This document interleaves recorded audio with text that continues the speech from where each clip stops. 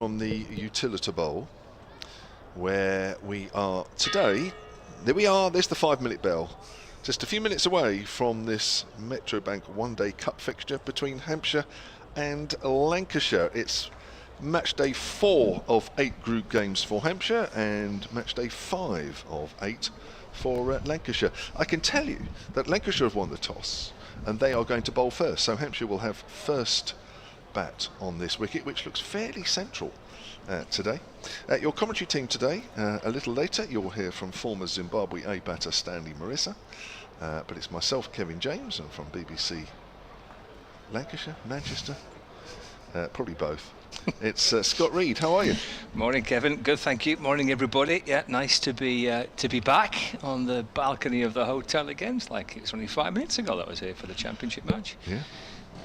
Weather's a bit warmer than it was then, mind you. And let's hope the game's more interesting. Yes, it wasn't a thriller then, was it? No, it wasn't. No, it wasn't a great, championship match. It's not been a great one-day cup campaign for Lancashire, unfortunately, for Lancs. They've lost every match so far, so let's see if they can try and put together a better performance and try and make a game of it, really. The last two have just been utterly one-sided matches, so from a kind of spectacle point of view, let's hope it's a decent game.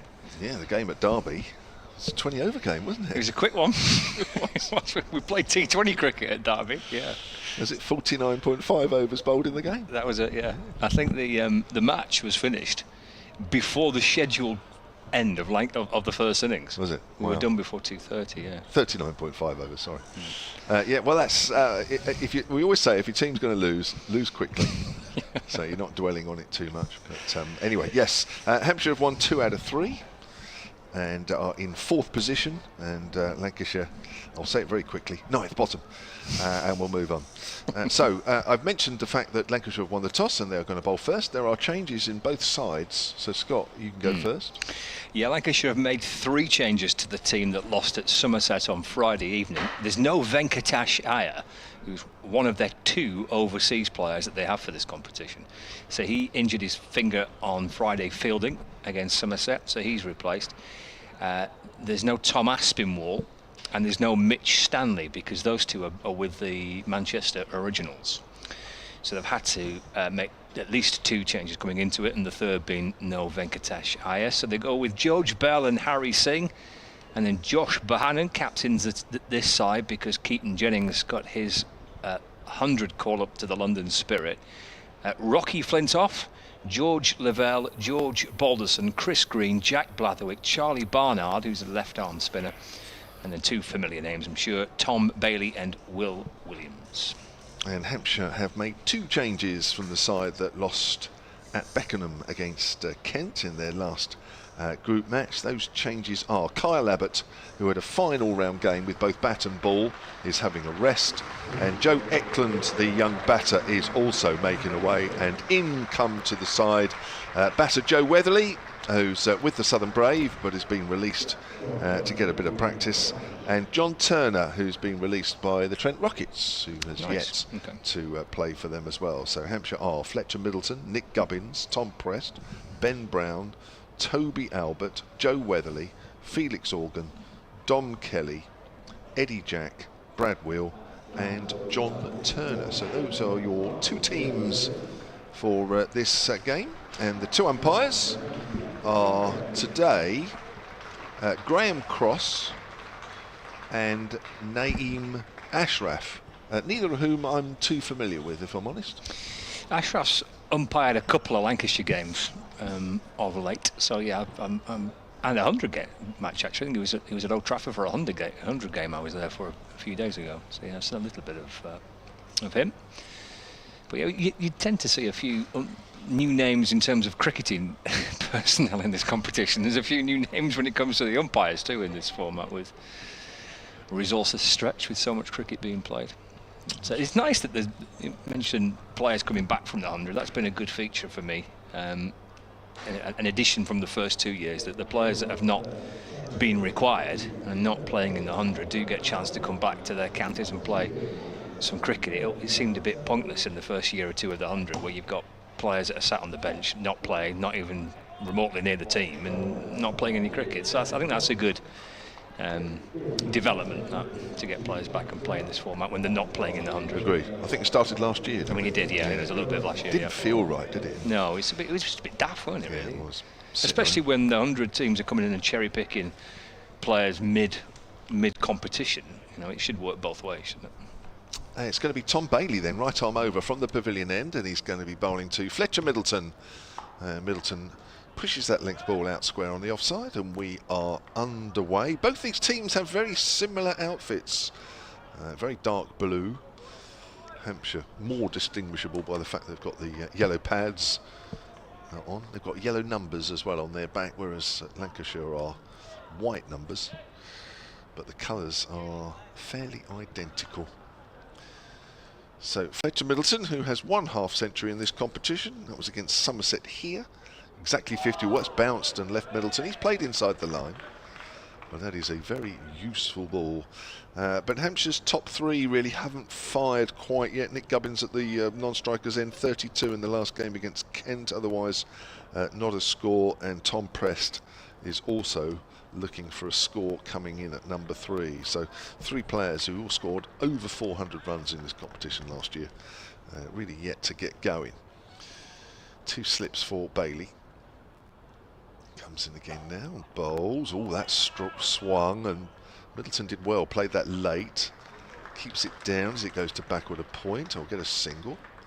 That was a very useful delivery from Bailey. We are not quite in line, but we're very close to looking straight down the line of the wicket. As I say, this wicket is very central. Probably about as central as Hampshire have played on this square this year. So several ways you can watch and listen to us throughout the day. We're on the BBC Sport website and app. Also on the smart speaker, you just say BBC Sounds, play Hampshire against Lancashire, and that will do that for you. And also on the live picture feed via the Hampshire Cricket website. Bailey bowls, and forward there is Joe Weatherly, who's opening the batting. Tell a lie, I said Nick Gubbins was at the non-strikers end. It's actually Joe Weatherly playing his first game in this year's competition. Those pictures are also going back to the Lancashire Cricket website, which you can pick up. We're also on round the ground with the live commentary feed. Pick up an earpiece at the club shop. And you can also get in touch with us, solentcricket@gmail.com on the emails. Here's Bailey to Joe Weatherly. Again, that's just shaped away. It's a good leave. Joe Weatherly's playing his 31st list day game today. He's 27 years of age. As I say, he's with the Southern Brave, but hasn't actually forced his way into the side as yet. And as we've just been discussing, it's a much better move now for these players rather than sitting around for a month. Can actually get some useful practice. In fact, Joe Weatherly did just that last year against Surrey at Guildford and picked up 100. But yeah, mightily handy if he can do the same again, because Hampshire have been losing wickets up top regularly. That's a thick outside edge. Again, the ball straightened on Weatherly. Ball makes its way down to 3rd, and Hampshire are 2 without loss, with the sunshine out. There is a bit of cloud around, but it is warm. I know, at last. We've had a kind of stretch of good weather, haven't we? Yeah. Lancashire have been on the road all week, really. They played at Derbyshire on Wednesday, and then Taunton on Friday, and then here today. And the sun's been following us around, which has been quite nice. Good that we've had a good couple of weeks of good weather. Hopefully, that's going to be the case for at least the rest of this competition. Fingers crossed we have a good September, because there's quite a lot going on in September, isn't there, with the championship finishing and the final of this competition and the finals of the T20 Blast as well. Yeah. Busy month. It's a bit hopeful for you guys talking about this 50 over final after losing your first 4. I wasn't including Lancashire particularly in what might happen in September, but they do have a chance in the Blast. They're in the quarterfinals of the Blast. Yeah.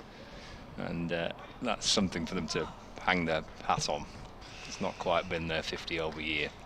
Which is unusual for you guys, isn't it, really? Yeah, it is. Yeah, they've done well in this competition. They reached the final of it a couple of years ago and lost to Kent.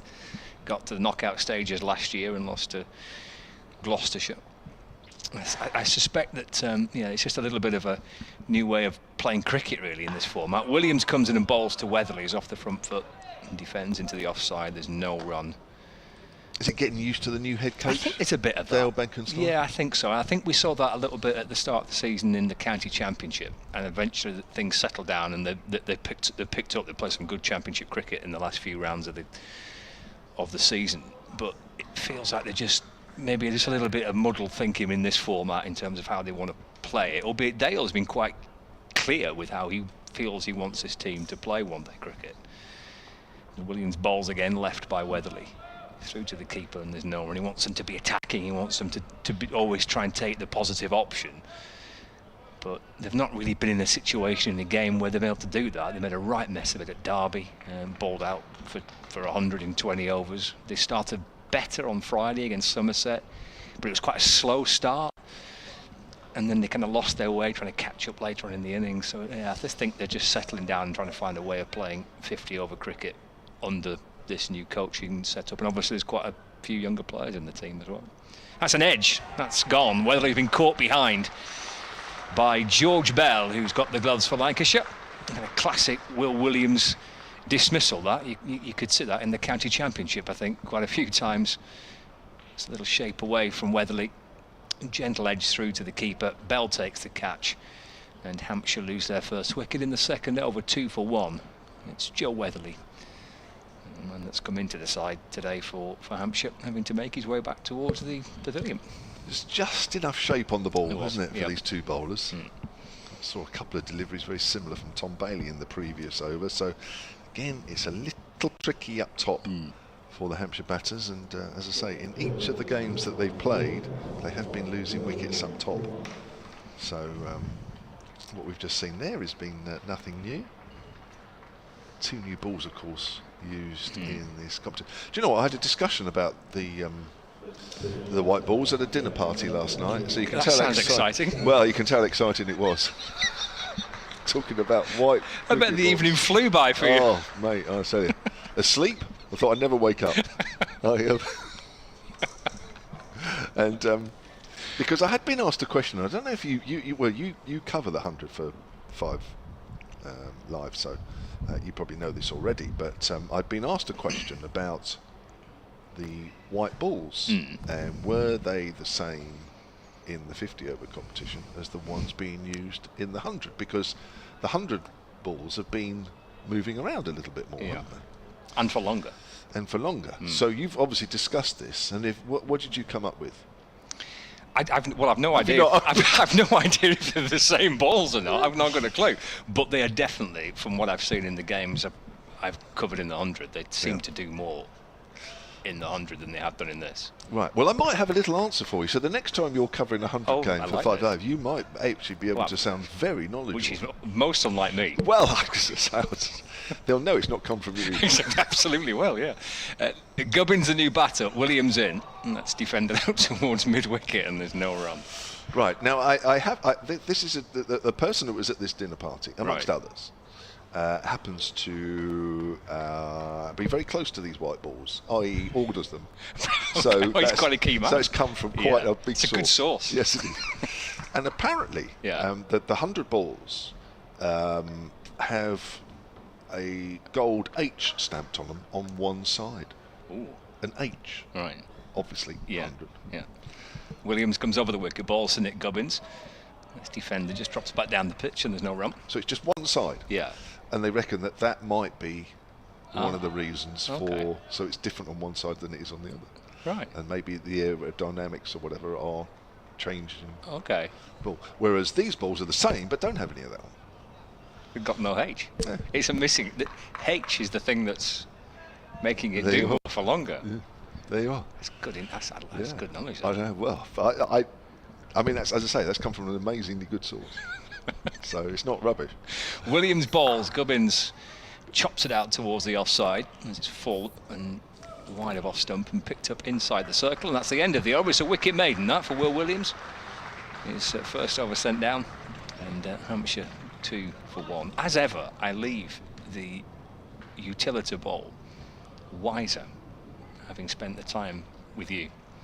I can't remember leaving here and not being better for it in some way. Well, that's very kind of you. I normally leave here absolutely wiped out.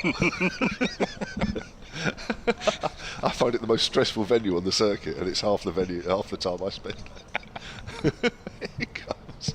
Here comes Tom Bailey then from the pavilion end. Fletcher Middleton gets a straight ball, which he pushes up towards mid-on.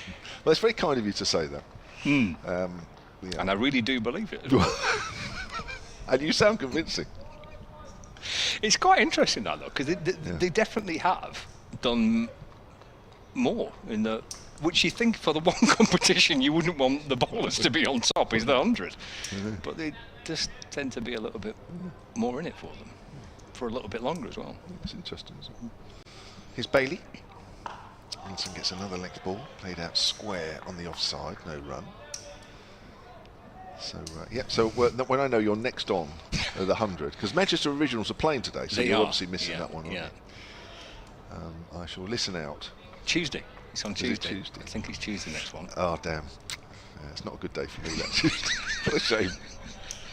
I'll send you a record. Well, could you send me the moment where it comes out? Would you mind? I'm going to start the whole broadcast with it. And then somebody will probably say to you, where'd you get that from? Here comes Bailey. Let's play back to him. A very accurate start here from Tom Bailey, as always, as you'd expect. Tall man, hits the deck. Yeah, they've kind of got their two premier bowlers here, haven't they? Lancashire, Bailey and Williams. These two would open the bowling in the county championship for them. And if there is a little bit out there for the bowlers, then Lancashire have got, well, two of their best, trying to make the most of it. Does Bailey play T20? He has, but not this season. Still 2 slips in for him as he comes in, runs towards us. Again, it's a length ball, and Middleton's can do no more than just push that out into the offside where it's fielded by Jack Blatherwick. He's played 35 T20 matches. That's actually probably a little bit more than I thought. 35 T20 matches. His debut in the T20 came in 2015. Right. 35 games. He's not a regular, and certainly hasn't been the last couple of years for Lancashire. He just hits that good length, doesn't he, in 4-day cricket, which sometimes doesn't always work in T20 cricket. Here he comes to Middleton. Let's nip back. It's a wicked nip back at that one. Fortunately, Middleton was forward. A little bit of movement here for these Lancashire bowlers. They come back. I thought maybe got a little inside edge on that, perhaps, but it's a tough start, this, isn't it? I guess, I mean, this is one of the beauties about this format, is that you can absorb a bit of pressure, can't you? You've got so much time to go back. So at the minute, these two batters having to potentially just stay in there. True. There's a drive. He's found the gap. It won't go all the way. It was just a push shot, really. It's going to be 3, I think, out to deep cover. Ooh, what's happened there? I don't quite know what's happened there. Did the throw hit the fielder? Did it? In front of him. Oh, right. Oh, dear. Oh, blimey. So, who was it that actually threw the ball? It was George Balderson, was it? Yeah, and I think he's hit Blatherwick in the Blatherwicks. The crowd enjoyed that to our right. Now, what contacts are we using? Because I know you never use yours, do you, really? You like to palm it all off. I just feel you don't want to overcomplicate it with too many. I think it's good. And I've started doing some of that on away games as well, actually. I've taken your lead on that, actually. I think you're right, it does make it a lot easier. So we're using solentcricket@gmail.com. It sounds good to me. Which I always remember, I have to say slowly. Yeah, say it slowly, because nobody in the north understands you. That's right, yeah. So solentcricket@gmail.com. I've got one here already from Dave. Morning, great commentary as always. We only just started. Have we peaked? It's Williams to Middleton with 2 slips in place. Middleton drives towards mid-on, where it's fielded by Chris Green, and there's no run. Please can you give a shout out to Luke, Jack and Kieran, who are sitting on in the roof terrace enjoying the cricket on a beautiful day, says Dave. Yep, quite happy to do that. Whereabouts is the roof terrace? Roof terrace is straight ahead of us. Lovely, good spot. Top terrace. Happy days, that's a nice place. It is, actually. We were doing some, during COVID year, we were doing commentary from up there. Oh, it was nice. 5 for 1, Williams bowls again. Oh, that's a nice ball that brings Middleton forward. It just slides past the edge of the bat into the gloves of Bell. No run. Is it me this year, or And I know you guys have been bowled out in every game that you've played, and as you pointed out, one in less than 20 overs. And Hampshire have been struggling up top as well. Are these balls moving around a little bit more early on than in previous years? Or are we just seeing some good bowling? Maybe one to ask the bowlers, isn't it? Not really. In comes Williams again. It's off the front foot, and a little half step forward by Middleton. Both batters have tried to get forward where they can, which might again back up the belief that the ball's just nibbling around a bit here. It's pushed out towards cover. And the dot ball, 5 for 1. Middleton on 4, Gubbins on 0. That's the wicket of Hampshire of Joe Weatherly. Caught behind by Bell. 2 fielders outside the circle. Fine leg and third man, and Lancashire still with the 2 slips in place. Williams from the top of his mark, from the hotel end of the ground. So he's running away from us. In the balls. Oh, it's a nice ball again. That beats Middleton, who's groping forward. Through to Bell. No run. It just straightened a fraction. I don't think it did lots. It's just tricky. It's tricky length they're bowling, both these bowlers. They're popping it on the spot pretty continually here, aren't they? Batter maybe a little uncertain to get forward, to go back. Testing, probing start from Will Williams and from Tom Bailey. Into the 4th over. Williams in again, balls. That's run away down to third man by Middleton for a single. He moves on to 5, and Hampshire move on to 6 for 1. Brian Budders emailed sonatcricket@gmail.com, said, could the increased swing of the 100 balls have anything to do with being used in the evenings? Alternatively, as the 100 has first dibs over players, are there more expert swingers exploiting possibly more favourable conditions?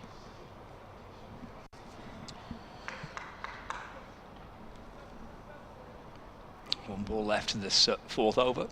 Gubbins waits as Williams comes over the wicket and bowls. He drives down the ground, and Williams low down to his left stops it on his follow through. Good work off his own bowling, and there is no run, just a single coming off that over from Will Williams. Hampshire 6 for 1, 4 overs gone. Middleton 5, Gubbins on 0.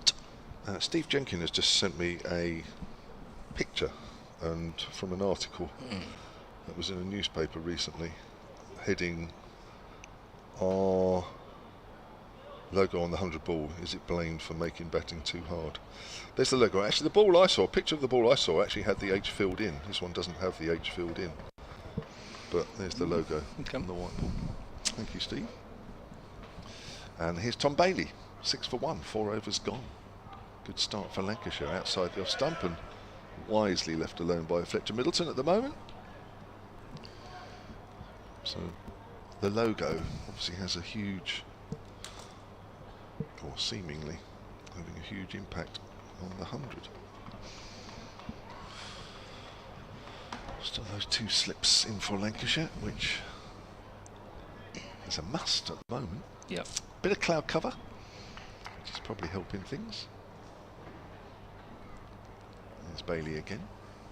And bowls, and Wilson just tucks that away onto the onside. The ground has a very green feel about it, not just the fact the trees at the back, but the Southern Brave logos dotted around as we're in the middle of the 100. The Meerkat, oh, they've covered it over. It's Meerkat something or other over to our right with the palm trees. I was trying to work out what that was. Yes, it's the Meerkat. It's not Meerkat Corner, it's Meerkat something. It was the green tarpaulin at the back is covering the actual slogan. Oh, that's bounced. Oh, he's edged it, and it's gone through to the keeper. That's a wicked delivery. It bounced and left Fletcher Middleton. It drew him into the shot, and it's gone through to keeper George Bell, and that's the 2nd wicket of the morning. It bounced, isn't it? From Bailey. Super start this. Little nick behind to Bell, and he takes the catch. Tricky this for the batters early on. Bailey and Williams bowling beautifully. That did bounce. Did you? I don't know where that came from. Leapt up. Middleton little edge behind to the keeper. 6 for 2 in the 4th over. Whoa, good toss to win. Looks that way, doesn't it, so far? But yeah, Hampshire here in the game against Northants was something like 25 for 3. Right. Before Ben Brown came in and got a career best 130. Somerset here were numbers 2 and 3, which was Gubbins and Tom Prest, got 12 runs between them, so they were obviously 2 down very early on. And then Kent at Beckenham, they were 3 down, with not many on the board there either. So yeah, it's another tricky start. Yep, is that way. But as I was saying, there is plenty of time to rebuild, isn't there? One of the beauties of this format, you can look like you're in trouble and you lose a couple of early wickets, but unlike the T20, you've got bags of time left, haven't you, to try and get a decent total on the board. I think I'm off, am I? Yes, you are, yeah. Already. That's enough for me. Ta-ra. He'll be back soon. Don't worry, Lancashire people. He won't be away for long.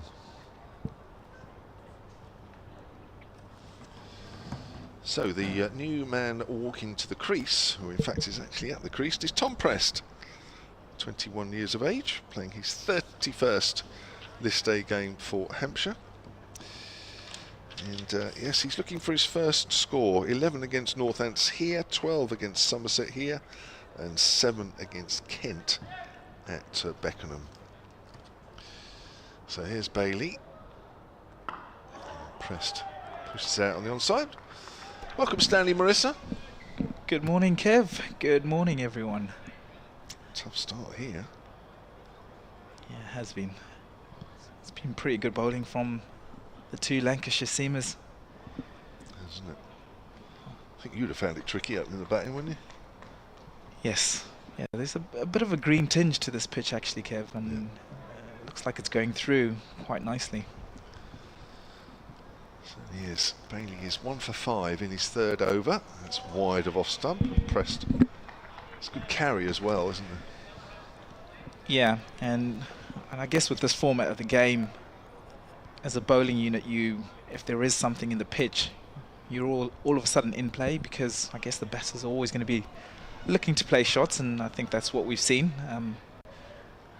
Both wickets to fall have, I guess, been sort of flirting outside that off stump. Yeah, Wethy, a little feather through from Will Williams and the bowler from this end, but we're watching Tom Bailey into Prest, and it's just shaped a fraction. Prest nicely plays that up to mid-off though, and that's the end of the over. A wicket maiden for Tom Bailey this time. Hampshire are 6 for 2 with 5 overs gone. Robert has emailed solentcricket@gmail.com. He says, hi. He says, I'm Robert. I'm with my parents today, and I hope that Hampshire will win. So, Meerkat Mound as well. Thank you, Stephen Eason. Is the area away to our right, just by the scoreboard, which has been covered up. But it looks like the sand is more visible this time. So I think that green tarpaulin that was covering the sand before has now been covering up the lettering at the back. Looks an enticing area. It does. It's going to be Will Williams from the Hotel in Boston. Nick Gubbins, who flicks this into the onside. He's going to look for 2, but they just settle for the 1. Score moves on to 7 for 2. Yeah, Meerkat Mound. Kev, what actually goes on in there, do you know? Well, I'm not here for the 100, so I have absolutely no idea. Somebody said that they were here and they saw some people sitting there with deck chairs, because I think it's like a beach. Okay. You've got the palm trees there, you've got what looks like to be sand. Yep. So I think you can go up there with a deck chair. Whether you hire one, whether you bring one, I don't know. But yeah, sit up there and watch a bit of cricket from square on. As Williams bowls to Tom Prest, who leaves this one alone, and it goes through to the keeper, George Bell. Tom Prest looking for a score in this competition. Hasn't quite got going as yet. It's probably been more proficient with the ball as opposed to his normal suit, which is with the bat. But we know what a good player he is and how well he's played in this competition in the previous years, so hopefully from a Hampshire perspective it won't be long. Faces up to Williams outside the off stump, and Tom Prest leaves that one alone. 5.5 overs gone, and if you're just joining us, 2 wickets have fallen already. Joe Weatherly coming back into the side, released by the Southern Brave. He feathered through to George Bell off Will Williams, and he was out for just the 1. And Fletcher Middleton not long ago caught behind as well to the bowling of Tom Bailey, as Williams again probing on that line just outside the off stump, just asking the batsman some questions. Yeah, it's a great length these two are bowling. Yeah. Giving absolutely the batters absolutely nothing at all. Well, we know that these are Lancashire's, as Scott Reed was saying a moment ago, these are Lancashire's 2 premier bowlers, so they'll be doing this in the 4-day stuff, so it was always going to be a tricky little moment for Hampshire, as Tom Prest drives nicely, and he drives beautifully, but good work there actually from Josh Bohannon, it looks like, diving to his right and preventing that would have been a certain boundary. Yeah, I thought it was going to sneak through. But nice looking shot there from Tom Prest. Wasn't quite a half volley. I suppose you have to be a little careful, of course, because the ball is just shaping a fraction. That was nicely timed. Also good signs actually when you can see a shot like that. Just means that there could be a few runs in this pitch. It might just be this initial period, just trying to get through it. Williams bowls to Gubbins and pushes us into the offside, and no run to end that over. 8 for 2 Hampshire now. And 6 overs gone. Email here from Andrew Hughes, solentcricket@gmail.com. He says, thanks for the commentary and the fascinating facts about the 100 balls. Could you say hi to Lancashire fans Kat and Andrew, who have treated themselves to a hotel balcony to watch the game? If you look down to your left, we could even give you a wave. So we're looking to our left. It depends on how they're listening to us or watching us, actually. It'll either be about a 30-second delay or it'll be time. Have they just waved? Oh, they have. Oh, Scott Reed saw them. Scott Reed's a bit more mobile and a bit. he can sort of bend himself into better positions than me. Here comes Bailey. Oh, that swung, and he's had a little fish at that one, Tom Prest. Trying to work that away through the offside off the back foot. And you could see that ball just bend through to the keeper. There's a bit of bounce there again. There is. Both just managed to hit that area, asking some questions of the Hampshire batters. So Bailey, who's getting the ball to just bounce a little more. It might be that it's just a better bounce on that pavilion end, or probably more to the point that he's a tall man and gets a bit of extra bounce anyway. Lovely shot, Tom Prest, through the covers. Again, that wasn't quite a half volley, he just stroked it into the gap, and it's well stopped just in front of the rope. But they do come through for 3. That's a nice looking shot from Tom Prest. 11 for 2 now, and Prest moves on to 4. You always worry though, if it's not quite a half volley, don't you? You think, well, I hope that ball just doesn't shape a little more, otherwise it's catching the outside edge. Yeah. It was vintage Tom Prest. He's so good through the covers and square of the wicket. Good signs for him.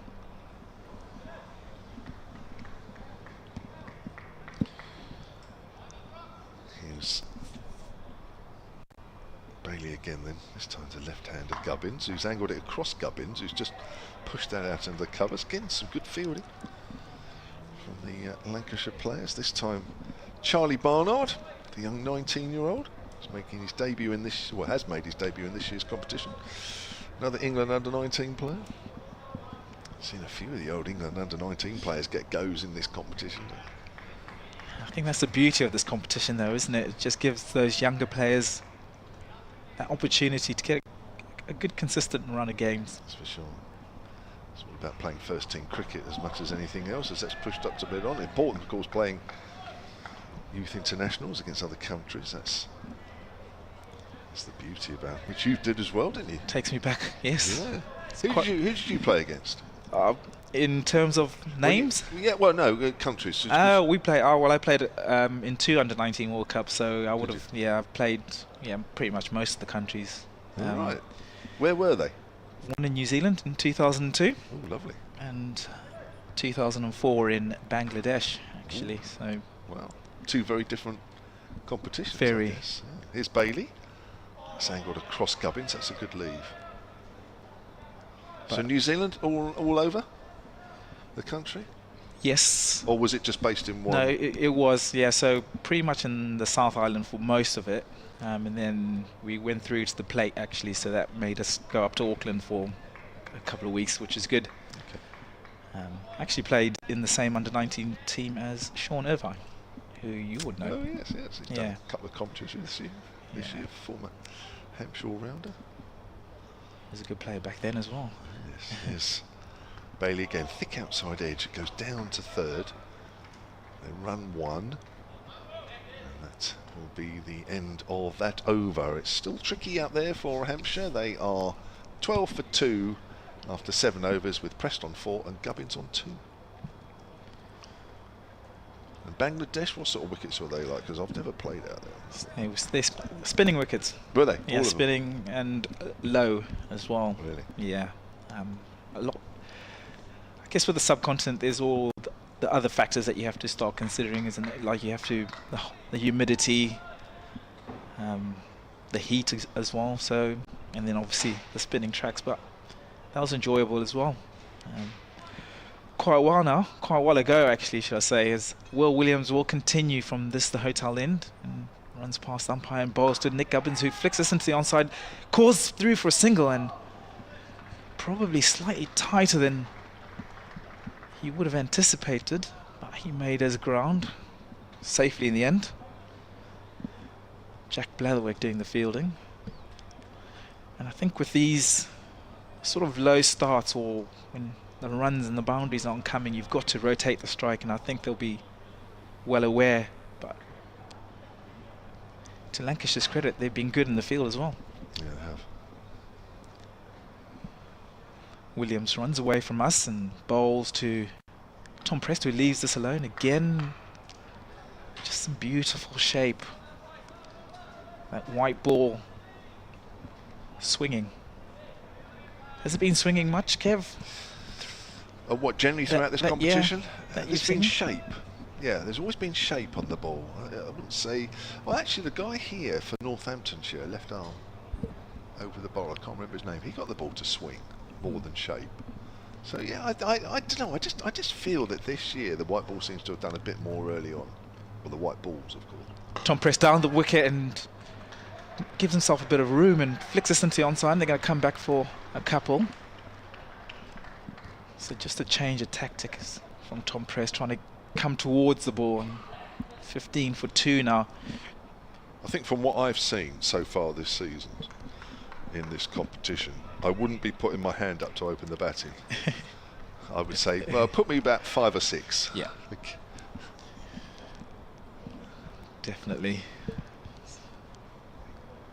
Williams bowls to Tom Prest, who leaves this one alone. What do you think of the decision to have Joe Worthy open the batting? I guess that's what he normally does, or slight tink. Well, he is an opening bat, isn't he? And it's not like Hampshire have been putting on some blistering opening partnerships. No. So I suppose it's a fair enough call. Yeah. Disappointing for him coming in to this game, obviously being released by Southern Brave, who'd have wanted to make a bit of an impression, but it does happen sometimes as Tom Prest drives and gets a thick inside edge and they scamper through for a single. Score moves on to 16 for 2. I do believe he will get another go on Wednesday, Joe Worthy. I am led to believe, so it's not his one and only appearance. It's always tricky though when you're part of maybe the 100 squad and you're not getting the games, and then you have to come into this and probably quite keen to try and get the ball, or the bat on the ball. But in fairness, it has been a good start from the Lancashire bowlers. They've been outstanding, really. 8 overs in, and just 16 on the board with 2 wickets already fallen. A small change actually, so short mid-wicket comes in from slip. Williams bowls to Gubbins and he tickles this down down to fine leg, and that is the boundary. So just straying in line, Will Williams. And Nick Gubbins cashing in for his first boundary. 16 for 2 after 8. Beauty of having a left and right-handed combination. I'm talking about Joe Weatherly opening, 2 right-handers. There's the left and right-hander. Will Williams probably for the first time getting the line all wrong. Email here from Jack Golding, silentcricket@gmail.com. First time ever sending my thoughts for a cricket match, so hope I don't make a fool of myself. Oh, don't worry, I've been doing it for years. When I say that for the women's 100, I believe they are using a Kookaburra ball, and there is talk about there being an extra layer of lacquer in the side with the gold H. At least that was what imparted to us by the commentators, or that was imparted to us by the commentators, says Jack. Here's Tom Bailey driving his pressed. Again, he's found that gap between cover and mid-off, but ball not hit quite as hard this time, but he will pick up a single. He moves on to 8 and it's 21 for 2. Best wishes. Come on, Lancashire, says Jack. Red Rose forever.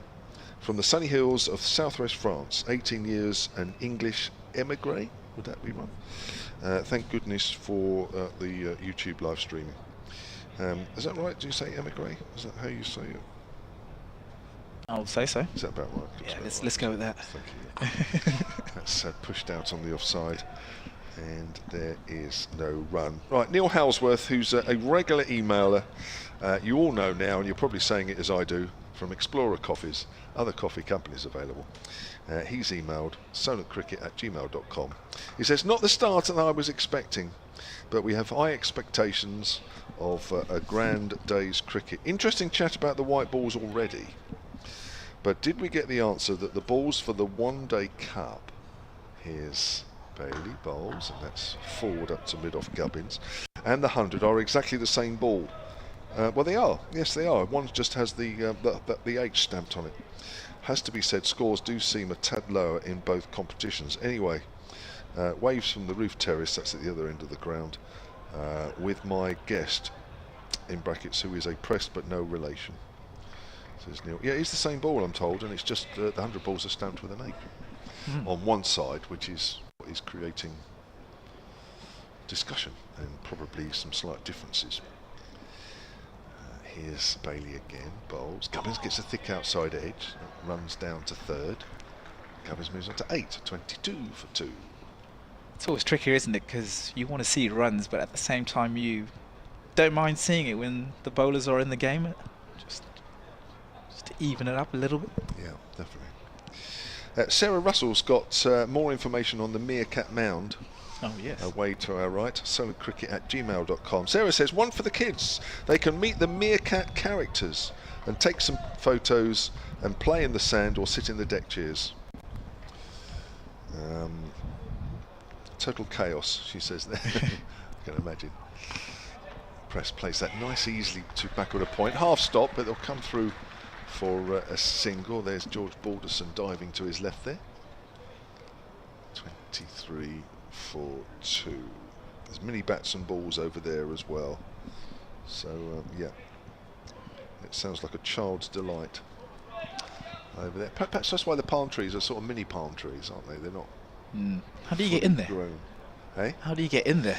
Well, I don't. During this competition, I don't think you do. Oh, right, okay. Which is why there's one of those orange jacketed stewards near there, which I think is stopping. Not that I've been round there.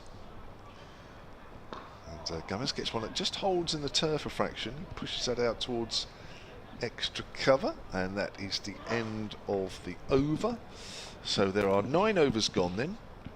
Just to remind you, Lancashire won the toss and elected to bowl first. Hampshire on 23 for 2 with Tom Prest on 9 and Gubbins on 8. And the 2 batters out, Joe Weatherly for 1, Fletcher Middleton for 5. Hampshire make 2 changes in this side with Weatherly and John Turner coming in for Mo Abbas and Joe Eklund. There are 3 changes in the Lancashire side as well. Stanley Marissa's going to continue, and Scott Reed, if he doesn't mind, he's coming in. You all right there? He loves it. He's smiling. Smiling away. Champion at the bit. It's great to have Scott with us. Always Appreciate his insight as Tom Press down the wicket and lofts Will Williams down the ground over mid-on, and that does trickle over the boundary. So some signs of aggression from Tom Press. We saw him come down the wicket the previous over, but this time he's gone aerial and managed to get a good piece of it.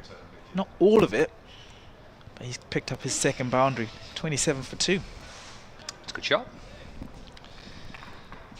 Bit of rebuilding work to do here, isn't it, for Gubbins and for Prest? It's been a really good start. Williams and Bailey have bowled beautifully, haven't they, Stan? They've been terrific with this new ball from both ends. Yeah, they've been outstanding as Williams bowls and pulls his length back slightly to Tom Prest. Pushes this into the offside and no run. Good crowd as well, which is quite nice. I suppose the forecast has been pretty solid, hasn't it? And it's obviously Sunday afternoon, that hopefully does help. But sometimes when these games are played at the bigger venues, and Lancashire's 2 home matches so far have been at outgrounds, and it feels more of an event because they're smaller venues. But even for what is a big ground, there's good numbers in. Yeah, there are. And actually came in the other way as opposed to the M27 way, and there's a good crowd as Tom Press pushes into the onside, I beg your pardon, and comes through for another single, and he moves on to 15. It's a good competition this for Hampshire. Yeah, well, there's a great opportunity, isn't there, to try and qualify. The top 3 qualify for the knockout stages. If you finish top, then you're straight into a semi-final. Yeah. And second and third have a playoff game against each other. Top 3, Worcestershire, we've all got 6 points at top 3. So Williams bowls to Gubbins and no run. But it's still pretty reasonably open with kind of only half the group campaign gone. There's only probably 2 sides that are out of it, of which one of them's Lancashire. I don't think mathematically Lancashire are out of it, but well, they'd have to win every game, and they need quite a bit elsewhere going in their favour, but they're effectively out of the competition. But Hampshire's still got a great chance of qualifying. They do, having been in the final last year and the semi-final the year before. Will be looking to, as Gubbins then run, take a quick single. This could be tight. Josh Bohannon came swooping in from mid-on and threw the ball to the keeper's end, and bit of a tricky single that was, but yeah, direct hit could have been tasty. Just a little conversation between the 2 batters. That's what we spoke about earlier. When the boundaries aren't coming, you have to try and be proactive and put the fielders under pressure. Lancashire will be buoyed by that start, and they'll be buzzing in the field. So as a batting unit, you have to try and sort of shift that pressure as well, which Gubbins and Prest have been trying to do, and they're rebuilding quite nicely. 29 for 2 now. So Williams bowls to Preston. Just flicks this into the onside and no run. That ends the 10th over. 29 for 2 Hampshire now. Yeah, that top 3, Worcestershire, Somerset and Derbyshire, have all got 6 points, albeit Worcestershire have only played 3 matches. Hampshire have played 3 coming into this. This is their 4th match. So the top 3 level with 6 points each, and then Hampshire in 4th with 4 points, Kent 5th with 4 points, and Durham at 6th with 4 points. But Somerset, who are 2nd, and Derbyshire, who are 3rd, are playing each other today, so Hampshire potentially, if the result goes in their favour, could see themselves into the top 2, the top 3 today, if they can find a result here. Have a chance of trying to sneak into those qualification spots. Kent and Durham with an outside chance as well. Bottom 2 are Northamptonshire and Lancashire, have both played 4 and lost 4. Some strong performances in Group B. Glamorgan and Warwickshire are top of that group, joint top. Both have played 4 and won 4 matches. It's a good start in Group B for Glamorgan and for Warwickshire. Got our first bowling change now. So Bailey's spell comes to an end, and Jack Blatherwick replaces Tom Bailey. 5 overs, 1 maiden for 12. Bailey. Here's Blatherwick in and bowls. That's worked out towards mid-wicket by Nick Gubbins, just clipped away off his hip, picked up by George Lavelle, and there is no run. 29 for 2. So we've got through the first 10 overs. So that's the first kind of phase of the match. First power play. Lost a couple of wickets. Not too many on the board, so a bit of work to do with the bat to try and catch up a little bit here of Hampshire. Blatherwick over the wicket, balls again. It's edged down towards third man, where Will Williams fields, and Gubbins gets a single. He moves on to 10, and Hampshire are 30 for 2. It's just been a little bit in this pitch so far, hasn't there? Yep. Not an awful lot, but just enough, I guess, which is probably what you want as a bowling unit. I was listening to you and Kev chat about it, and about the fact that batters have not had it entirely their own way, either in this format or the 100. Which that's not the worst thing, is it? No. I don't think that. I mean, you don't really want what we see in the IPL all the time. No. Do you? Massive scores and the batter just bashing it all over the place. Defended away by Tom Press to cover. There's no run. You want a bit more of a balance, don't you? I think you don't mind the odd game where you're getting tons of runs and plenty of boundaries and all the rest of it, but you want a bit of a better contest. Yeah, absolutely right. Guess you just want to see the skills on show. You know, there is batting skills and there's also bowling skills, and it's been good so far from Lancashire. Yeah, steady start this by Blatherwick as well.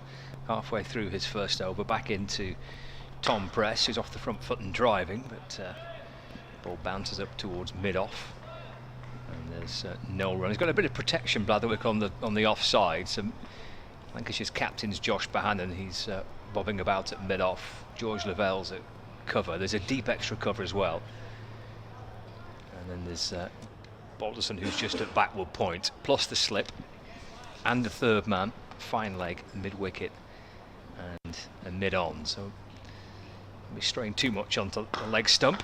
It's driven again.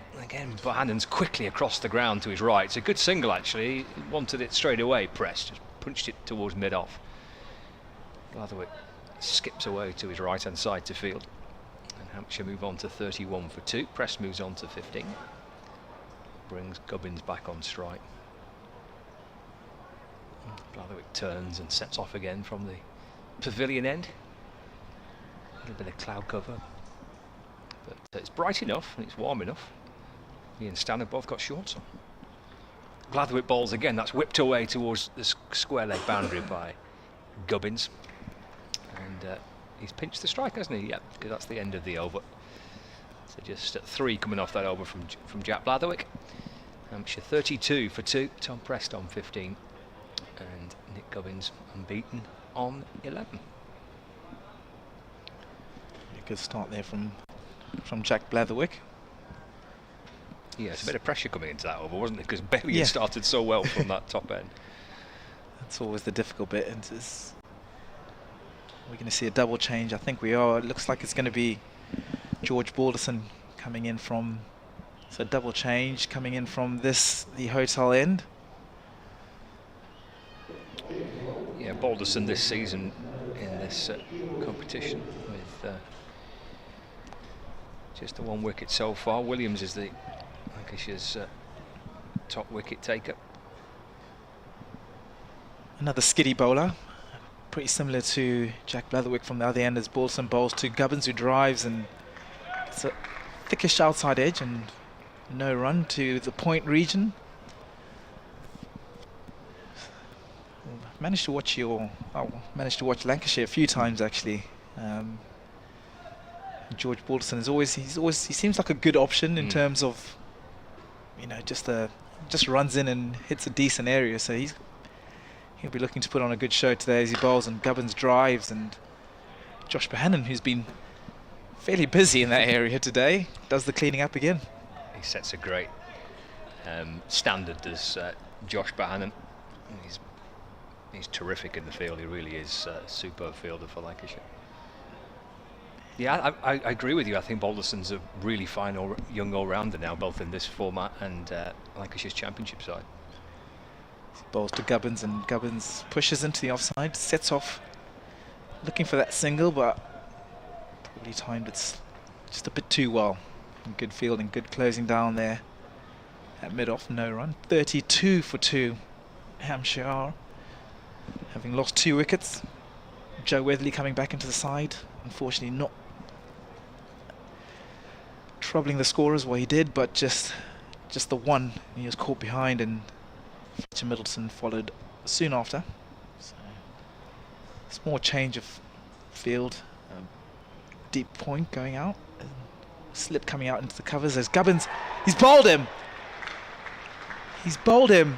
We spoke about George Balderton and how he's a skiddy bowler, but that looks like Gubbins maybe tried to flick into the onside and got an inside edge, and he's just clean bowled him. So Hampshire 3 down now.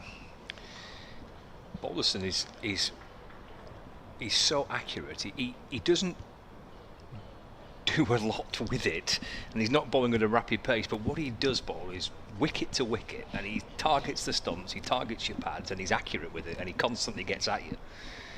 And that's something he's found, especially in this format. If you look at Lancashire's bowling figures, I suspect he's probably the most economical of Lancashire's seam bowlers, and you can tell why.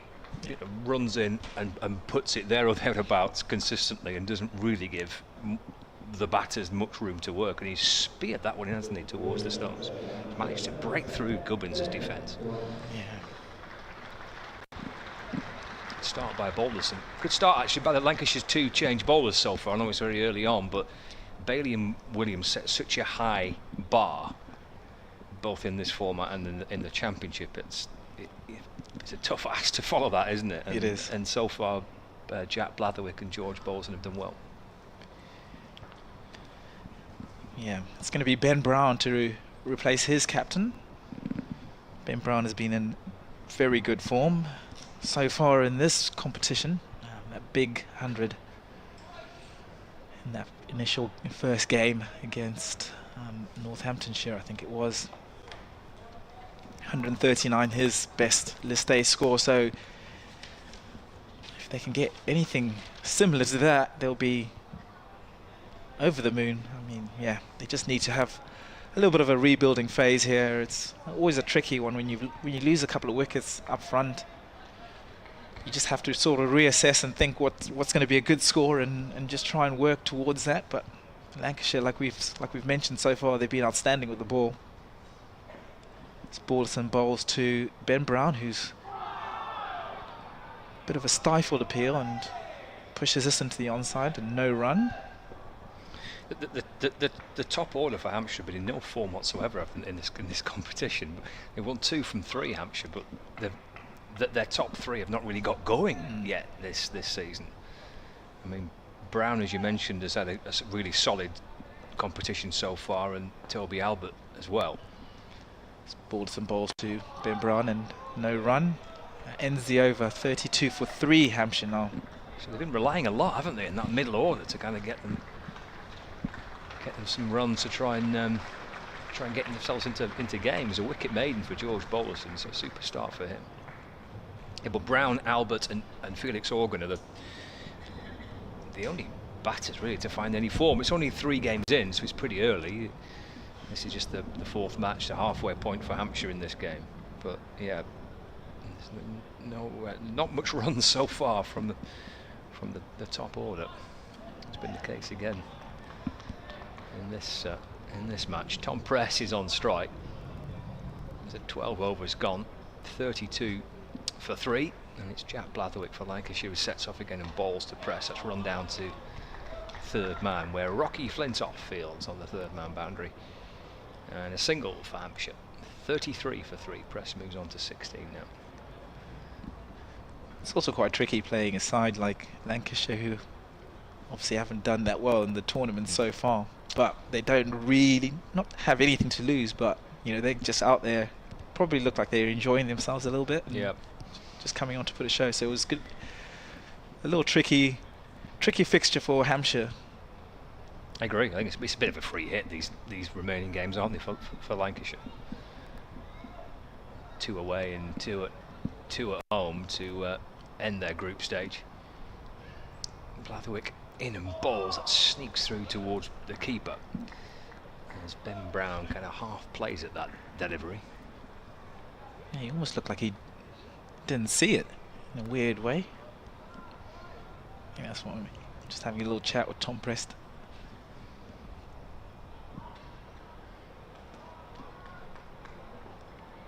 Brown waits for Blatherwick. 2 slips in place. Harry Singh and George Lavelle, the 2 catchers, alongside Bell, the keeper. Blatherwick in, bowls to Brown. And it's turned out towards the onside. Takes his bottom hand off the bat.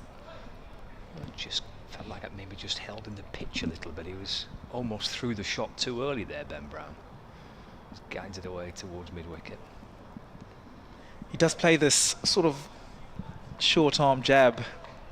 You'll probably see if he does bat for a little while today. He's very good at it. Almost looked like he got himself in a bit of a tangle there. 33 for 3. Blatherwick bowls again to Brown. There it is. Right on cue. And he gets 4 runs for it. Gets his first runs, actually. Ben Brown. Nice looking shot. Flicked away to backward square leg. Yeah, it's just a short arm jab. Just punches it. Good timing, and that will give him a bit of confidence. You talked it up perfectly then. I did. Yeah. Ben Brown was quite happy to prove you right with that one. Very nick delivery. 37 for 3.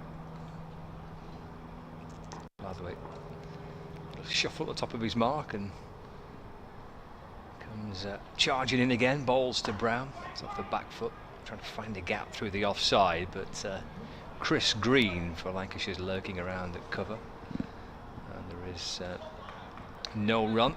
Change to Lancashire's field, so they're going to drop a man out on the leg side boundary. The second slip comes out, so that's George Lavelle, who was at second slip, goes to mid wicket. Harry Singh, who's at first slip, just goes a little wider. Quite a big gap from the keeper to first slip now.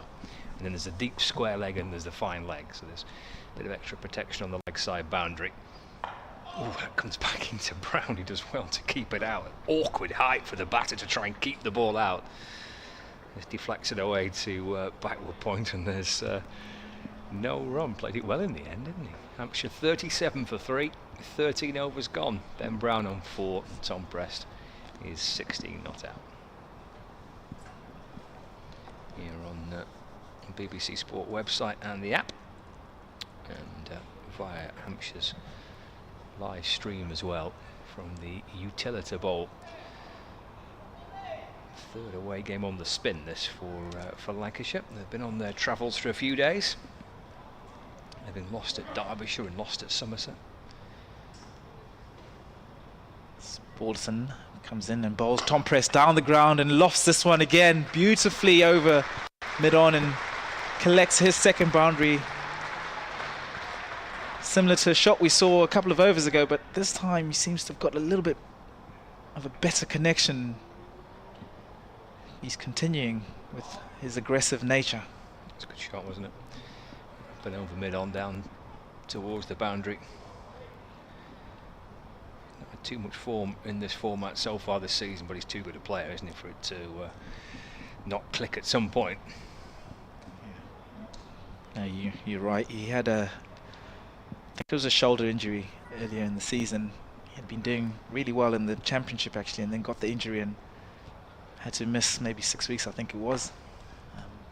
But he's starting to show signs as the keeper comes up actually, and oh, there's a bit of confusion here, and then there's going to be overthrows actually, so I don't even know how to commentate on that, because there's a bit of a comedy of errors actually. So Tom Prest hit the ball towards mid-on, called Ben Brown through, and the fielder, I think it was Chris Green, almost threw the ball, and it's gone for 4 byes. So Tom Prest has picked up another boundary. They've been good in the field, Lancashire, so far, but that wasn't great. No, that was not good. It was not good at all. Balderson bowls to Prest, who this time drives to Green and picks the ball up and doesn't throw it this time. Because it was a genuine run-out chance, wasn't it? There was. At this bowler's end, I think, it was probably the best option. It was a bit of a wild throw. It was a wild throw. He didn't really throw it. It wasn't to the bowler's end or to the keeper. No. Balderson bowls and left alone this time. Keeper has come up just to probably try and keep Tom Preston's crease. Seen him come down the wicket a couple of times. Hampshire 45 for 3. Just trying to rebuild after 3 early wickets. Better length this time from Balderson, and Tom Prest pushes into the onside, no run.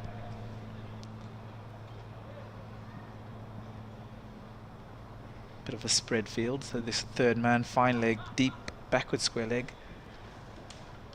Deep cover on the boundary, and then 5 fielders in the ring on the 1.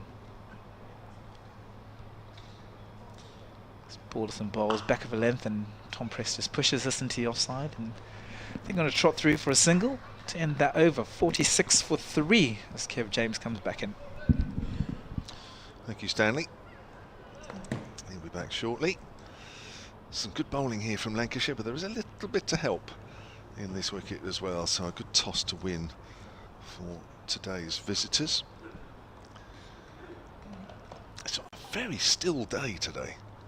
I've just been looking around at the treetops and hardly any movement at all, which is fairly unusual for a ground that is quite high up.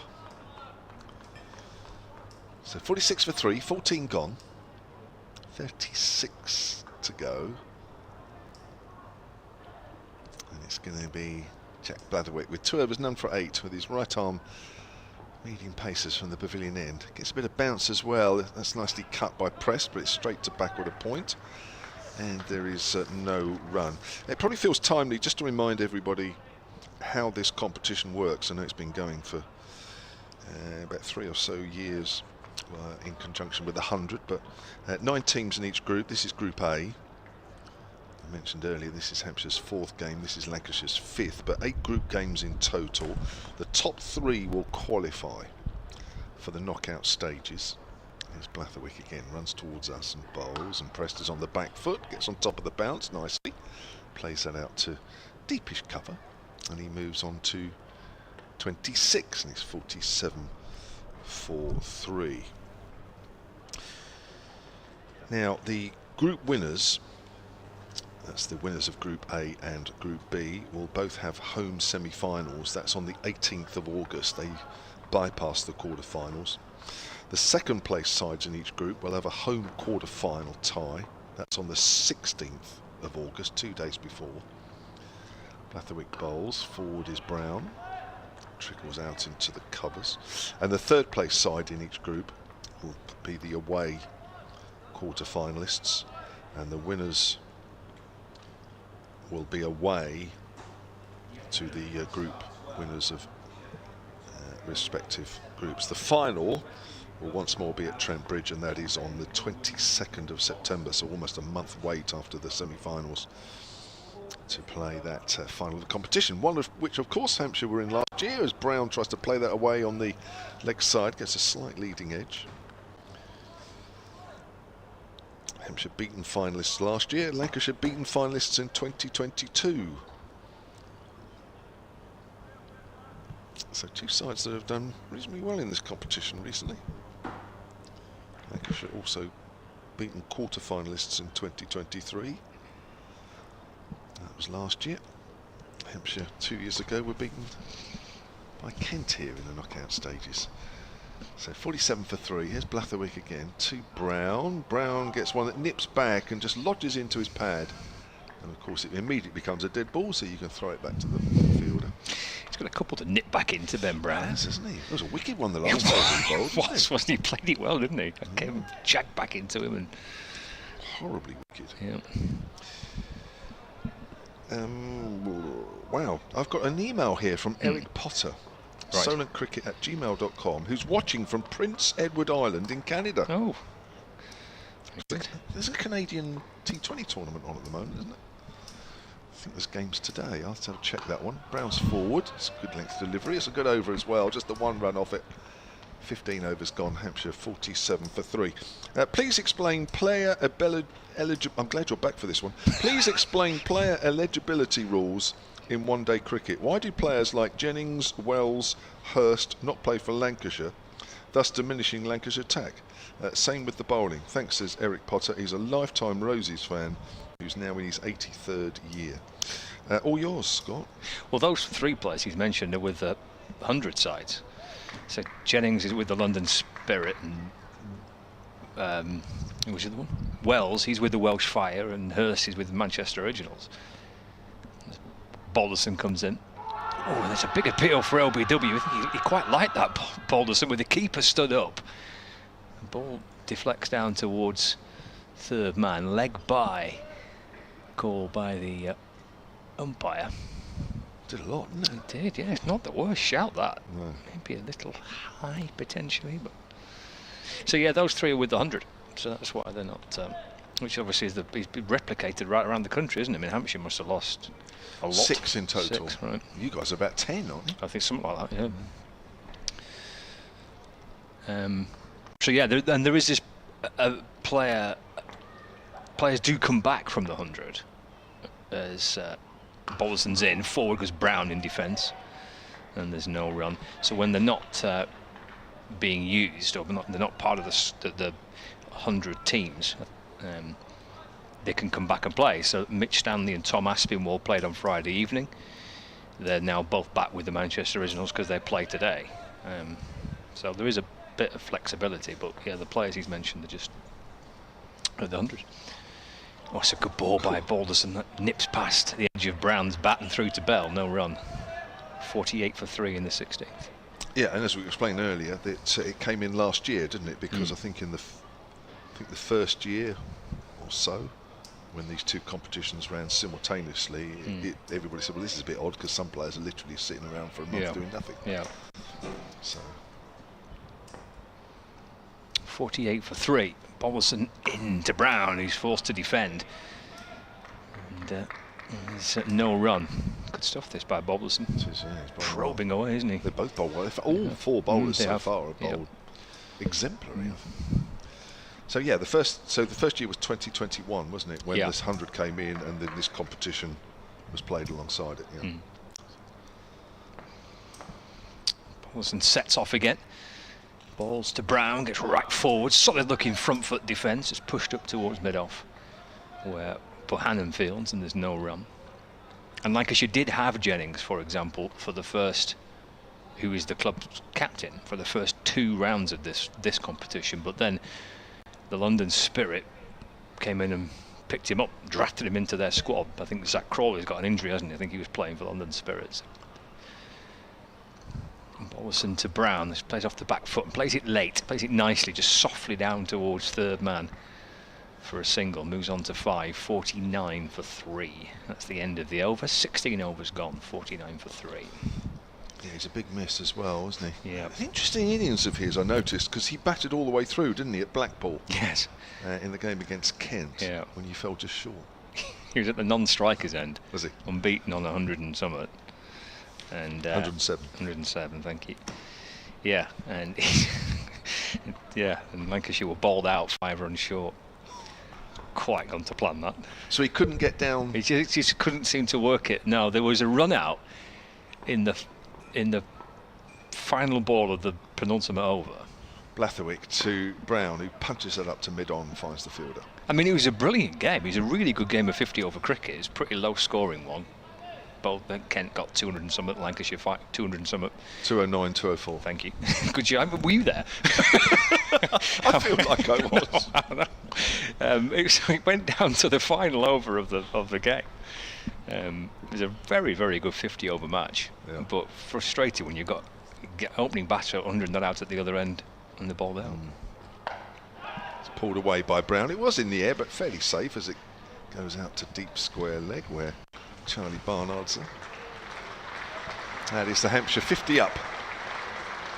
Much to some relief, according to the way the applause started from the crowd. 17th over. So yeah, they should have won that game, really. That's definitely one that got away. Lost their first group match against Durham at Sedbergh School. Yeah, it was a run chase again. They're in a decent position to probably try and win that at one point. Quick bowls, driving, he's called it cover, and there is the 4th wicket, and that is caught by George Lavelle, who's in one of those 3 changes coming into the Lancashire side. 26 Tom Press made off 33 deliveries with 3 fours, and I just suspected he was just sitting back a little bit with that drive. Just looked like his weight wasn't fully in that one. Maybe the ball just held in the turf a fraction, I don't know, but I just got the feeling that he was, maybe that weight wasn't as far forward as it might have been. 50 for 4. Good catch, wasn't it? Good low catch by Lavelle. Looped up to him at cover. He's got down well to get his fingers underneath that and take the catch. Yeah, it continues to be a good start this for Lancashire. I think Blatherwick and Balderson especially, I think a word for both of these bowlers. Bailey and Williams, you know what you're going to get, don't you, more often than not.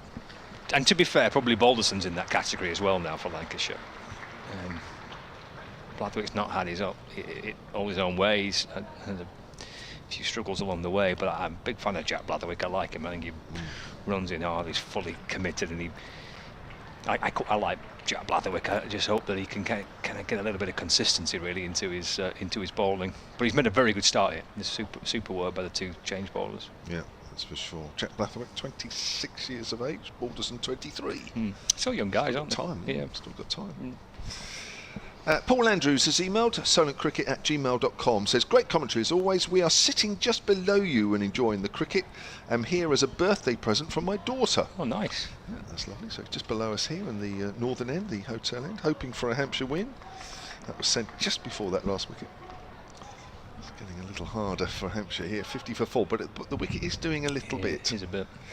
So Toby Albert is the new batter as Blatherwick comes in, and Albert's in behind that one. Toby Albert's playing his 17th List A game for Hampshire. I think it just feels like it occasionally just sticking in the picture a bit, isn't it? There was a delivery that Blatherwick bowled to Ben Brown that he just tried to kind of flick it out to the leg side, and the way he played that made me think that maybe just held up a little bit in the surface. So he has done a bit, hasn't he, in these 17 overs, and Lancashire have made the very most of it. They bowled really well. They certainly have. Blatherwick again into Albert. That's wide of off stump. I mean, we haven't seen too many leaves as well either. I think the line has been absolutely superb. It really has. Yeah, there's not been much to work with, has it, for the batters? No, it's been very, very hard work out there. So Toby Albert, who a couple of games ago got his highest List A score of 96 not out here in the win against Somerset.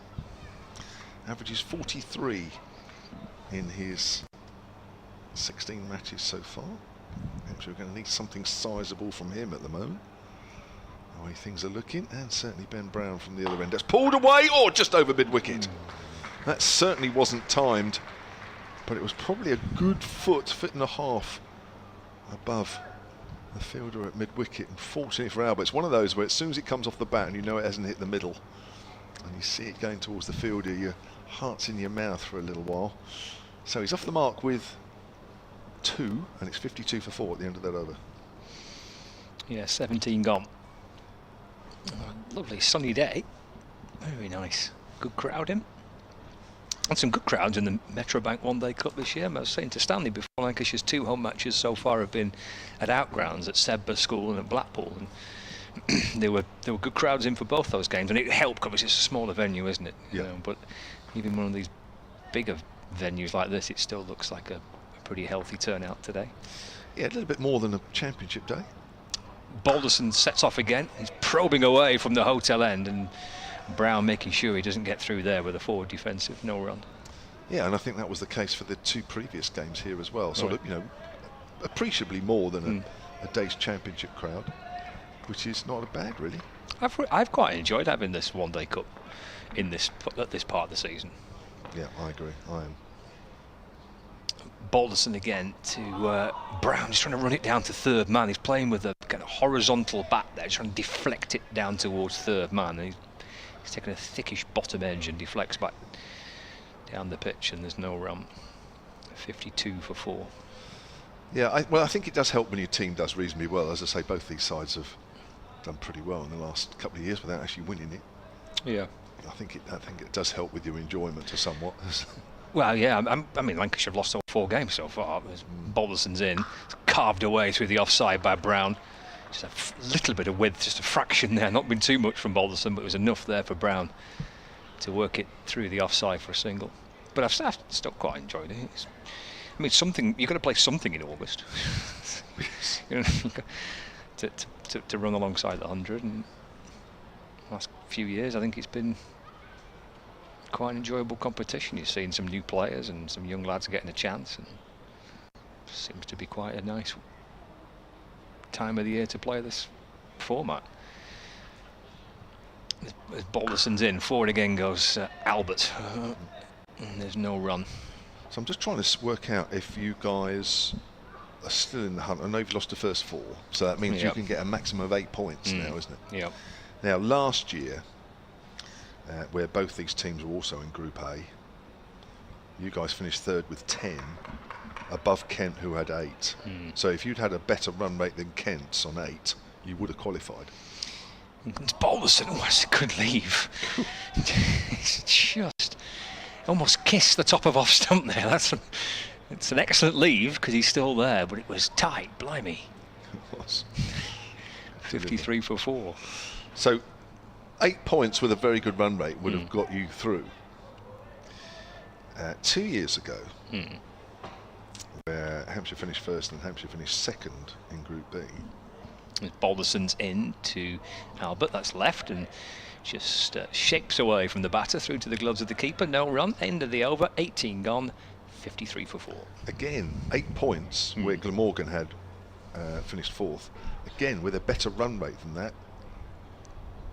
Oh no, 9 points was 3rd, Kent. So yeah, 8 points wouldn't have got you through that year. So even if you win the last 4, yeah, it's not guaranteed, is it? No, I think you're in a difficult position, really, aren't you? Yeah, the top 3 have got 6 points at the minute, haven't they? Albeit Somerset and Derbyshire play each other. They're 2nd and 3rd in the group.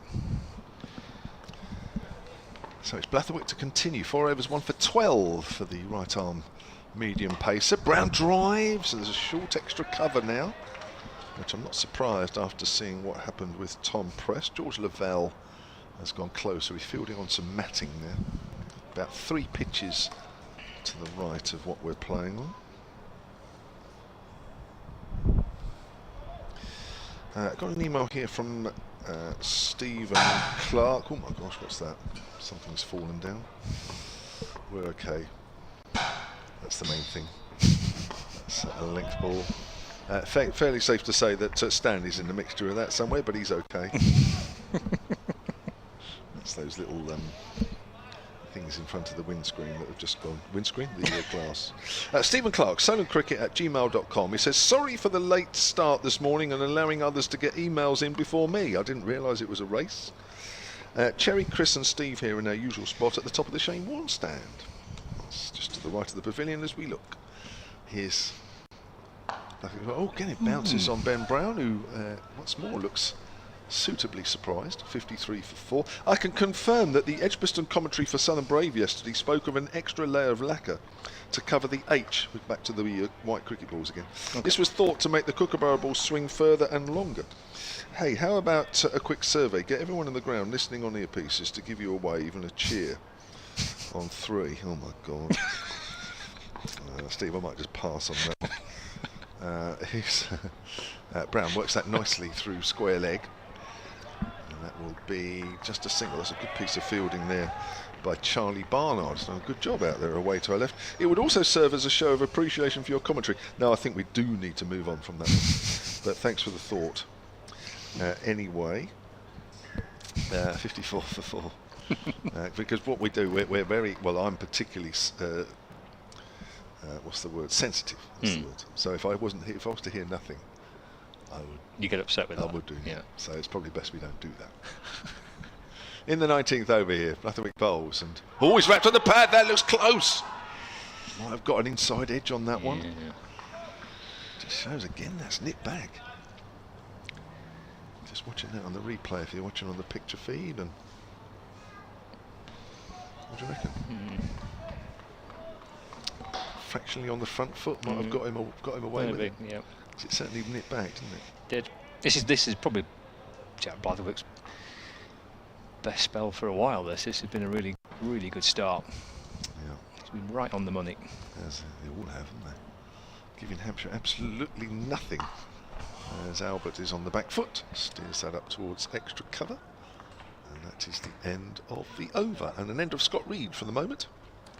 54 for 4, 19 gone, 31 to do, and 8 for Ben Brown, 2 to Toby Albert. The batter's out. Joe Weatherly for 1, Fletcher Middleton for 5, Nick Gubbins for 11, and Tom Prest for 26. Will Williams, Tom Bailey, George Balderson and Jack Blatherwick, all with a wicket apiece. Stanley Marissa is back. Mark Nanji has emailed sonatcricket@gmail.com. He says, "Hi all, the availability of earpieces to listen to the game was a great decision by Hampshire, as it definitely enhances the fans' matchday experience." That's nice to hear. Here's Balderson then. Bowls again, right arm over. Forward is Brown. It's off the outside half of the bat as it goes into the gap on the offside, and he runs a single, moves on to 9, 55 for 4. Yeah. Definitely enhances the fans' matchday experience. I'm thoroughly enjoying the banter and rapport between the commentators, as I do during every match, and I'm appreciating the start from Hampshire less so, but hopefully the situation will improve. Yes, we're waiting. As Balderson comes in again, this time to Toby Albert, and he's forward, and that goes out square. Again, that ball's just straightened a fraction. I'm seated in the Robin Smith suite, directly opposite your commentary position. I agree that the Lancashire bowlers are benefiting from some decent movement. Fingers crossed that Hampshire can survive this tricky period and return to winning ways today, says Mark. Yeah, well, two of us agree with those sentiments. Obviously, one other commentator, probably less so, but that's quite understandable. There's Wilson again, and that's played a little stronger this time out to point, and there is no run. It is still tricky out there, Stan, isn't it? It is, yeah, Kev. I was just actually trying to work it out if it was, you know, what exactly is, because it looks like it is stopping a little bit, but at the same time it looks like the ball is going through at the same time, so I'm not sure if there's maybe a little bit of two pace in the pitch. Wilson bowls again, forward Albert, well forward. So I guess with the wicket of Tom Prest caught at that short cover, we saw him drive a few times and the ball maybe going aerial in that route. So it was good captaincy from Josh Bohannon just to bring that cover slightly tighter, and it was a good catch actually just off the ground. So yeah, but before you know it, 20 overs have gone and only 55 on the board, so Hampshire almost in a bit of a conundrum, because at the same time you don't really want to lose any more wickets, but you know that you still need to push the scoring on as well. So keeper up now for Albert, who's pushing that up towards mid-on. Yeah, I suppose with white ball you're always thinking, well, surely the ball's going to stop moving around now. And you look up, we're nearly 20 overs. I mean, this is going on for much longer than normal. As you mentioned earlier, just a tinge of green on the wicket as well, which is probably just playing into the bowler's favour, but it's coming on nicely. Yeah. Albert drives and misses. That's the end of the over. Balderson now is 5 overs 1 for 12. Hampshire 55 for 4 after 20 overs. With that being said, you still have to put the ball in a decent area regardless of what's happening on the pitch, and in fairness to Lancashire, they've been outstanding. Obviously Tom Bailey and Will Williams set the tone at the top, but as we've mentioned a couple of times, Jack Blatherwick and George Balderson coming in have been pretty good backup as well. So it will be Blatherwick to continue from the pavilion end, and he's going to bowl to Ben Brown, who's on strike, and he pulls this into the onside and no run. Ben Brown on 9 of 27 balls, which is unlike him. We know he's a free scorer, so that's also a strong indication that this pitch might not be the easiest.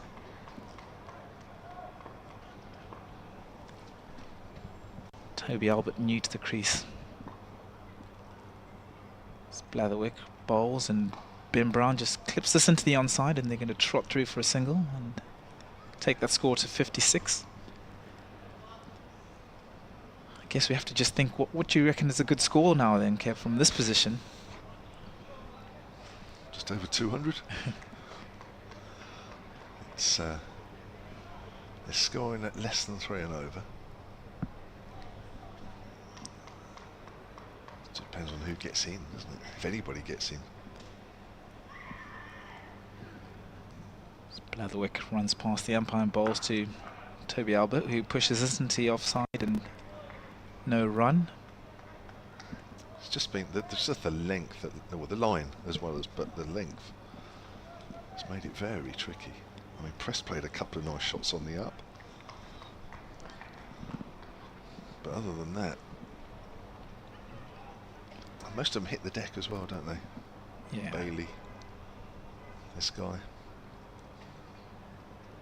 Jack Blatherwick bowls and Toby Albert into the onside, no run again. So good stuff again from Blatherwick into his 6th over.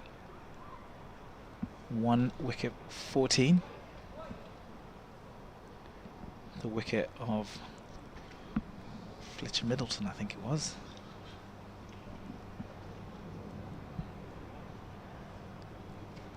Hampshire 56 for 4. 20 overs into the 21st over, so tricky times. Blatherwick runs in and bowls, and that's again, wow.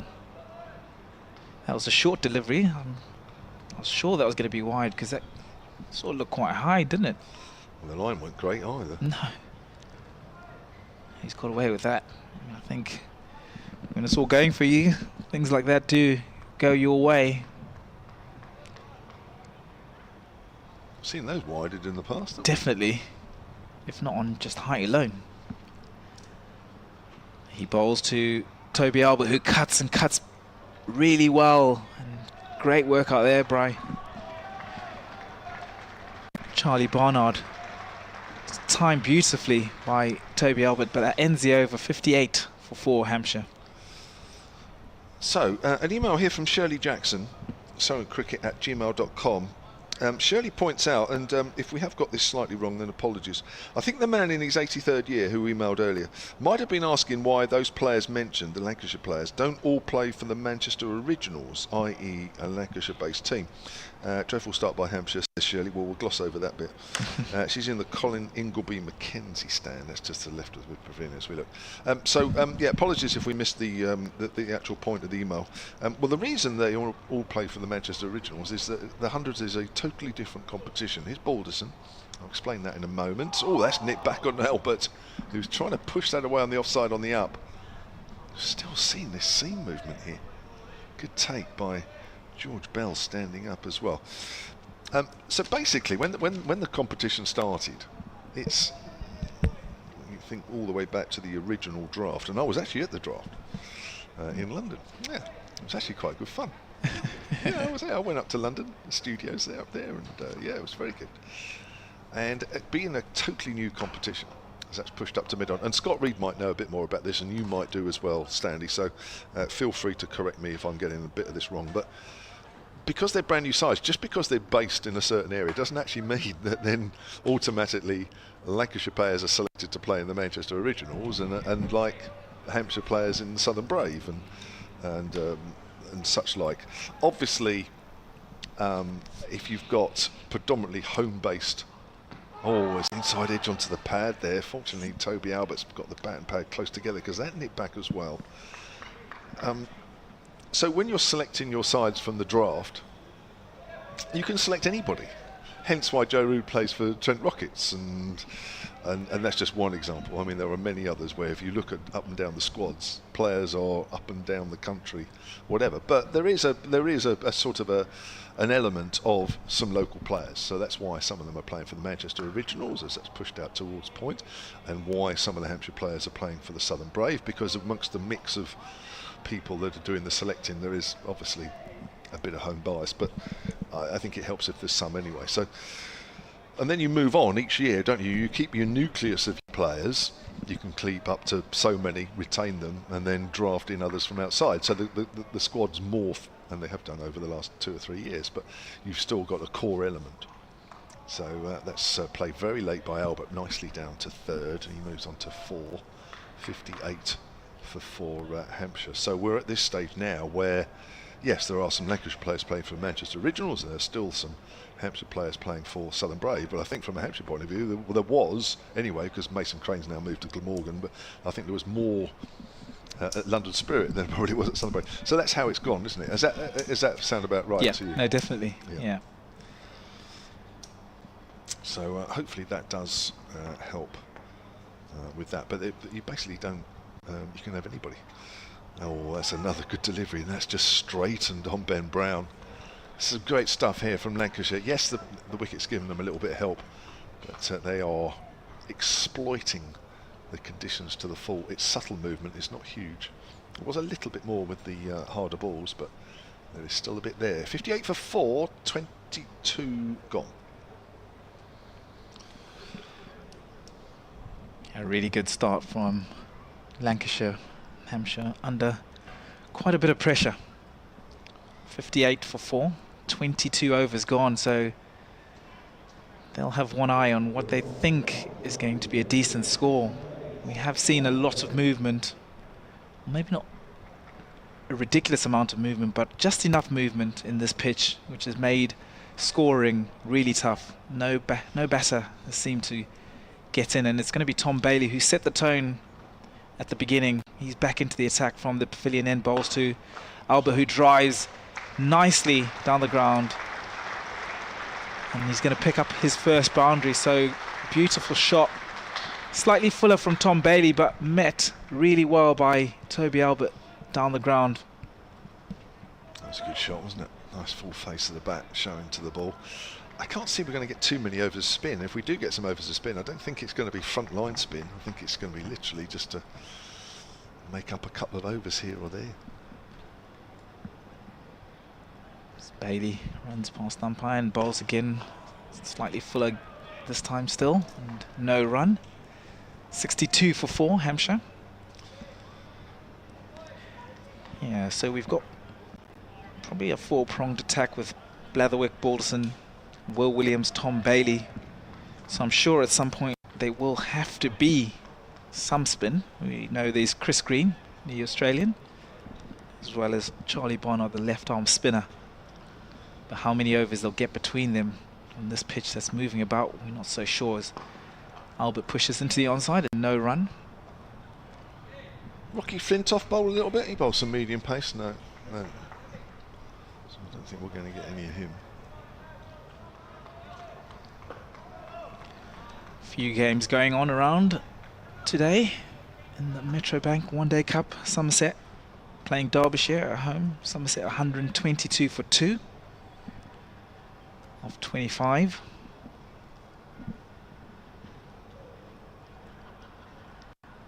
Bailey bowls to Albert, who pushes into the onside. So a big fixture there actually, because Somerset are sitting second, I think, in the table, and Derbyshire third. So Scott mentioned that could be, if Hampshire can get a result here, well, it's looking tricky at this moment in time, but still a long way to go. Northamptonshire playing Worcestershire. Northamptonshire 124 for 1 of 22 overs.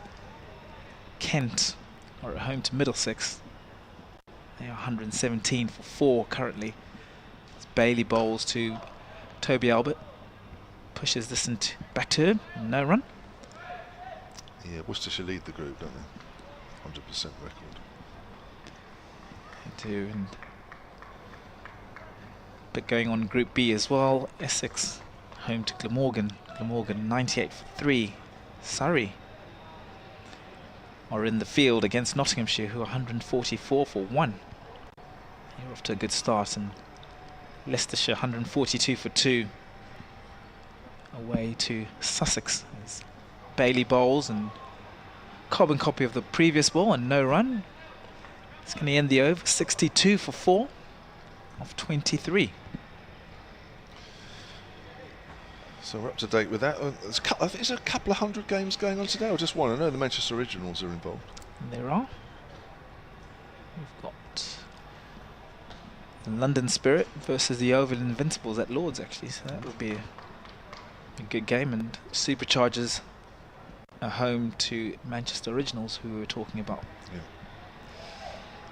So Balderson continue, 6 overs, 1 for 13 with 1 maiden. Let's keep a standing back here for Ben Brown. Got an email here from Greg Thornett, solentcricket@gmail.com. Come to that in a moment as Balderson bowls and Brown pushing forward. It goes up towards mid-off. Good morning. He says, thank you for the stellar commentary. I'm watching from North London. I like the sound of the earpieces that have been talked about for listening in real time whilst in the ground. Are these unique to the Utilita Bowl? Question mark. If other clubs do it, do you know if they're universal? I'm hoping to go to the games at Durham and Worcestershire, but would prefer not to buy new earpieces each time as Balderson comes in. And bowls, and forward is Brown. Again, there is no run. Keep up the good work and let's hope for another mid-order rebuild, says Greg. Well, I don't think they are universal, although I could be wrong, so I'm perhaps not the person to ask. I know that each ground would have to have a licence, so that's separate, but whether that means the earpieces are transferable, I don't think they are, but don't quote me on it. That's driven up towards mid-off, and that's a quick throw in from Bohannon. But Albert is home. So it's really down to each club whether they have in-ground commentary as well, and I don't think all clubs do. Some clubs do, some don't. So, and I don't know what they do at Worcester. I was there actually earlier on in the season with the Vipers. What do they do? I don't think they do. Durham, don't think they do there either, actually. So. But again, don't take that as 100% true. Balderson bowls. Forward is Albert. Score remains on 63 for 4 in the 24th. I think there'll be a short break at 25 overs. Quick drinks break. Somebody's cutting the lawn somewhere. Could be anywhere here, of course. Talking about grass. There's plenty of it around here, not just on the playing area, but in the surrounds. Here's Balderson bowls, and Albert plays that very late, but can't quite find the angle backward a point. He's not bowled a bad ball, Balderson, has he? No, he hasn't. We spoke about him actually when he started his spell, and just about how handy a sort of seam option he is for Lancashire. Just seems to keep running in. As Scott Reed said, he just bowls wicket to wicket. Yeah, Balderson bowls that straighter, and Albert plays that equally as straight up towards mid-on. 24 overs gone, 63 for 4. Yeah, which is a captain's dream, really. If you can find someone that just hits an area, you can set fields to that, and I think that's what Lancashire have done, and made it quite easy for Josh Bohannon. Obviously aided by a pitch that's moving around a little bit. We did say there was a green tinge to it at the top, but sometimes with these pitches you sort of expect them to, just sort of level out at some point, but we've just consistently seen that hint of movement, and scoring's been really tough, and no batter has got in and got away as Tom Bailey from the pavilion end to Ben Brown bowls and clipped into the onside and no run. I'll just get through a couple of emails. You can get hold of the emails as well, Stanley, can't you? So I'll just read this one before I go, and then you can finish some of those. John Wilson, solentcricket@gmail.com, says, as a traditionalist, I'd rather hear that Keaton Jennings and others are unavailable for the 100 because they're playing for their county in the One-Day Cup, rather than vice versa. Bailey bowls and Ben Brown cuts and finds the sweeper. They trot through for a single. Who on earth said the 100 takes priority? Question mark. The One-Day Cup should be used to pick players for the ODIs. Leave the 100, in brackets, if it has to exist at all, for the kids to enjoy themselves, giving them experience of playing in front of a big crowd. Thanks for your superb coverage on today's live stream. Thank you, John, who's in Preston. I think we're going to hear more about the 100 if these percentages get sold off by the ECB. Whenever that will be, I think it'll become even more prominent. Bailey bowls and Albert pulls, and a couple of bounces to Charlie Barnard. I don't know how much you've seen of the 100, Stanley, but there was an interesting, very quick interview that Alex Hartley did. It was a Manchester Originals game, actually up at Old Trafford, and she was speaking to Paul Walter, Tall Paul, and she was just doing a quick couple of minutes, and I think he's been with the Originals for several seasons now, and it was quite an interesting answer he gave. Bailey bowls and Ben Brown clips nicely and finds the gap in mid-wicket. They're going to come back for a couple. Runs appreciated by this crowd. Runs have been hard to come by. And she asked him something, I think it was about the amount of franchise tournaments that he plays around the world, and he plays a few. And he said, and he credited the Manchester Originals for getting him started on the franchise circuit. And quote, he said, otherwise, he said, I'll be playing in relative obscurity of the 50-over tournament. That was hilarious. Wow. That'll go down well. Bailey to Brown and no run. I don't think he quite meant it like that, but that's exactly what he said. Oh. Oh dear. Yeah. I think it's fine as it is. I think this is great. I think, as somebody mentioned a little earlier about the amount of England under-19 players playing in this, who otherwise would play England under-19 and would play county second team. This is a month where they get a chance to show their skills in first team cricket, and I tell you what, coaches will learn more of the month of them playing this than they will at years of second team cricket. Absolutely spot on there, Kev.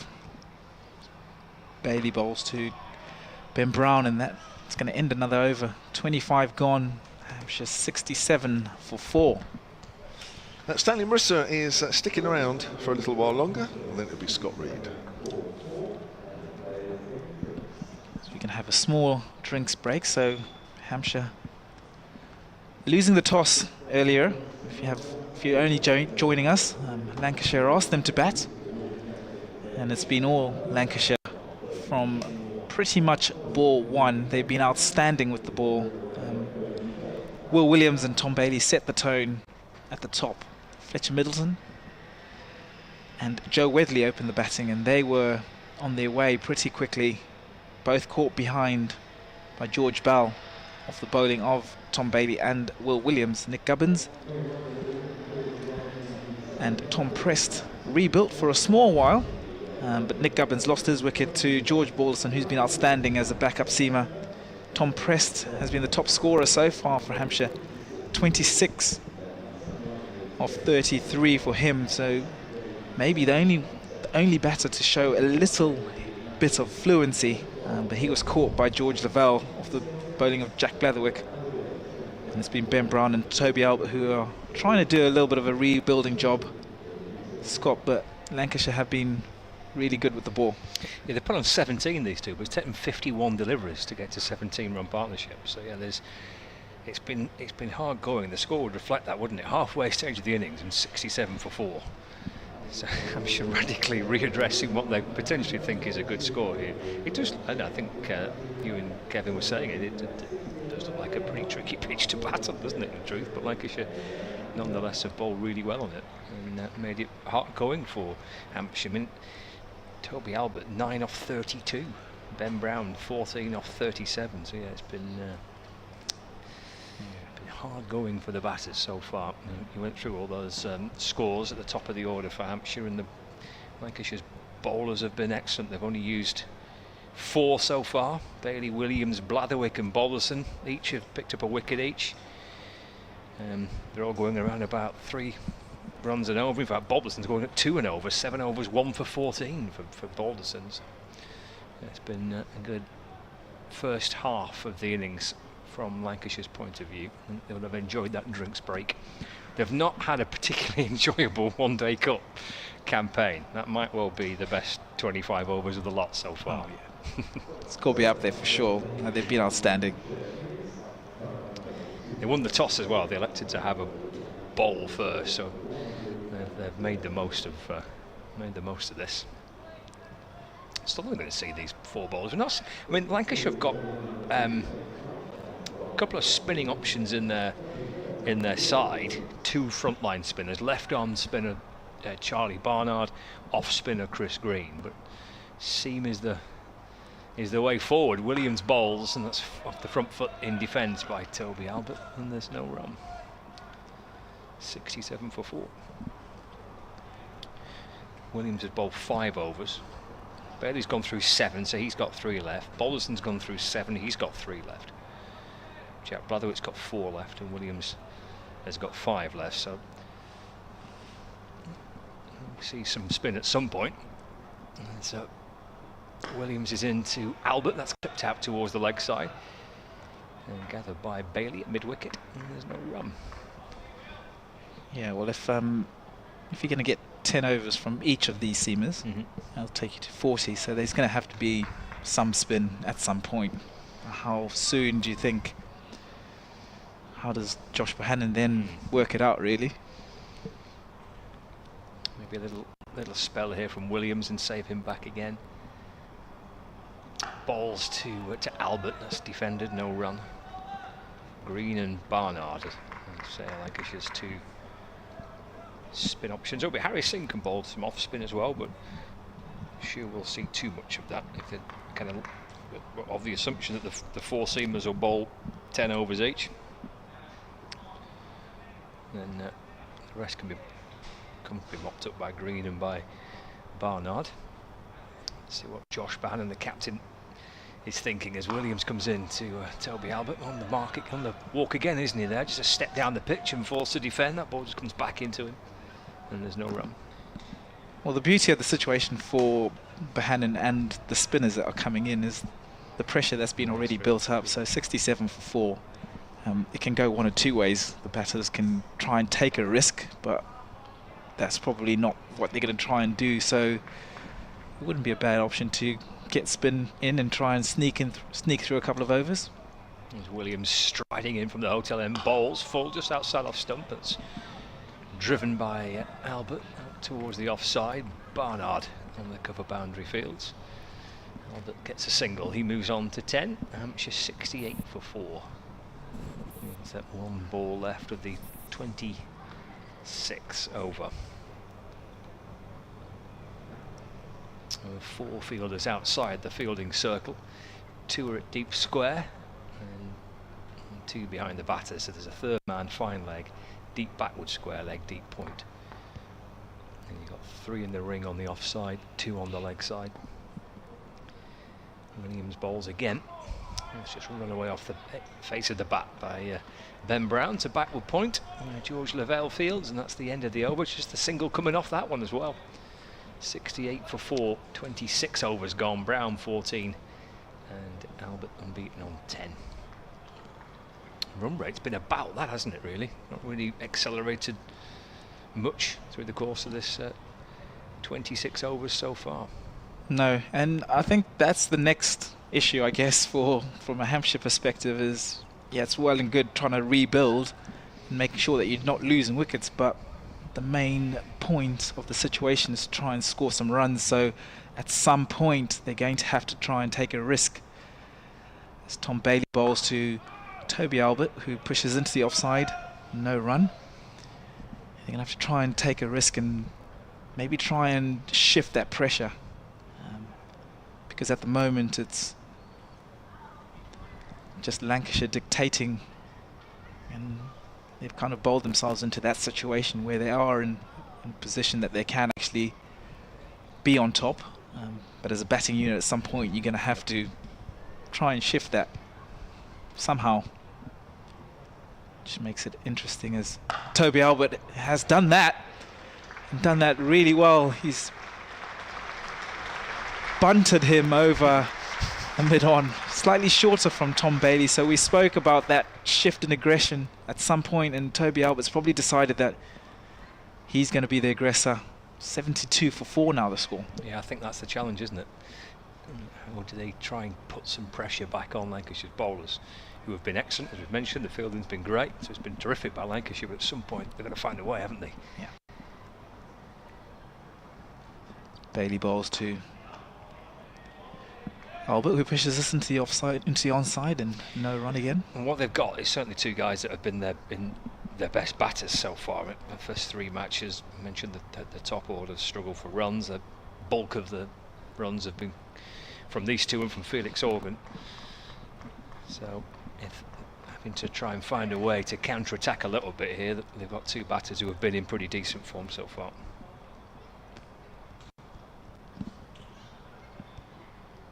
Bailey runs past umpire and bowls to Toby Albert, clips this into the onside and going to pick up a single, 73 for 4. And I think what Hampshire will be buoyed by is the fact that Lancashire haven't been great this tournament so far, and obviously bowled out for 99, I think it was, the other night. So if they can get a score, they can then come in and try and put them under pressure. So runs on the board, but it's just trying to make sure that you do get yourself to score, and I think that's the period that we find ourselves in at the moment. Yes, you want to try and put the pressure back on, but at the same time you don't want to. Ben Brown pulls into the onside and shouts to catch it, but safely. 1 bounce to Charlie Barnard. So yeah, I think it's a tricky one, isn't it, for Hampshire at the moment? Just trying to get through a certain period, maybe try and pick up the scoring somehow, but not lose any more wickets. Might be a chance when the spinners come on. Look to try and target the 2 spinners. Bailey bowls to Toby Albert, who pushes us into the onside, and good work there from George Balderson. No run, that ends the over.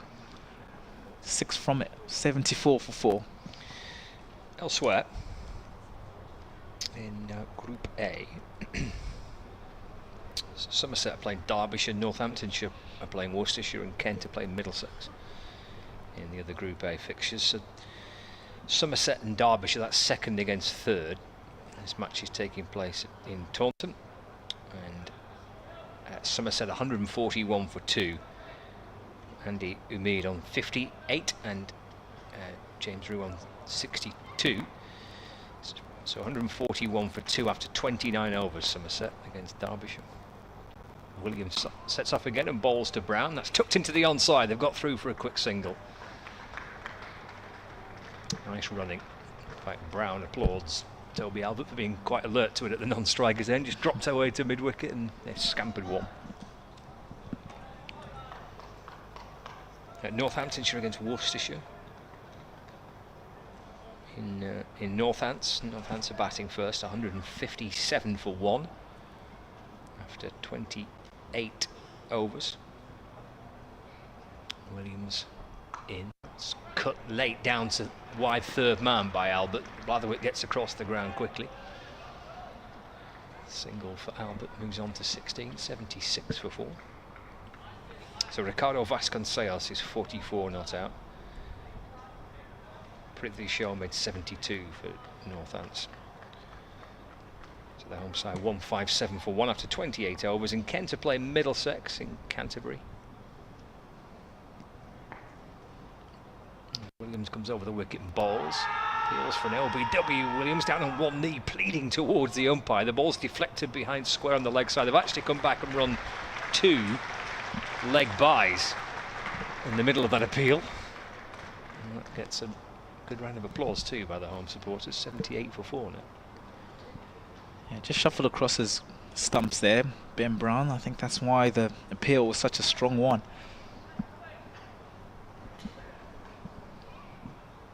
Yeah, he liked that, didn't he, Williams? The umpire of the opinion that heading down the leg side perhaps as that nips back in again. That's half to the appeal, really. Probably a bit of height involved in that for Williams. That's deflects away into the offside, no run. So Kent Middlesex in the other Group A match. Kent 142 for 4 in the 27th over against Middlesex, and there are plenty of Group B games taking place as well today. Glamorgan and Warwickshire have been the 2 standout sides in that group. Both have won every game so far. Williams in to Brown, who's a half step down the pitch and steers the ball out through the offside for a single. And through for 1 run. They've just tried to be a little bit busier, haven't they, in the last couple of overs, these two? Yeah, and I think that's the key, right? When you're not scoring boundaries and scoring is not as free-flowing as it normally is, you have to somehow try and be proactive. We've seen Ben Brown shuffling across his crease and trying to put some pressure on the fielders as well, picking up singles where you can. Yeah, the running's been good, bit of intent about it. Williams in, bowls to Albert, who defends. It bounces out towards mid-wicket, and there's no runs. That's the end of the over. 28 overs gone to 22 remaining. Hampshire 79 for 4. Albert on 16, Brown on 17. Bailey's bowled 8 overs. A little 2-over spell might be it for Bailey, as Josh Bannon starts to think about the back end of the innings. Still no Chris Green or Charlie Barnard. Both are warming up. Off spinner and the left arm spinner. It looks like it's going to be pace to continue, but a change of pace. It's going to be Jack Blatherwick coming in for Tom Bailey. Yep, in a very similar change from the beginning of the innings. Jack Blatherwick coming in to replace Tom Bailey, and he was very good. He's got good figures so far, 6 overs and 1 for 15. He's going to continue with short cover in place, a point. He bowls to Ben Brown, who flicks this into the offside, and sprawling across the tarpaulin is, who is that? George Lavelle, maybe? It is, yeah. Yeah. Does some good work. No run. It was a bit of a sprawl, wasn't it? It was. Doesn't look like the most comfortable thing to be diving on. No. But he went for it. Sun is just poking out. It's been fairly grey so far in this innings, which has assisted some movement as Blatherwick bowls to Ben Brown, and no run again. I wonder if is every Hampshire home game in this competition here? Do they play any outground cricket? No, as far as I understand it, I think it's all here. Right. Yeah. Because I think they have previously played it on the Isle of Wight, Wight, haven't they? Yes. Newport. Actually, that's maybe a question for Kevin, actually, when he comes back on. As Blatherwick continues and Ben Brown pushes into the offside, and slight misfield. And they come through for 1. It's an unforgiving job, isn't it, fielding there? Where Balderson is and Lavelle is and where Singh is. Yeah. Ball bobbling and bouncing all over the shop, isn't it, off these used pitches? The reason why I ask it, obviously, this ground, like the one up in Manchester at Old Trafford, it's pretty busy, isn't it? There's a lot of cricket being played. Lancashire have taken quite a few games away from Old Trafford this season, both championship games and one-day cup matches. Blatherwick bowls and Toby Albert pushes into the offside, no run. A lot of cricket being played here at the Utilita Bowl this year. A lot of pitches being used. Plenty of work for the groundsman. Plenty of work. They do an outstanding job. It always looks a beautiful picture here, especially from where we are. We've got a lovely view of the ground. Yeah, it's nice. Yeah, I like coming here. It does look terrific. Yeah, it's just got a good cricket feel, I guess. You know, some places you go, you can just feels like a cricket ground. As Blatherwick bowls short and Toby Albert punches this into the onside. He might pick up a boundary, but it's good work out there by Charlie Barnard. Well, to be honest, he's getting a bit of stick in here, but I'm not so sure that Charlie Barnard has got a clue whether he's touched that rope or not, or whether he's pushed the ball back. And he's saying that, I don't know. Oh, he's getting a few boos. I mean, blimey. It's not what you need in your... I don't know how many games he's played. Not many. No. It's a bit tricky, actually. He slid and must have slid into the ropes as Toby Albert punches nicely in through the offside this time. And he's going to pick up a single, and that's going to end the over. 84 for 4 now. Yeah, you might want to have a go at fielding on the other side. He's obviously not made many friends here, but I'm not so sure he knows for certain whether he's touched that or not, or whether he's managed to successfully push the ball back or what. I don't know, but I think it's a tad harsh on Charlie on Charlie Barnard, but there we go, end of the over. We had 29, 83 for 4.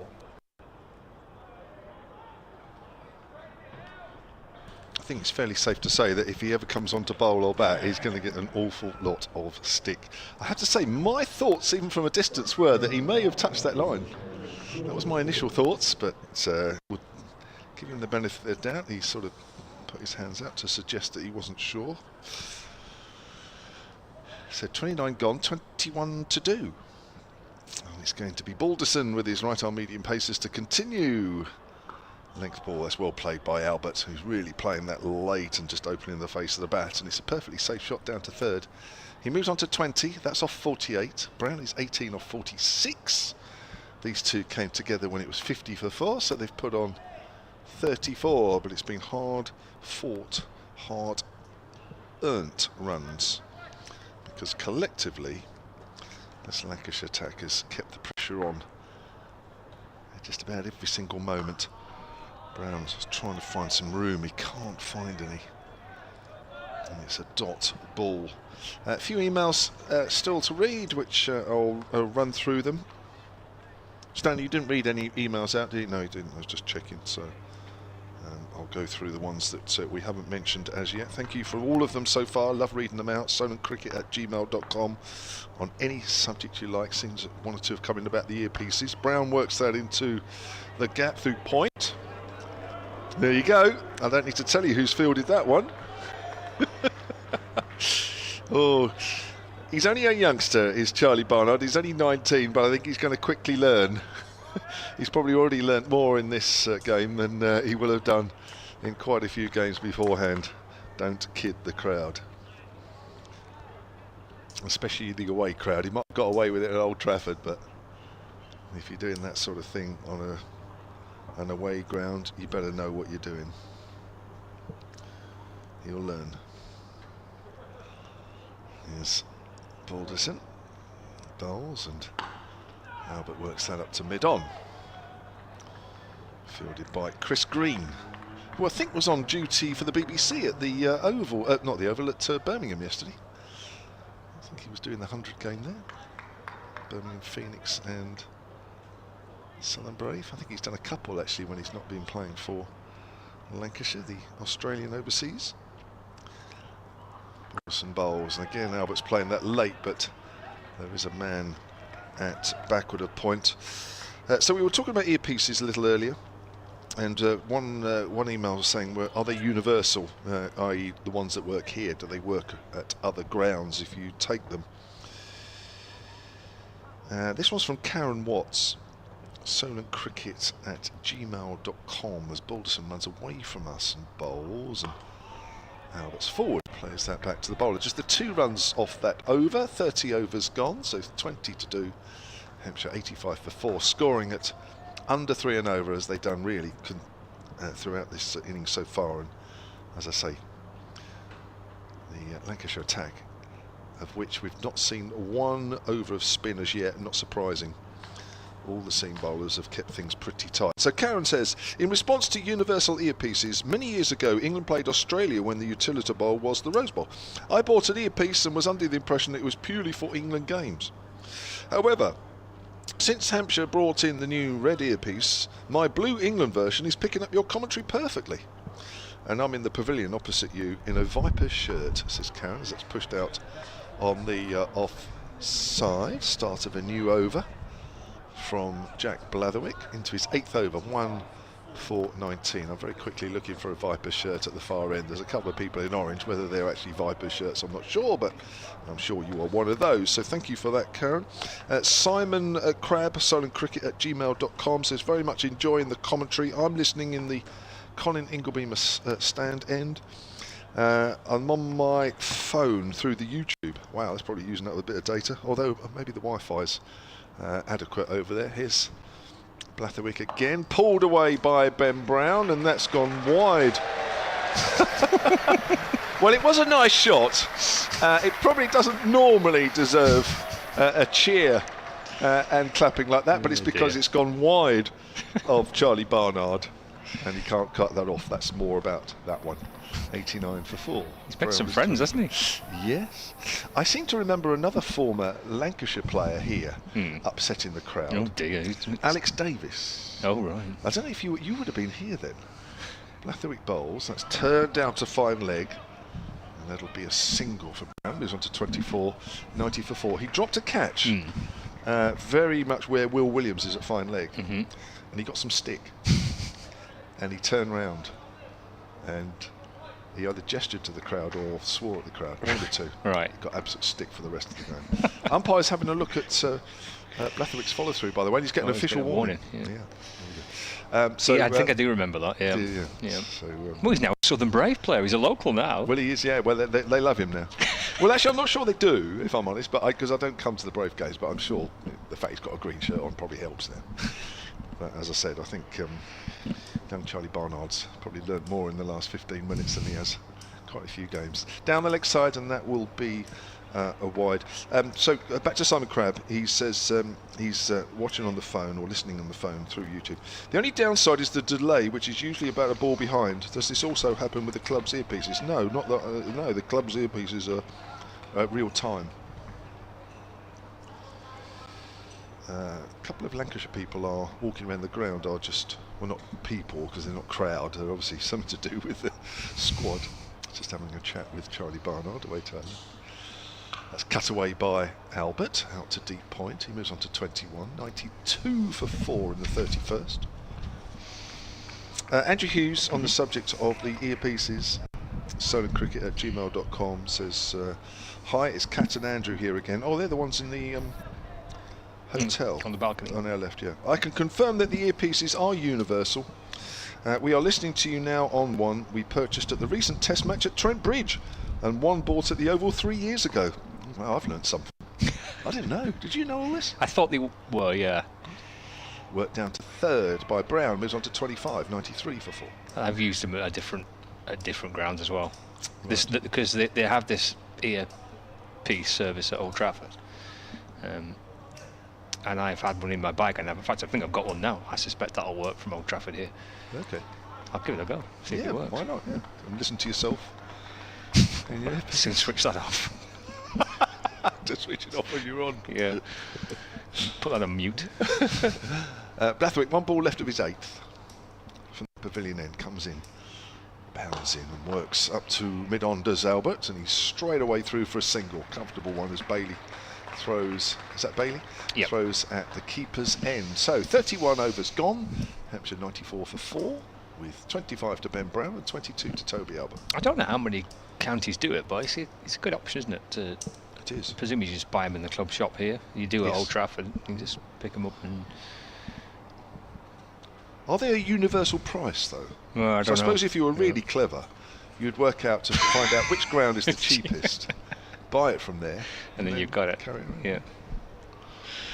How much are they at Lancashire, do you know? I don't. No, I'm not sure. I think they're in the club shop. Yeah. They don't really tend to mention it that much. It's kind of promoted that much really, but it is there. Balderson in, that's edged away down towards 3rd man by Albert. But Blatherwick's a good fielder, is quickly across the ground and sends it in towards, they reckon they're going to run out, and they have. Well, that's excellent work down on the 3rd man boundary to send the throw in towards the keeper. They turned and came back for the 2nd, and Bell takes the ball and flicks it back and knocks off the bails. And that is excellent work, and it's a run out coming back for a 2nd. A sense of trying to turn a single into 2. They ran the first really quickly, got through the first, he wanted to, made his mind up really quickly to come back. Good throw in towards Bell, it flicks off the bails. It wasn't I thought it was Blather with the throw in, but I could be wrong. Either way, it's another wicket to fall. 5 down, 95 for 5. I tell you what, that's a very, very fast bit of work in the outfield. I think you're right. I wasn't sure it was him either. No, I think I've changed my mind on it now. he was down there, wasn't he? So my instinct was to say Blatherwick, because he has been fielding in that position, but I'm not sure it was Blatherwick now. So I tell you what, it would take a good bit of work in the field to get rid of Toby Albert, because he is quick. He's quick between the wickets, and I have to say I was surprised how quick that ball came back to the keeper, and I think it also surprised Albert as well. I think he felt it was always tight, but he would have backed himself. But that ball was in quicker than you would normally expect. Well, it is Blatherwick going down to that position now, so maybe I was right in the first place. Unless they've switched round, but either way, it was a great throw in, wasn't it? And then Bell's taken it and has had to go back, hasn't he? He's gone back towards himself with the gloves because he stood in front of the stumps. Yeah, good work all round. So they get 1 for the first one Yes. completed, so that will be 95 for 5.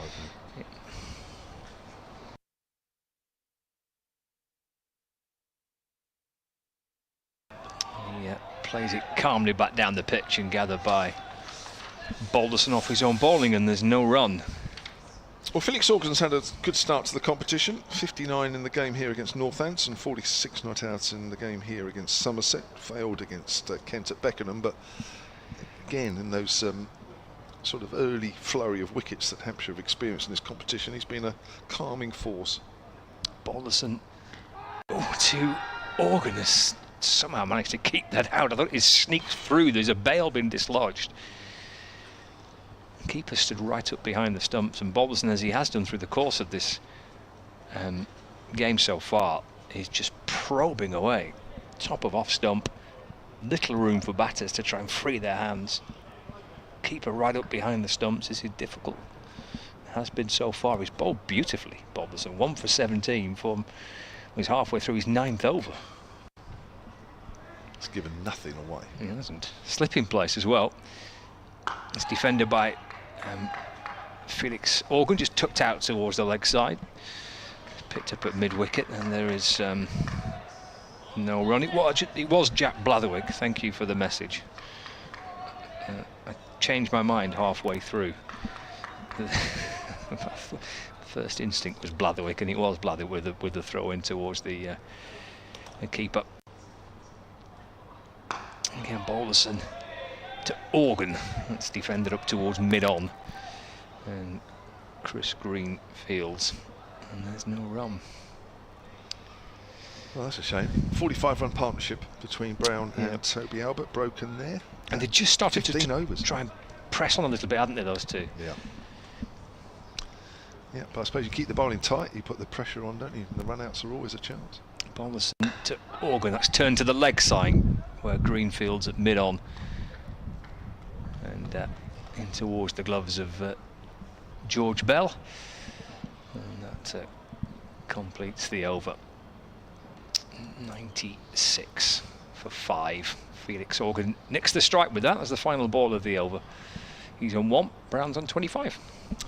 Paul Andrews has also has emailed on the subject of the earpieces, solentcricket@gmail.com. He says, I've got one from Lords and it works well here at the Utilita, says Paul. And Paul Williams, solentcricket@gmail.com, says he was watching that run out. He says Toby ran blind on that second run. That's interesting, I wasn't looking at that one. Thank you for that. Sometimes I do notice, I didn't actually notice that, but that might have had something to do with it as well. There's the booze, you know who's on. It's Charlie Barnard. It's such a shame for a 19-year-old. Sometimes, you know, you've been in the game a long time, you get a horrible reputation, like 1 or 2. Australian left-handed opening batter would be one that comes to mind. And you expect the booze, and he gets booze all over the world, and he says he loved it, but I don't think he did, but he makes it he did. But as a 19-year-old, already getting booed. So, some slow left arm from Barnard, the England under-19 international. Yeah, he's bowled nicely through this competition for Lancashire. Is he? Yeah, he's been, you know, of the players that you try and look at to try and get an idea of what they're going to be like, he's been really good. Comes in there, he's round the wicket, and that's a nice drive by Organ up the top of the ground. Moves on to 2, 97 for 5. So, I've got a long email here from Stephen Easton about the 100 and the Metro Bank Cup. solentcricket@gmail.com. Probably not the time to read it during a spinner. Bowling. Forward is Brown. He's nicely found the gap on the offside. Just opened the face of the bat there. As the sunshine comes out, probably about as strong as it's come out at any point in the game. Nice. Yeah, lovely. Scott Reed's dressed exactly for the weather we've got now. So shades come out as well. We didn't waste any time there. No. Any chance? Cool. I'm from Manchester, you know. Well, I didn't think you could buy sunglasses up there. It's driven up to mid-off and there is no run. I wouldn't want to be a sunglasses shop based in Manchester. Oh, you do a lot of business up there. A lot of business. Become very wealthy if you sell sunglasses in the northwest of England. I just imagine they'll be discounted. Can't get rid of them. That's a bit of bottom hand as that's driven up to mid-off by Brown. Moves on to 27. That's the 100 runs up for Hampshire in the 33rd. Again, it's been very hard work. The Lancashire bowlers, to a man, have made Hampshire work very hard for those 3 figures. It's come at a cost of 5 wickets. Barnard bowls and reverse sweep. Organ misses it. I don't think that's missed the stumps by very much. Fired in by young Barnard. Comes quite wide of the crease. Got a fairly low arm actually as well, isn't he, for a spinner? That's fired in again. Worked on the onside this time by Organ and moves on to 4. 101 for 5. Barnard's first over has cost 5 runs. So 33 gone. Very quickly then, Stephen Eason, silentcricket@gmail.com. According to the Cricketer this month, the rules for players moving between the 100 and the Metrobank Cup are as follows. I quote, players will be able to move once 2 rounds of 100 ball aside matches have been completed. Those holding central contracts qualify automatically, while others will become available to play if there is consent between the player himself and the county and the 100 team in question. Individuals will not be released to play in the 50 over competition, however, if they have featured. Balderson starts the fresh over to Organ. That's worked out to square leg for a single. 102 for 5. If they have featured in both of their sides' previous 200 matches or on a match day for their 100 team. So that's obviously why nobody from the Manchester Originals are available today. I'm not sure what that last bit means, he says. Great view from here, high up in the 100 temporary stands next to the hotel. That's right, there's some temporary stands below us, putting exactly for the competition. Balderson to Brown. It's defended, no run. I have to add that the in-ground commentary and the lovely weather, and I can't think of a better way of spending a summer Sunday. So Stephen. Nice. Yeah, there's kind of 4 temporary blocks, isn't there, to one side of that, in front of the hotel, and 4 to the other. Then there's a slightly bigger temporary stand with some green seats in, which doesn't appear to be open today. Let's run away through point by Brown.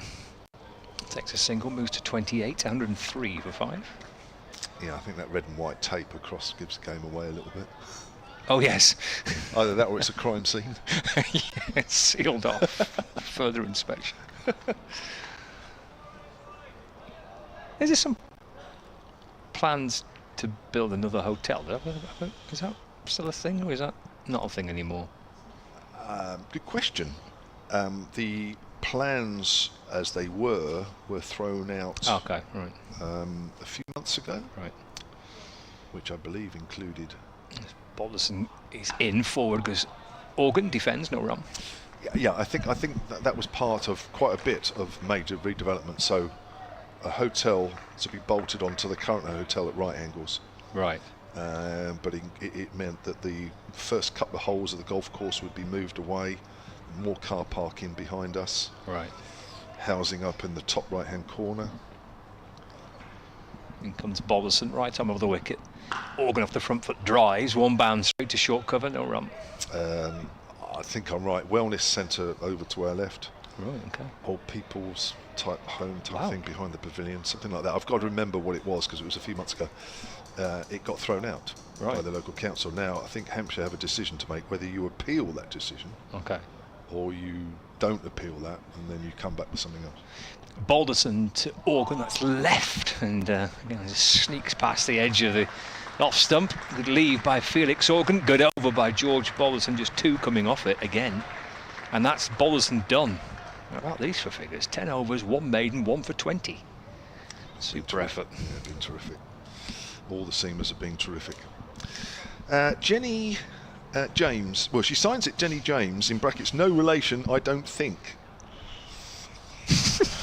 bit of a worry. Anyway, moving on. Jenny says, hi there, this is solentcricket@gmail.com. Always love the commentary, thank you. As for the earwigs, is it earwigs? Earpieces? Yeah, Do you say earwigs? Must be an earpiece. Yeah, Earwig. that must be a typo.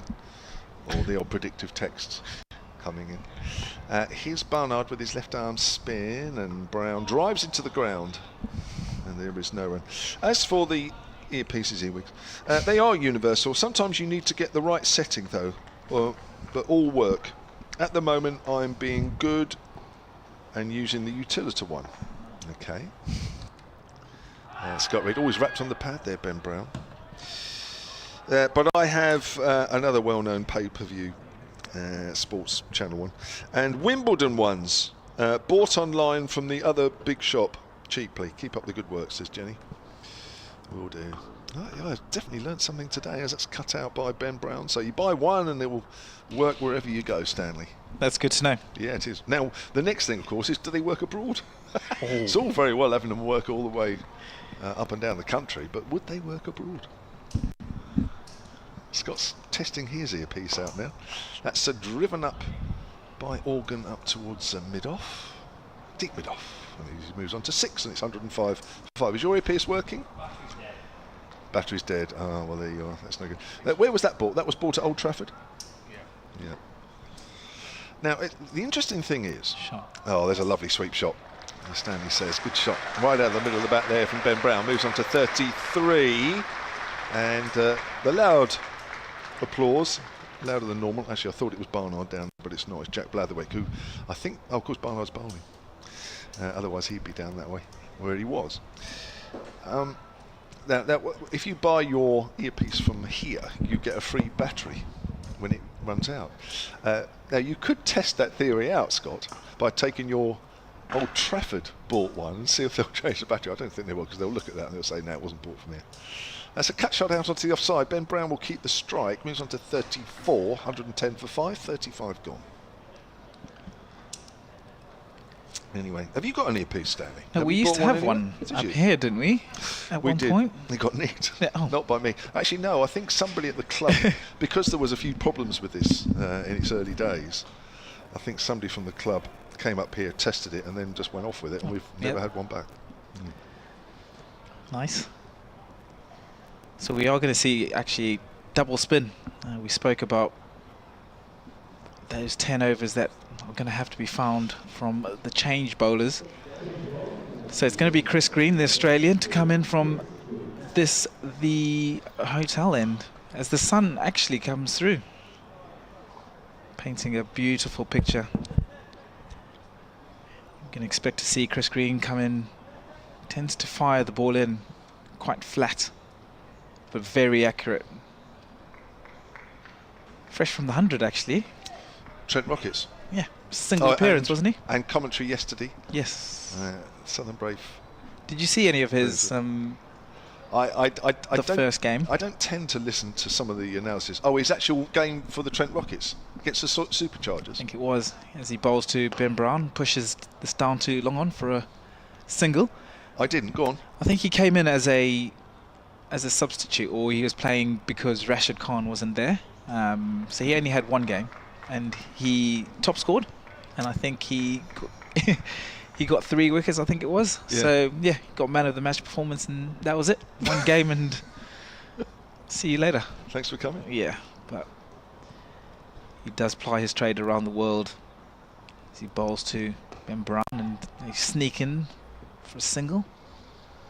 A little bit tight, but a misfield from Josh Bohannon. But yeah, so yeah, but I guess when your replacement is Rashid Khan, then you can't really complain. And he's on his way to the Scottish T10 tournament, isn't he, Rashid Khan? Via the 100.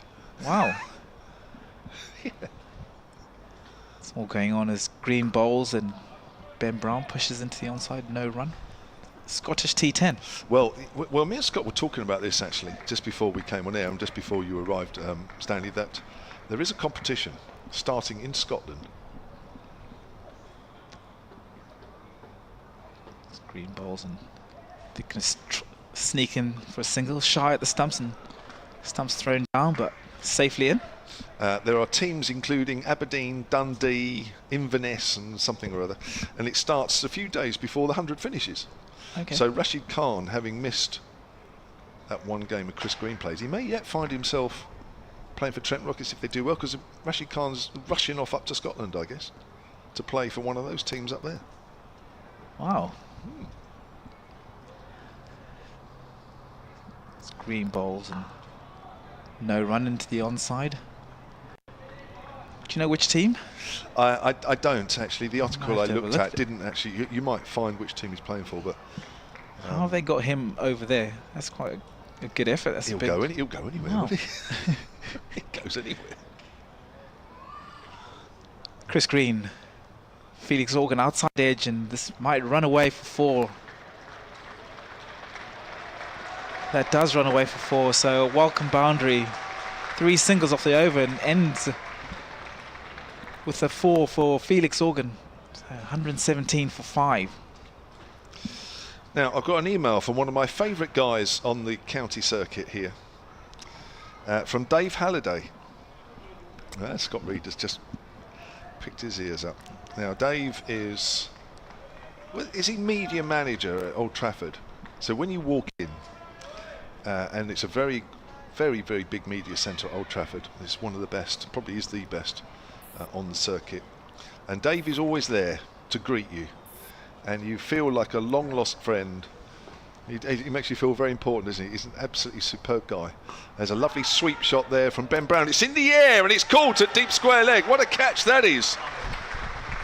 From Blatherwick. Running in from deep square leg and diving forward. And Ben Brown, who swept that, it was a slight top edge, but it was flat. And Brown goes for 36. It's 117 for 6. Yeah, you could see his disappointment there as he realised that the ball was going to carry. That was outstanding work from Jack Blatherwick. We saw him a few overs ago with the run-out of Toby Albert, so not only is he proving to be a very good seam option, he's very, very lively in the field as well, and that was a good catch. It was. So Ben Brown departs. So yeah, so Dave, it's great to know that you're watching or listening to this. He says, afternoon everybody. He says, great to listen to the commentary. Have a great day. See you in Manchester later this month. That's right, Hampshire are up at Old Trafford for a championship game. Dave, very much looking forward to seeing you. He is my favourite guy on the circuit. So that's really nice. And he's listening in as well, which is yeah, well, it's even better. Well, he knows how good our commentaries are. He knows how good Scott Reed is. He listens to him all the time, and he knows whenever Hampshire go there or there's guaranteed good commentary. So why wouldn't he tune in on his day off? Oh no, Manchester Originals at home today. Yeah. Oh, that's why. Oh, that's the only reason he's listening. Actually, I'll have a look. Where are Manchester Originals playing today? They are playing at home, I believe. Are they? I believe. Let me have a quick look. I know they're away actually to the Superchargers. That would be at Old Trafford. Headingley. Headingley, yeah, of course. So in the 37th over, Ben Brown departs. 36 off 65 balls with 3 fours. And the new batter is 18-year-old Dominic Kelly, playing his 10th list day game for Hampshire, another England under-19 player. So we'll know Charlie Barnard quite well. So 117 for 6. Barnard comes over the wicket then to Kelly, who works that to mid-wicket. And there is no run. Oh, right, George Miller's just emailed. This is interesting. solentcricket@gmail.com. He says he thinks that T10 tournament has been cancelled. That's pushed out on the offside by Kelly. He says he's going to try his earpiece at the Emirates Old Trafford on Thursday. Keep up the great work, says George. I think he's in Motherwell, because he's put George, Motherwell. So I presume that's what that means. That's played to mid-wicket and there's no run. So there is an article. He's just sent me. Oh yeah, the Scottish Super T20 called off without ICC backing. That's interesting. That's an article that's pushed out behind square on the offside. He sent me a link. And funny enough, Rashid Khan is the face of that picture. on the BBC website. 1st of August, so this is literally, what, 2 or 3 days ago. The Scottish Super 10, scheduled for Aberdeen in August, as Kelly pushes that into the gap on the offside. He's off the mark. 118 for 6, has been cancelled following a lack of support from the ICC. Former England batter Alex Hales and Rashid Khan were among the names signed up for what was to be the inaugural event. 6 men's franchises, Edinburgh, Glasgow, Aberdeen, Inverness, Perth and Dundee, have been due to meet in 34 T10 matches from the 16th to the 31st of August. 2 women's teams were also expected to participate. Event organisers confirmed that the competition has been called off. It's understood the ICC not sanctioning the competition is one of the key reasons for the cancellation. George, thank you for sending me that. I hadn't seen that article. And I guess, I don't know what the ramifications are, but if the ICC doesn't sanction it, then I guess insurance-wise, that's not, that then doesn't work properly. I don't know, but anyway, it doesn't matter. So it's off. That's not happening. No. Oh, that's quite sad. Well, it is if you're up in Scotland. You're looking forward to some cricket. Yeah. Hopefully the weather would have held up, but that's the next issue, right? Up that way is Chris Green will bowl to Dom Kelly round the wicket, pushes this into the onside and no run. So Lancashire squeezing Hampshire here, 118 for 6. It just haven't got going as yet. It's been hard work for the batters, and this field suggests that, as we have mid on, mid off up. No run. Just the two boundary riders at the moment, so Lancashire well and truly on top. Nice to see spin bowlers operating after having almost constant seam. It has been, and we discussed that was going to be a little bit of a tricky period for Hampshire's. Dom Kelly goes on the sweep and a stifled appeal.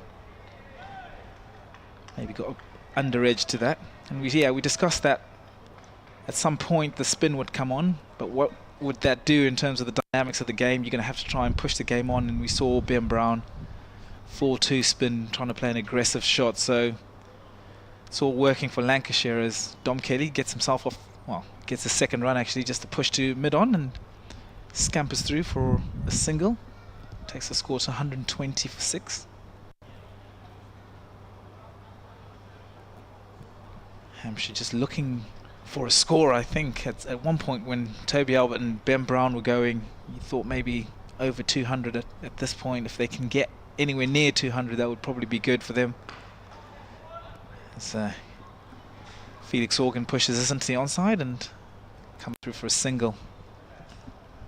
121 for 6, 37 overs gone. 12 to go after this ball. Just the 4 wickets remaining.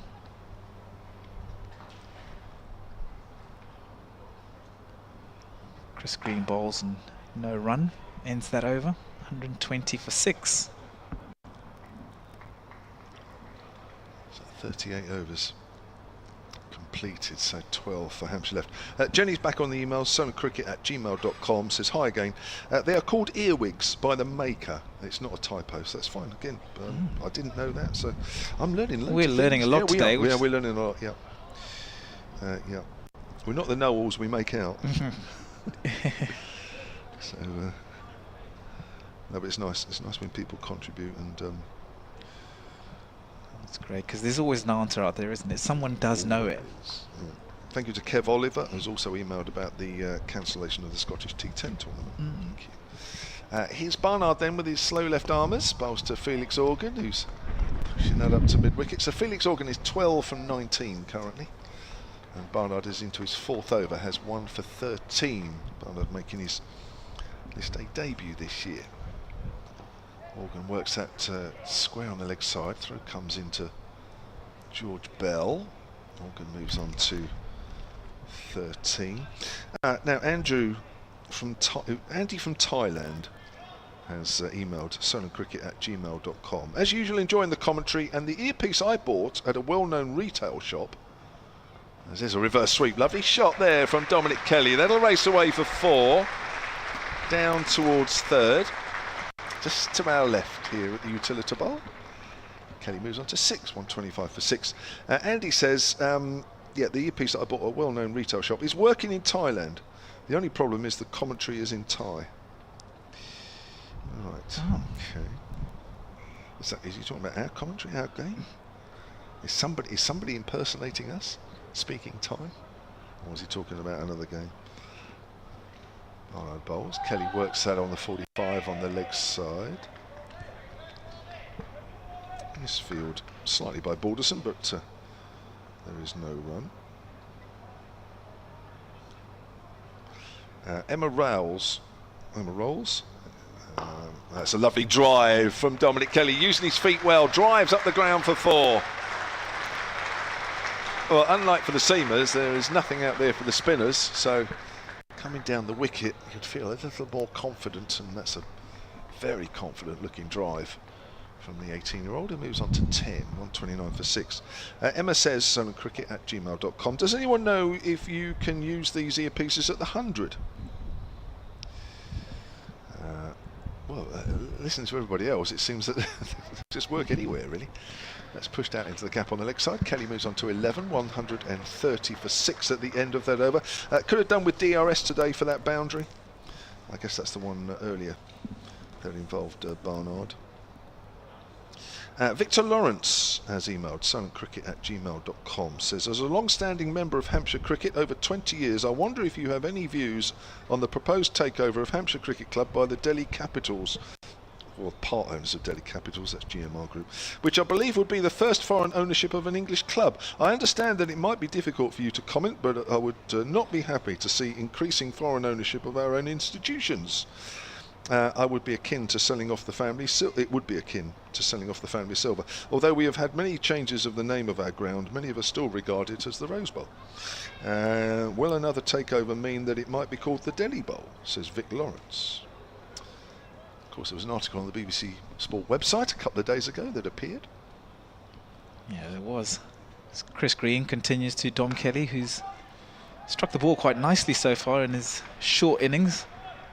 No run there. Josh Bohannon in the covers, doing some good work. Yeah, I think you'll probably see more and more of this happening. Conversations about foreign investment and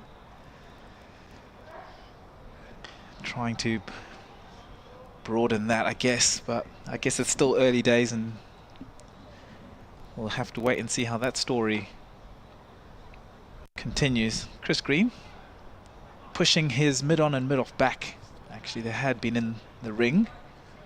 He's just asked them to go back. So just the 5 fielders in the circle now. Haven't gone back all the way. Probably about 3/4. As he bowls round the wicket to Dom Kelly, who's on the sweep and sweeps nicely. And just picks out Jack Blatherwick, who does the work, and a single to Dom Kelly. 12 off his 17 balls, so looking good so far, as the sun seems to have poked up for a little while now. Scott Reed's got the glasses on. Nice warm weather that we've had recently. Not as warm as it has been the last few days, but still comfortable. Felix Organ pushes this into the onside and come through for a single. 132 the score moves on to. Lancashire just managed to have a stranglehold on Hampshire from the beginning of this innings. Just not let them get away. We've seen the introduction of spin, it was seam pretty much throughout. Chris Green and Charlie Barnard have come into the attack, and just to change the pace as drives uppishly. Dom Kelly, he's going to come back for 2, just past the outstretched hand of Harry Singh. So looking good, Dom Kelly. Yeah, well, they've still got to be positive, haven't they, really, because the overs are starting to run out, even though Hampshire have lost 6 wickets. With 10 overs remaining after this delivery from Chris Green, if it's a legitimate one. Bowls and maybe beats the bat of Dom Kelly, and no run. 134 for 6, Hampshire now.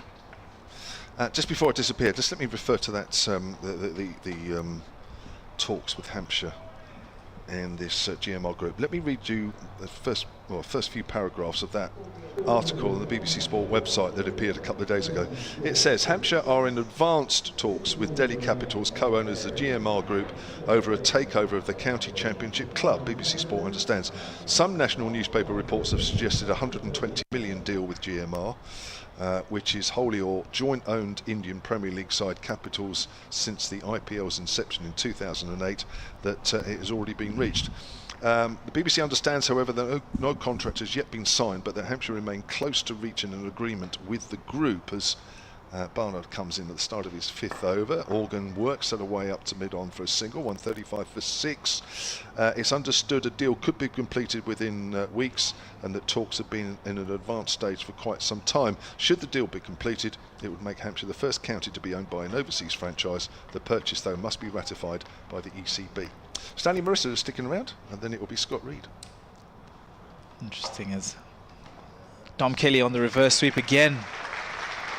We saw it the previous over, and the result is the same. He picks up another boundary. 139 the score goes on to, so very good, little bright innings from Dom Kelly so far. Proactive. And Hampshire now 10 overs remaining, or 9 overs and 4 balls. 139 for 6 the score, so just trying to assess what they think is going to be a score that they're happy trying to defend, as Dom Kelly pushes this into the onside and they come through for a single. So maybe for the first time in the game, Josh Bohannon has to potentially think about things.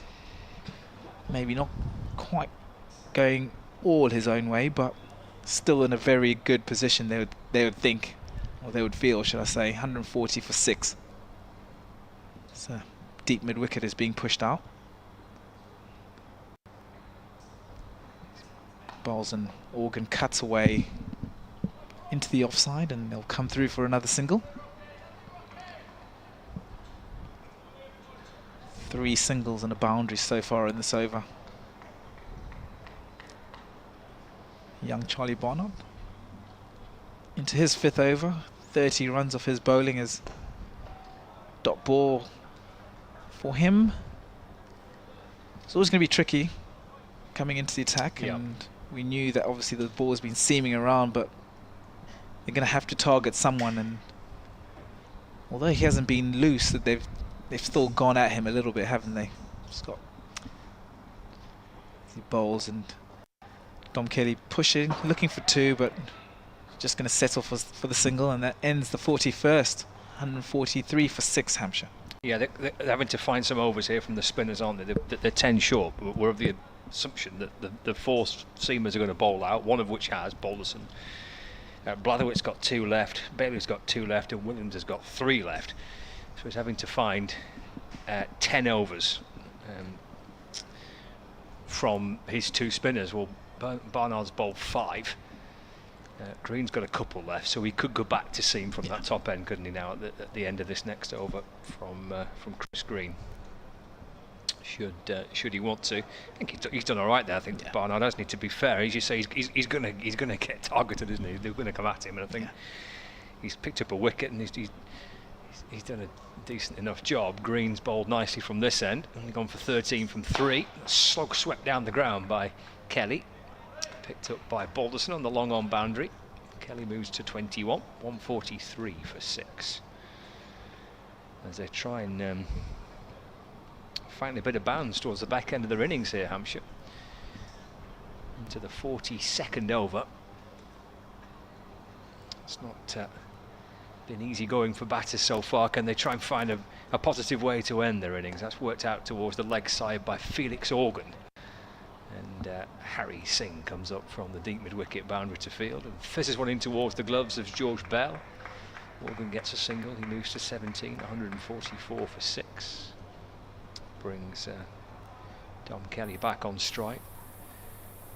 King Green just tinkering with the field, so the leg side field just changes a little bit. Bailey was inside the circle at short, fine leg. He drops back to the rope. There's also a deep mid-wicket and long on as well. So 3 fielders stretched around the boundary on the leg side. Green from around the wicket bowls. Little paddle sweep by Kelly down towards fine leg. Bailey comes up to field. Kelly gets 1, moves to 22. 145 for 6. Field having to change again here with left hand right hand combination. Right hander Felix Organ comes back on strike, and Green goes back to bowl his off spin from over the wicket to Organ in and bowls off the back foot, hit back down the ground on the bounce to Green. Fields off his own bowling, and there is no run, just 3 off the over so far, with 2 balls left for Green, who clutches the ball towards his chest and comes in and bowls again. That's run away down towards short third, but picked up by Bailey, and there's no run. 1 ball to go. Again, Green just tinkering a little with his field, so deep mid-wicket drops a little deeper, maybe 4 or 5 yards out nearer to the boundary edge. As Green's in to Organ, but doesn't release the ball. Kind of holds his hands up, kind of an apologetic manner. But something didn't feel right and didn't follow through, so he's back in again to Organ. Let's work down the ground, thumped along the ground towards Williams. Long on for a single. 4 coming off the over, 4 singles. 8 overs remaining for Hampshire. 146 for 6.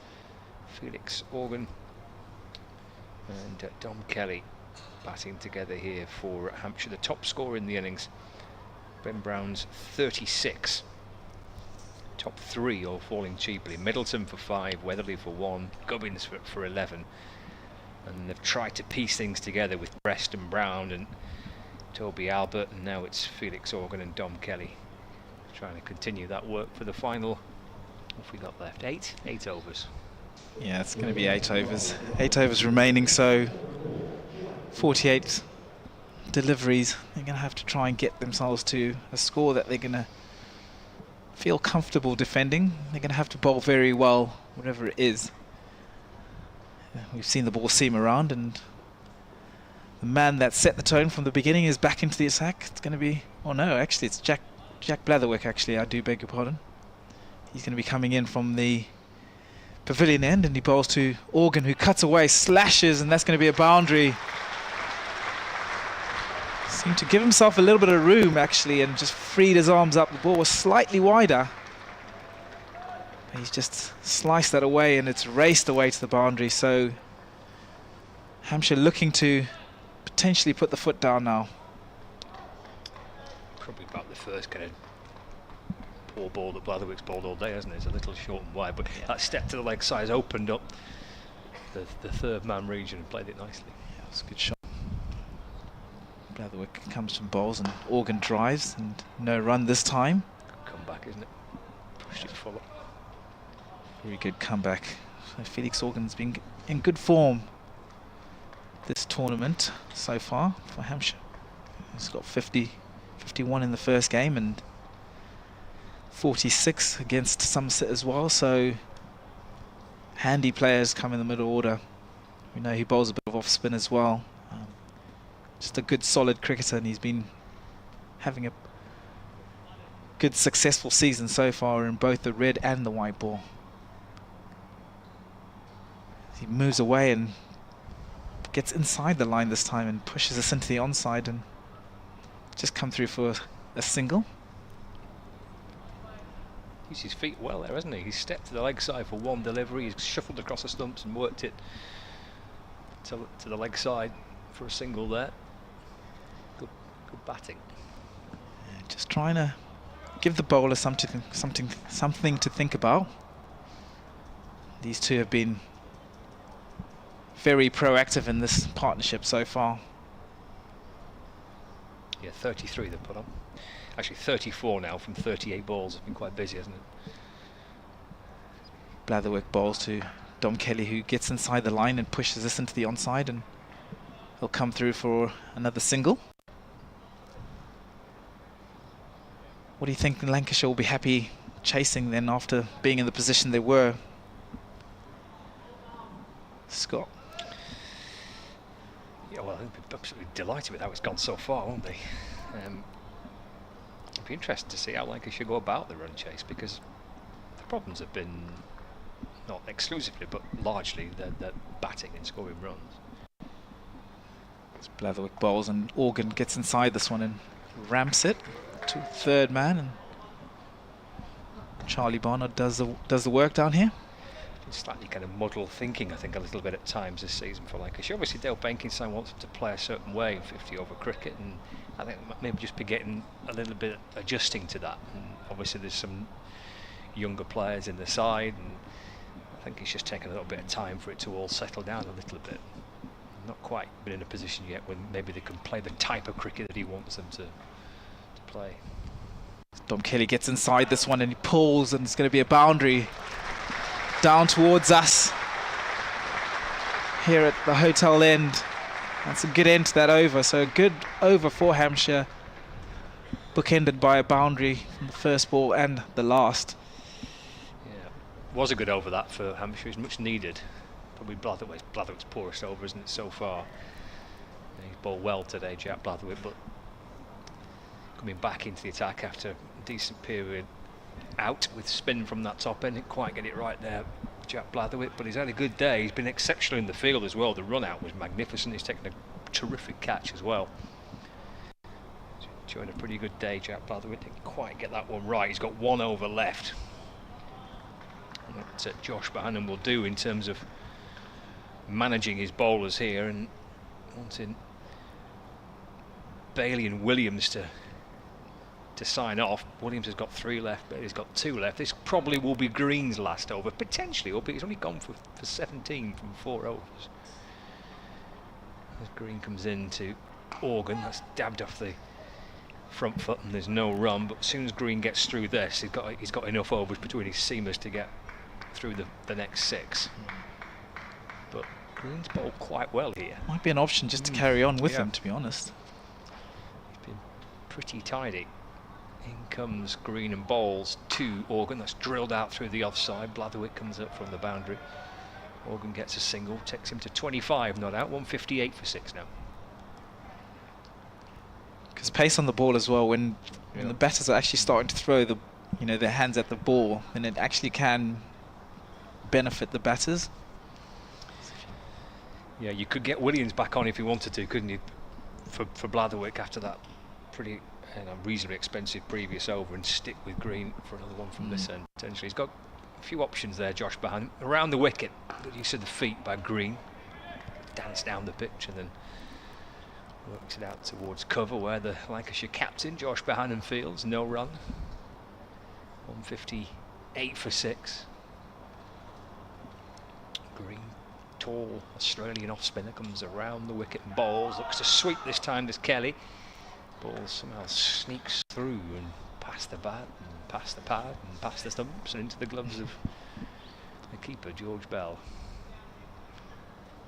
With a muted appeal for maybe just a little feather behind. Green looks towards the leg side boundary, checks out the sweeper on the offside as well. He's happy with where everyone's located, comes back in and bowls, very round arm delivery to Kelly. That's worked out towards mid wicket. And I think maybe trying to work it to the edge of the circle and try and come back for 2, but Blatherwick's quickly up from the boundary, just a single. 159 for 6 now. With 1 ball left of the 44th over. Felix Organ, he's back on strike. So just 2 off the over. He might be bowling himself into another one here. Chris Green, potentially more than just 1 more. Tidy stuff. Comes back over the wicket to the right-hander Organ. Goes on the reverse sweep, but Bailey's inside the circle to field and just a single. Good bowling from Chris Green. Just 3 runs coming off the over. 6 remaining for Hampshire. 160 for 6. Organ on 26, and Kelly on 28. Here at the Utilita Bowl on the BBC Sport website and the app, where you can hear every ball of every game, and on the live stream with pictures provided by Hampshire Cricket today. 6 overs remaining for the home side, and they've got 160 on the board so far. Yeah, it's nicely poised. I think it will obviously be a lowish scoring game, which they sometimes make for the best game, Scott. So yeah, we had a really good game at Blackpool. Lancashire played Kent, second match of the group stage, and that was a low scoring game. Kent got something like 210. Lancashire fell just 5 runs short. They were bowled out 5 runs short. It was a good game of cricket. it is Jack Blatherwick to continue his last over as he bowls from the pavilion end.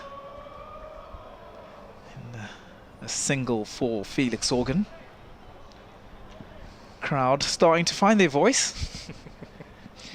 They haven't had too much to shout about. It's normally a very vociferous crowd. But they've watched their home side maybe struggle a little bit with the bats. But they do know just how good this side are. So, and we always know that both sides have got a bat on the pitch. So I think the afternoon could be exciting. But for now, we have to see what Hampshire are going to end up on. Mid-on and mid-off are up. So probably expect this to be shorter as Dom Kelly gets inside and they're going to scamper through for single. It's going to be tight. It hits the stumps at the bowler's end, and the ball comes back and it's thrown and it hits the stumps again on this. I think we've seen it a couple of times where things have just been happening that don't really make a lot of sense. But in the end, I think the result is just a single. I'm not sure if that was a leg by or just a... He actually got an inside edge, but what we know, Scott, is that the score is 162 for 6.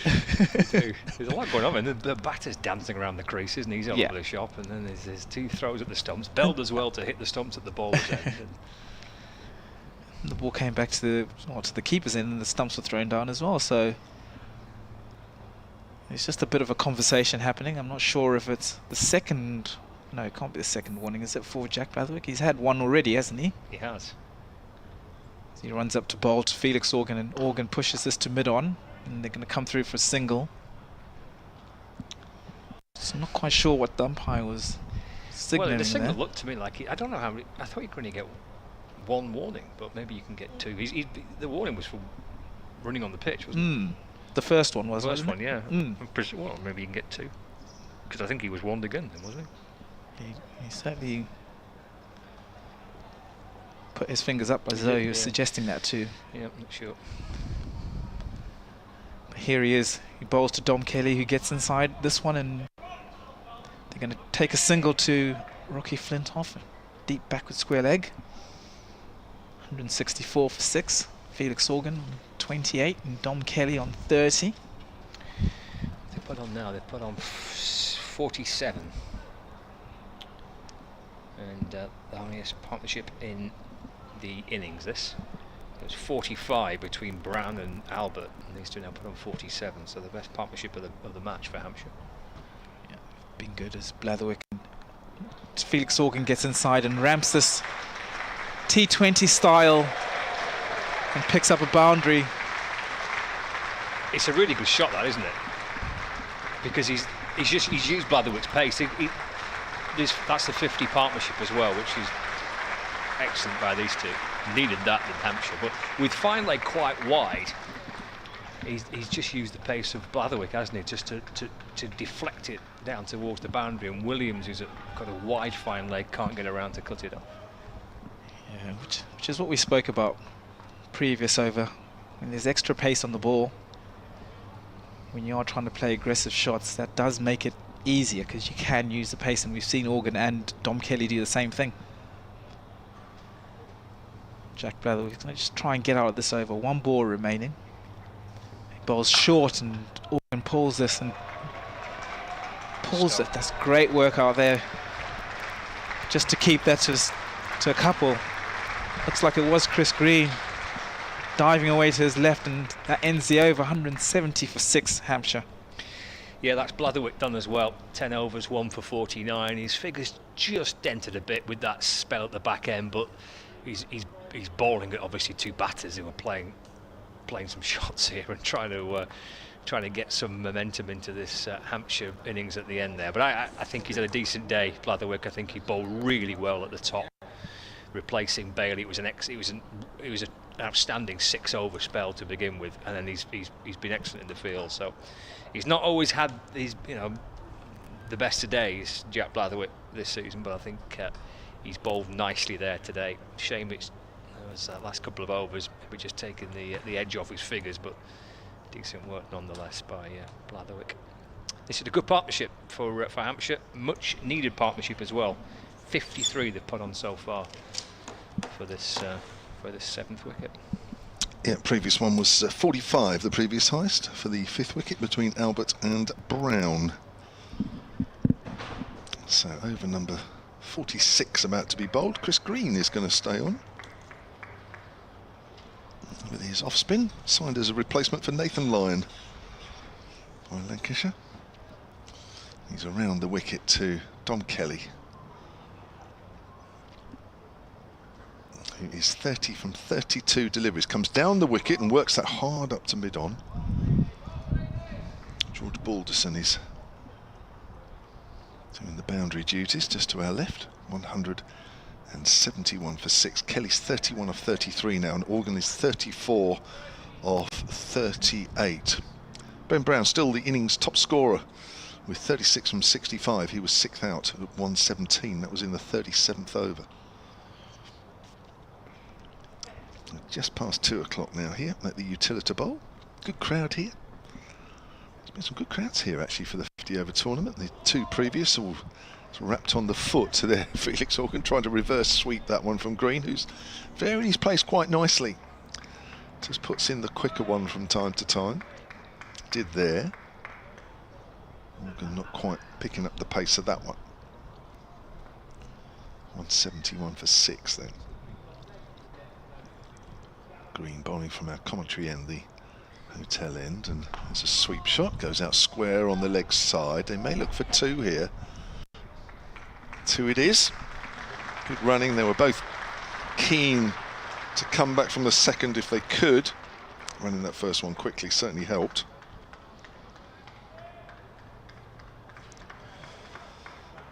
Got an email here a little earlier from Steve Prest, solentcricket@gmail.com. We've been talking about earpieces and what works where. It sounds like most of them work wherever you go. Here's Green again on the line of leg stump. It's wrapped on the pad. I don't think it's going to go all the way down to the fine boundary, but they'll pick up 2. Was there a little inside edge onto that one? What's the umpire signalling? Nothing. Little inside edge onto the pad there. Takes Organ on to 38, 175 for 6. Steve says he went for a little visit to the boys' room earlier, and the radio reception on the earpieces faded in and out in a way that suggests it's an amplitude modulated waveform. Here we go. Oh gosh, it's a bit heavy. Probably broadcast on an induction loop system. This means absolutely nothing to me, and the way Stanley's just that's a lovely sweep shot which has split the field there. That's right out of the middle of the bat from Felix Organ. Lovely shot, 4 runs. Moves on to 42, 179 for 6. I don't know how your amplitude modulated waveforms are, your knowledge of that. I've got some cream for them. Yes, it's probably just as well. I'm on medication for it. So Steve Preston's just given us a law in physics. Really how these earpieces work. Low full toss, driven up towards mid-on, 180 for 6. Stay with us, everybody. We had such a system at Loughborough University back in the day for the campus radio station. That's the end of the over, by the way. 46 overs, 180 for 6. I may be wrong, of course, but as a chartered engineer in electronic and electrical engineering, and having recently retired from the Royal Navy after 25 years as a weapons engineer officer, I'd like to think that that's an educated guess. Well, I don't think anybody, Steve, is going to argue with you, to be honest. I don't think there's too many people on the ground or listening that are actually going to have a better idea of how those things work. Says Steve, he's no relation, which I presume means that he's no relation to Tom Prest. So there we go. Wow. There's another thing we've all learnt today. Well, I'm not sure I've learned anything, right? That sounded very complicated. Bit of a blur. Yeah, that was past me by, did that. Yeah. Most things do, to be honest with you. Well, Yeah, that wasn't easy to follow. Tom Bailey replacing Blatherwick, who's completed his 10 overs today. Bailey's got 2 to bowl.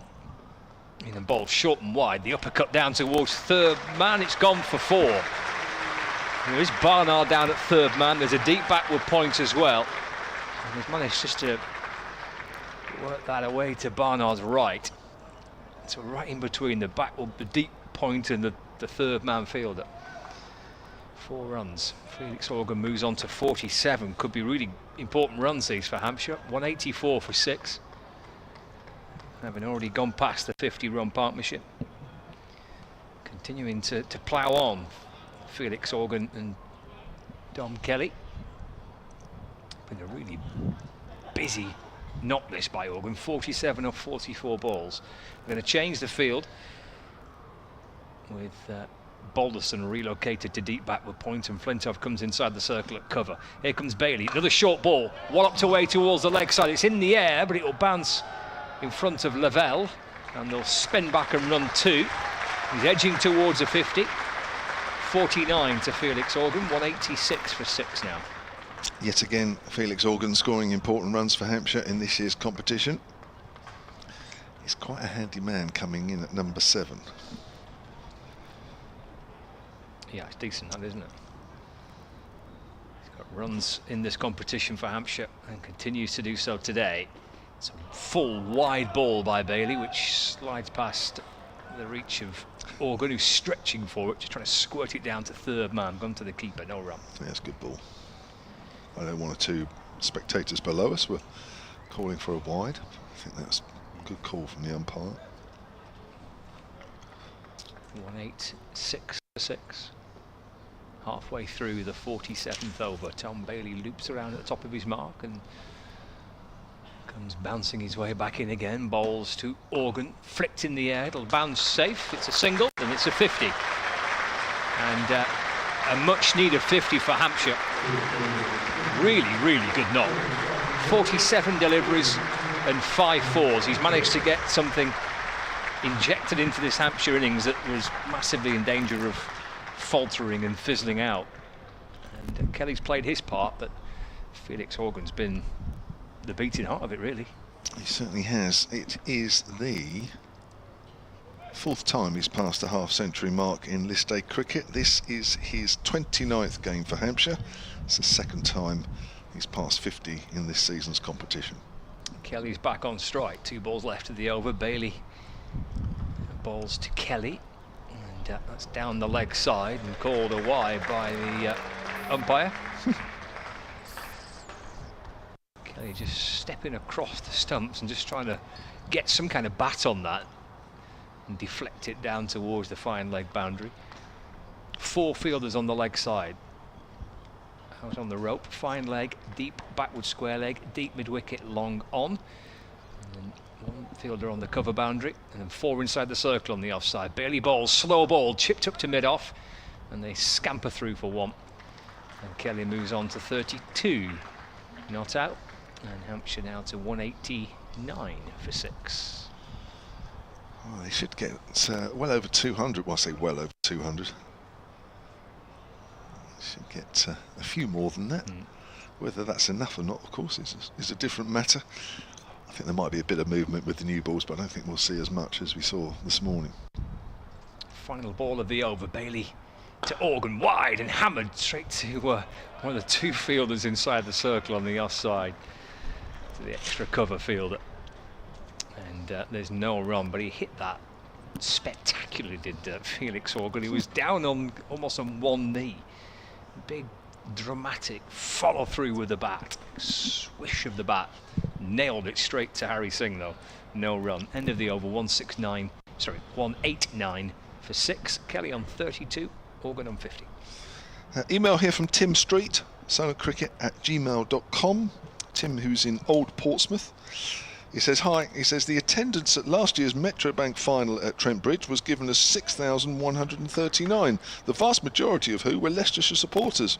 He says, I know I was there, I know, we were there of course as well, and they were doing a lot of singing, the Leicestershire supporters. They never stopped all day. Yeah, I watched it, yeah. Yeah, it was an amazing atmosphere for, you know, what was a fairly small crowd for a final. Green continuing with his off spin, it's a low full toss, there's a lovely reverse sweep there from Dom Kelly. And the crowd reaction will tell you everything you need to know. That's gone for a boundary, and with that boundary, Dom Kelly moves on to his highest List A score. Previously it was 32, he now has 36, and he's playing in his 10th List A game. So well done to Dom Kelly. One or two are clapping in the crowd, presuming they might just have listened to us. There's a couple more. Thank you. 193 for 6. There is somebody out there with the earpieces still on. Kelly comes down the wickets and he hits it straight back to the bowler. Low full toss, and that didn't come out the middle of the bat at all, because that just looped back to Green, who was probably as surprised as anybody that it came straight back to him, and that was a fairly simple catch, and Kelly banged his bat on his pad as he makes his way back to the pavilion, but a useful 36 from 36 deliveries with 5 fours. Yeah, and the partnership was worth 76 off 66, so he's played a really significant part in what was an absolutely vital partnership. I mean, Hampshire really needed to find something, and of that 76 partnership with Felix Organ, he's got 36 runs, so he's done really well. It feels like Organ's, and it has been more of the aggressor, but they've both pretty much faced the same deliveries and pretty much got the same amount of runs in that partnership. It's been a really equal partnership. Organ's got 39 from 31 and Kelly 36 from 36 in that partnership, so he's played a really important role there. Eddie Jack is the new batter, so they'll be looking to biff a couple here towards the end. Just back to that final last year, do you know if there are any plans to move the final back to Lords anytime soon? Not that I've heard. I think it's staying at Trent Bridge for the foreseeable. Heading up to Newcastle tomorrow for the Durham game on Friday. Fingers crossed for the weather, says Tim. Yeah. Neil Halsworth from Explorer Coffee says, other amplitude modulated waveforms are available. Wow. Really?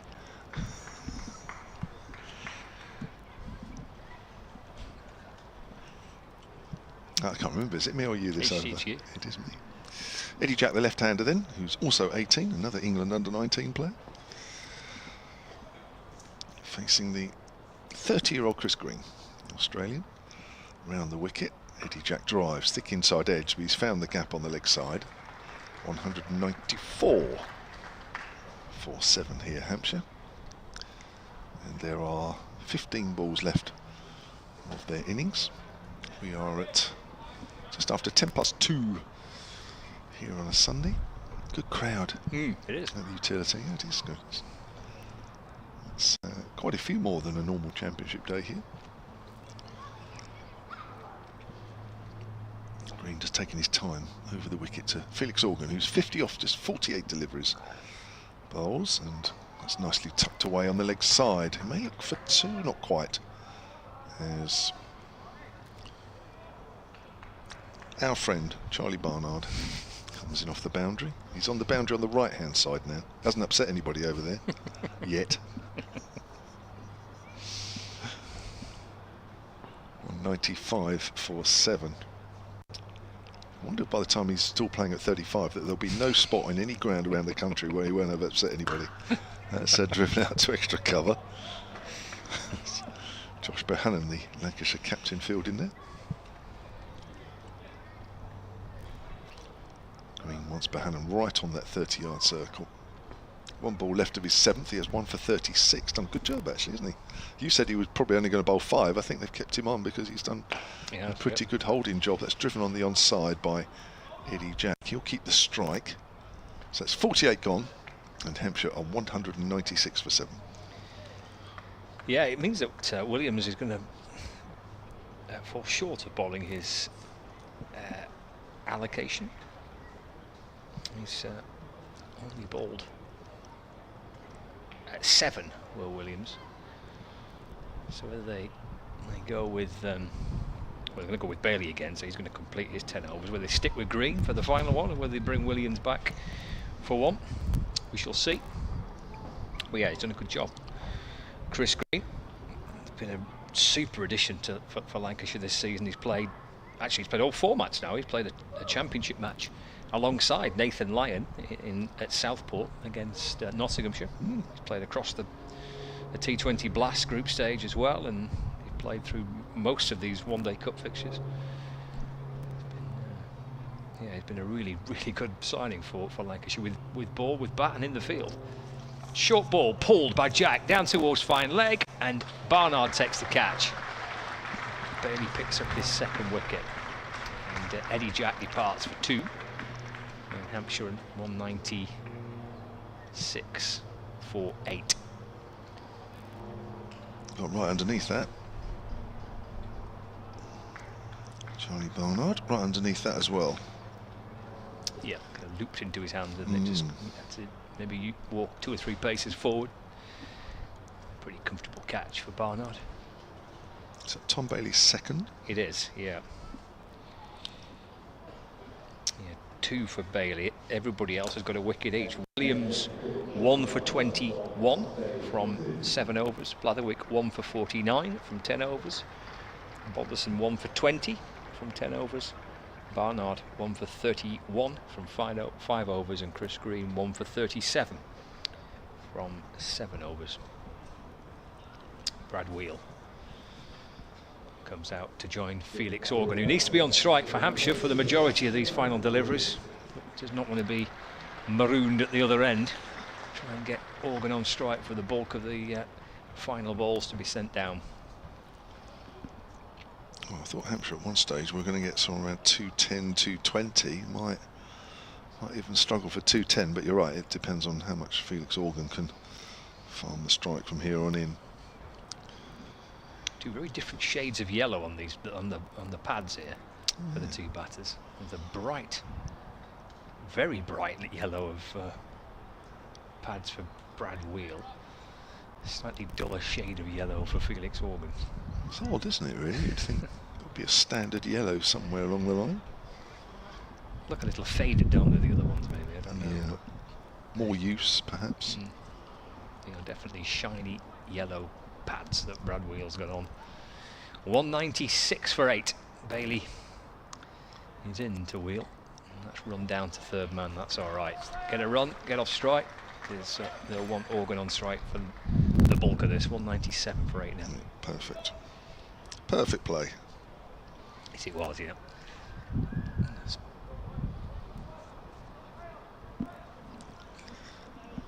Steered down to 3rd man for one. So right, Felix Organ's back on strike. Lancashire positioned fielders at deep mid wicket, a deep backward square leg and fine leg, albeit Williams is now going to come inside the circle at fine leg because they're dropping mid off back.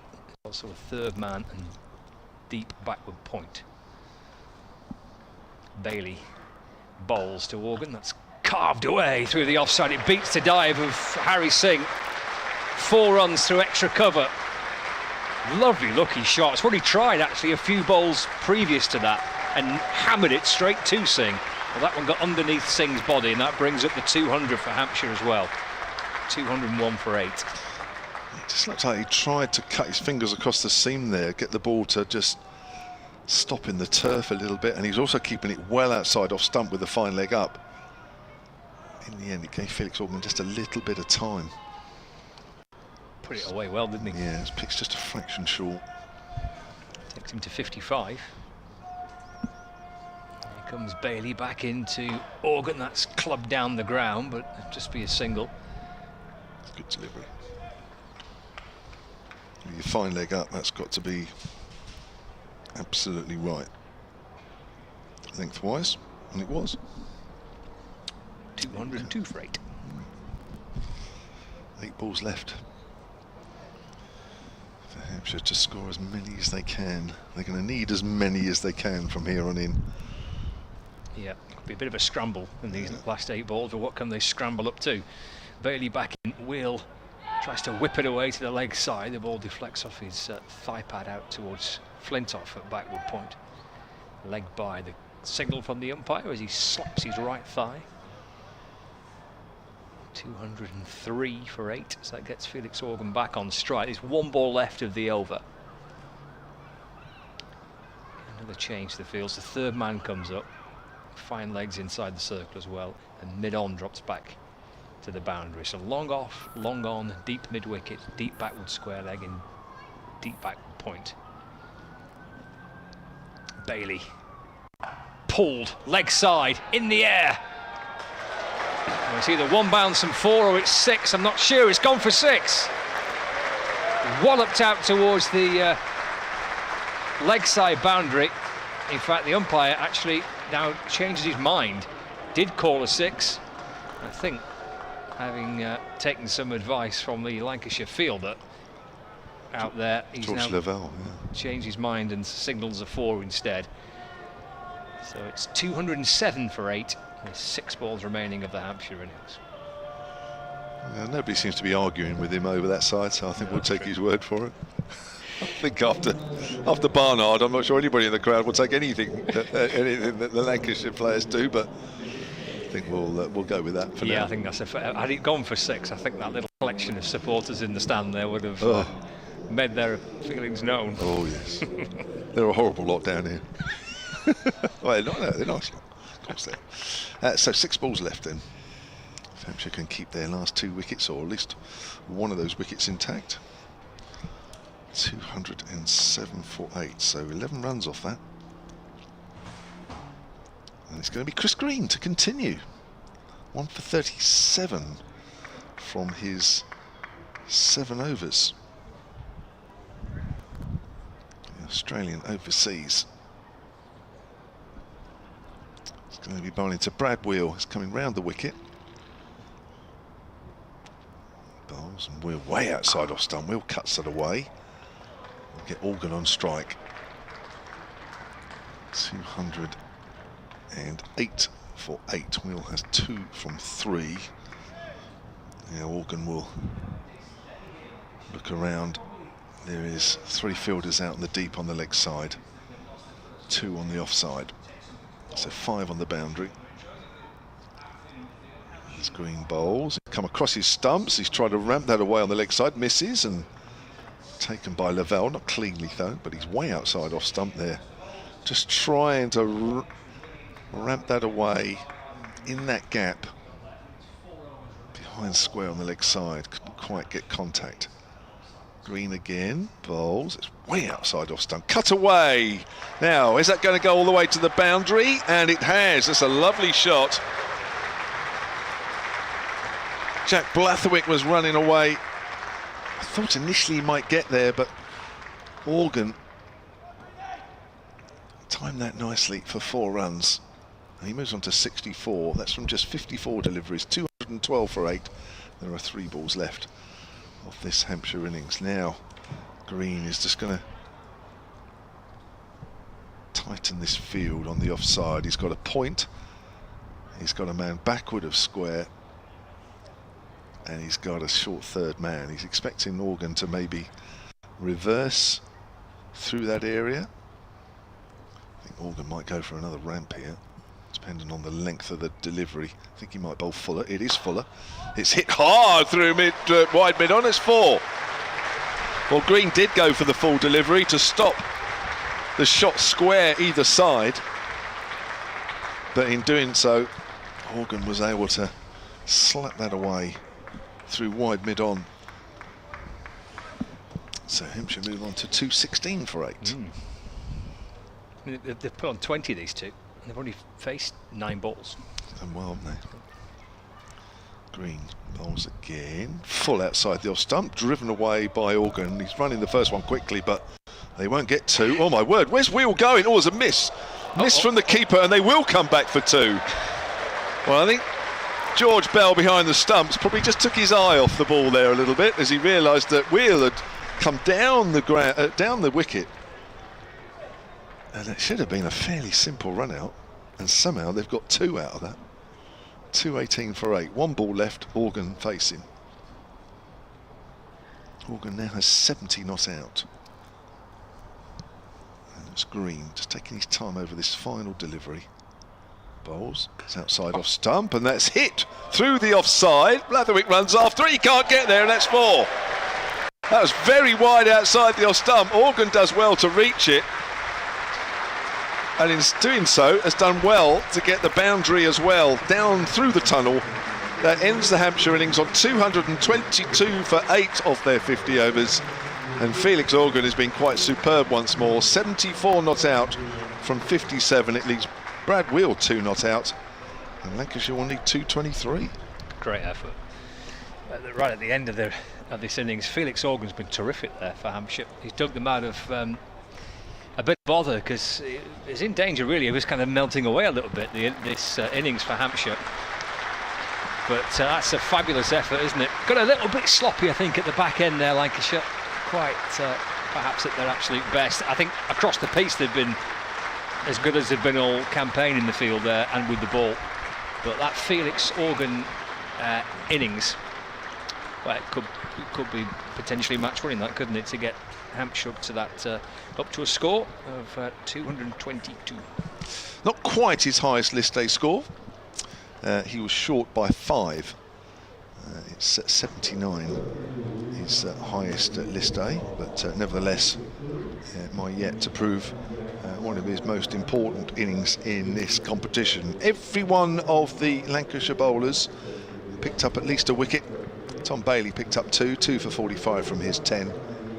Will Williams in the end didn't bowl out. Gosh, he looked like a nail on certainty to bowl 10 at one stage. 7 overs, 1 for 21. Jack Blatherwick, 10 overs, 1 for 49. In the end, just suffered a little bit towards the end of his spell, but he was really accurate early on, as was George Balderson, 10 overs, 1 for 20. Charlie Barnard with his slow left armers, 5 overs, 1 for 31, and Chris Green with 8 overs, 1 for 52. So 222 for 8. Then Hampshire, when we're back in just under half an hour's time, Lancashire will need 223 for victory.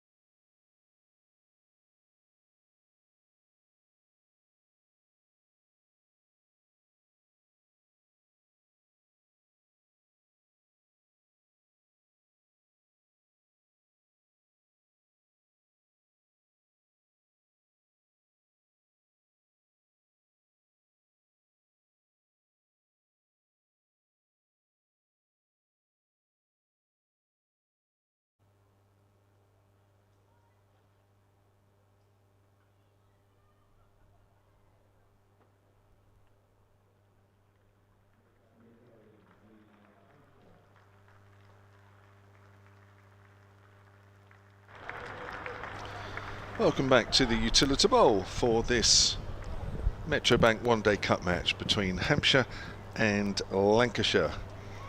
We are just about coming towards the end of the break between innings. Hampshire, who were asked to bat first by Lancashire, who won the toss.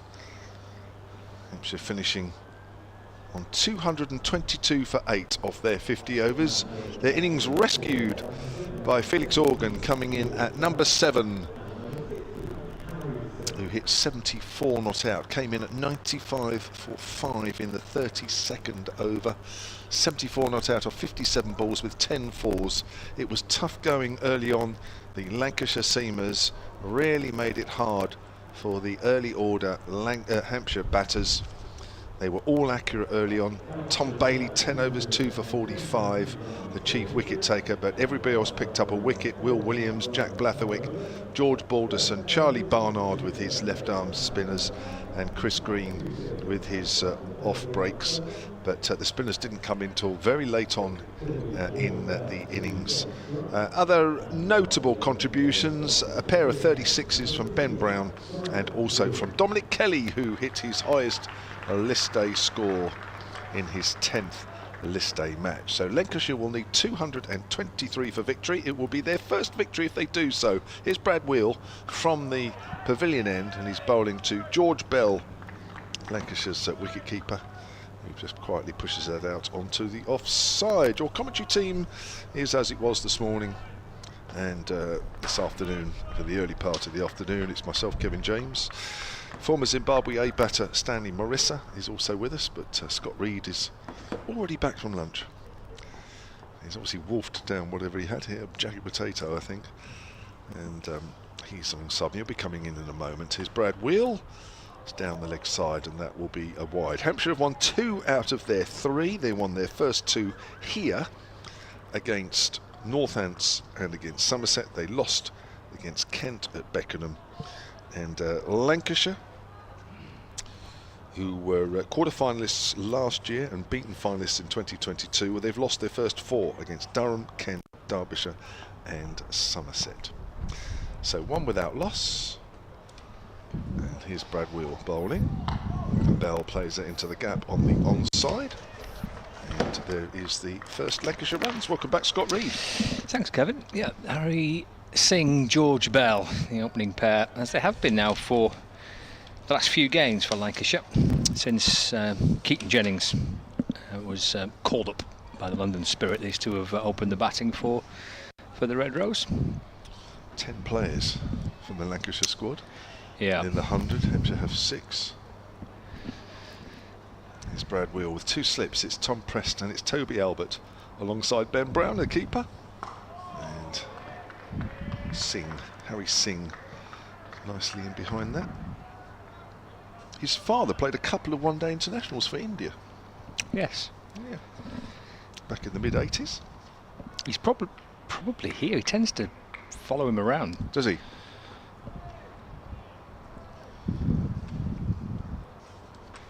So, Harry Singh has made his list day debut this year. Brad Wheel bowls. It's driven up towards mid-off and there's no run. Yeah, I think Bell's debut for Lancashire came in this competition too a couple of years ago. It's been the way for quite a few players, hasn't it now, the last 2 or 3 years? Younger players, that their first chance, their first experience of first team cricket has been in the one-day cup, and then going on to force their way into the championship side of the Blast side. Oh, he's hit it straight to point, and there is the first wicket. And that is taken by Fletcher Middleton. Straight to him. Quite a simple catch. Didn't quite keep over that one, Singh. Just pushed out at that one, and it's a catchable height for the whole of the ball's duration. Singh goes for no score. Faced just the 3 deliveries. And Lancashire are 2 for 1. Be interesting to see how this game bubbles up. It felt like it was hard work, and it was hard work. Lancashire bowled beautifully with the ball first up this morning. Bailey, Williams, Blatherwick and Balderson all started out superbly, and I think across the 50 overs Lancashire will be pleased. Pretty much, maybe a little bit ropey at the very, very back end of their innings, but maybe being hypercritical with that. But we could be type of a game that might develop into a bit of a low-scoring one, which can be great fun to watch. Early breakthrough for Hampshire certainly gives them belief that they can set a few jitters in that Lancashire batting lineup, because that has been a problem for them this season in terms of either setting totals or trying to chase them down. Fell short against Durham, fell short against Kent, trying to win games, and then it kind of melted apart really. Batting first against Derbyshire and batting first against Somerset. So there'll be a few jitters, I'm sure, in the Lancashire batting lineup, albeit to bring out one of their best players here, and their captain of this side, Josh Barnum. Yes, he's the big wicket with no Keaton Jennings. But Hannon is the key now for Hampshire. Get him in early, which they've done. And now they just need to have any chance of winning this game. This man does not need to be batting for too long. Just over 1,000 runs in this competition, playing his 42nd game, Josh Bohannon. Brad Wheel, who you may remember up at Old Trafford last year, picked up 5 wickets in this corresponding fixture. Bohannon works that away immediately down to fine, where Felix Organ is up on the 30-yard circle. It's gone past his left-hand side, and that is 4 runs. That's how dangerous he is. Josh Bohannon, and Lancashire are 6 for 1 after 1. Yeah, it's key batter for Lancashire. It's a big score against Durham in the opening group match. He got a century for Lancashire. They were trying to chase a score down, and he kept them in the match really.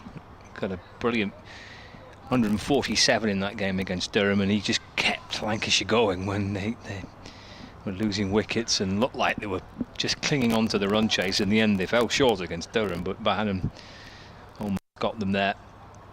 He's been in great form, hasn't he, really, since he broke into Lancashire's first team. And a bit of an upward trajectory for Bohannon now for quite a few years. A standout performance last year, Division 1's top run scorer. A slightly slow start perhaps this season, but Bohannon and Bell have played a decent chunk of cricket together. Lancashire hoping that there's no further jitters. John Turner from the Hilton Hotel end to start the second over. A couple of slips in place and Bell's on strike. Lancashire 6 for 1, and Turner comes in and bowls, and Bell calmly turns the ball with a slightly angled bat away towards the leg side, and there is no run. 223 is Lancashire's score to get to dent Hampshire's hopes of breaking into the top 3,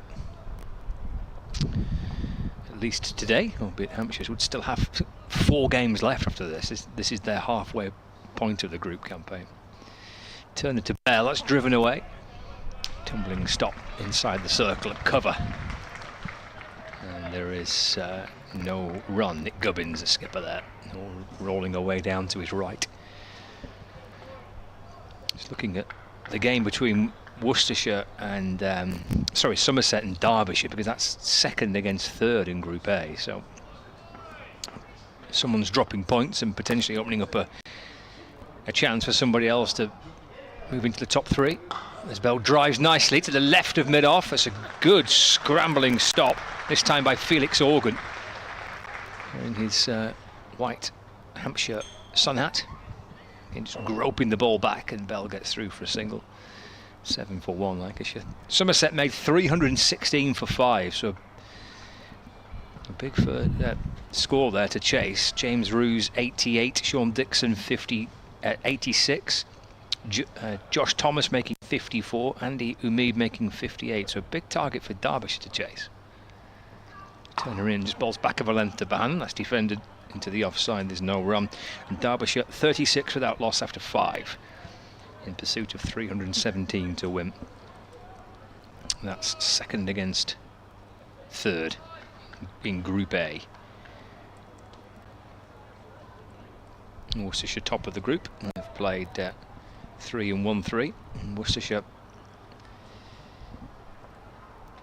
not in action today. It's defender back down the pitch to Turner, who feels off his own bowling. There's no run. Apologies, they are in action. They're at Northamptonshire, Worcestershire. Northampton's making 2.95 for 6. And Worcestershire in reply are 14 for 1 in the 4th over. Here, 1 ball left the 2nd over. Just a single coming so far of John Turner's opening over. 2 slips waiting as Bohannon taps the bat, and Turner comes right over the wicket and bowls to Bohannon, who defends straight bat and deflects the ball back down the pitch. And a good start by Turner, just a single coming off the over. Lancashire 7 for 1, 2 overs gone. Target of 223 to win. John Turner back playing in the competition that made his name back in 2021. Burst on the scene here against Essex. First wicket, Sir Alistair Cook. Nice.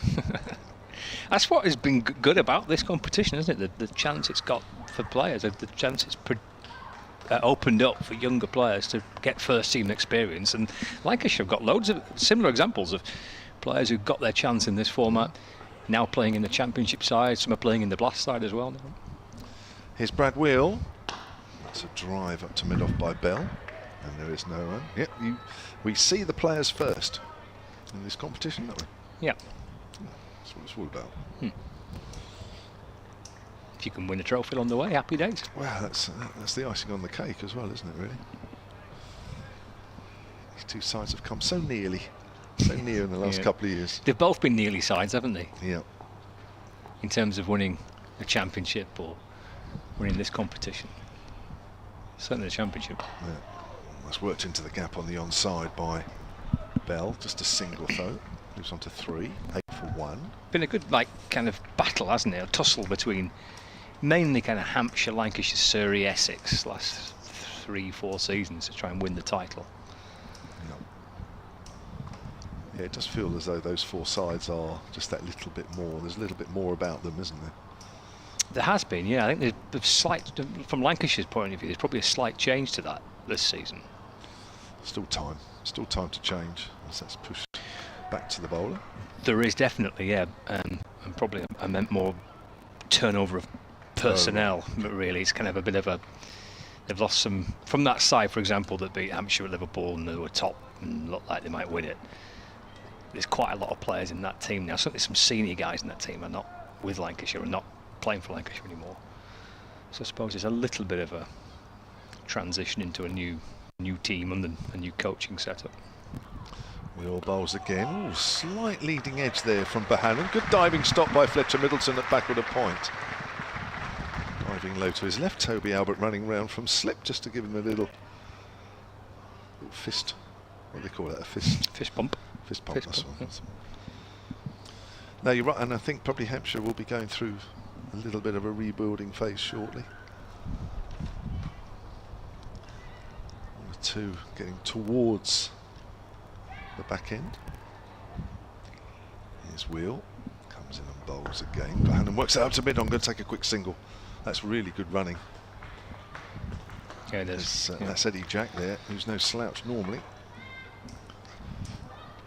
Yeah, I guess teams go through that, don't they? That kind of, you get these little phases, and Lancashire have been really, really good First Division Championship side for a lot of years and coming closer in the title, but they're just a little different phase at the minute in terms of where they're at. In the sunshine here as Wheel comes in and bowls. That's a good stop at point by Fletcher Middleton. Saved a couple of runs there off the bat of George Bell. End of the over, 3 overs gone. 9 for 1, another 2:14 are needed. Yeah, you're probably only ever in a 2 or 3 year period, aren't you, of potentially winning the championship before things start to change. And I think there's a feeling down here that maybe this is one of the last years that Hampshire have to really make it, but unfortunately it's corresponded with Surrey probably being a little too strong. I think they are, aren't they? Surrey are probably the one side with who could probably keep things going for quite a while. But we'll see. 9 for 1, his turn up. 2 slips waiting. And Bohannon on strike. Bohannon defends, just leans into it, bat across the front pad, deflects it away to mid-wicket, where it's picked up by Joe Weatherly. And there is no run. It's quite busy. I want to walk around towards the Colin Ingleby Mackenzie stand for the lunch. Yeah. And yeah, there's a lot of people buzzing around. There's a lot of people in that stand and people doing laps around the ground. Certainly feels like there's more in here than you get for a championship match. Yeah, definitely.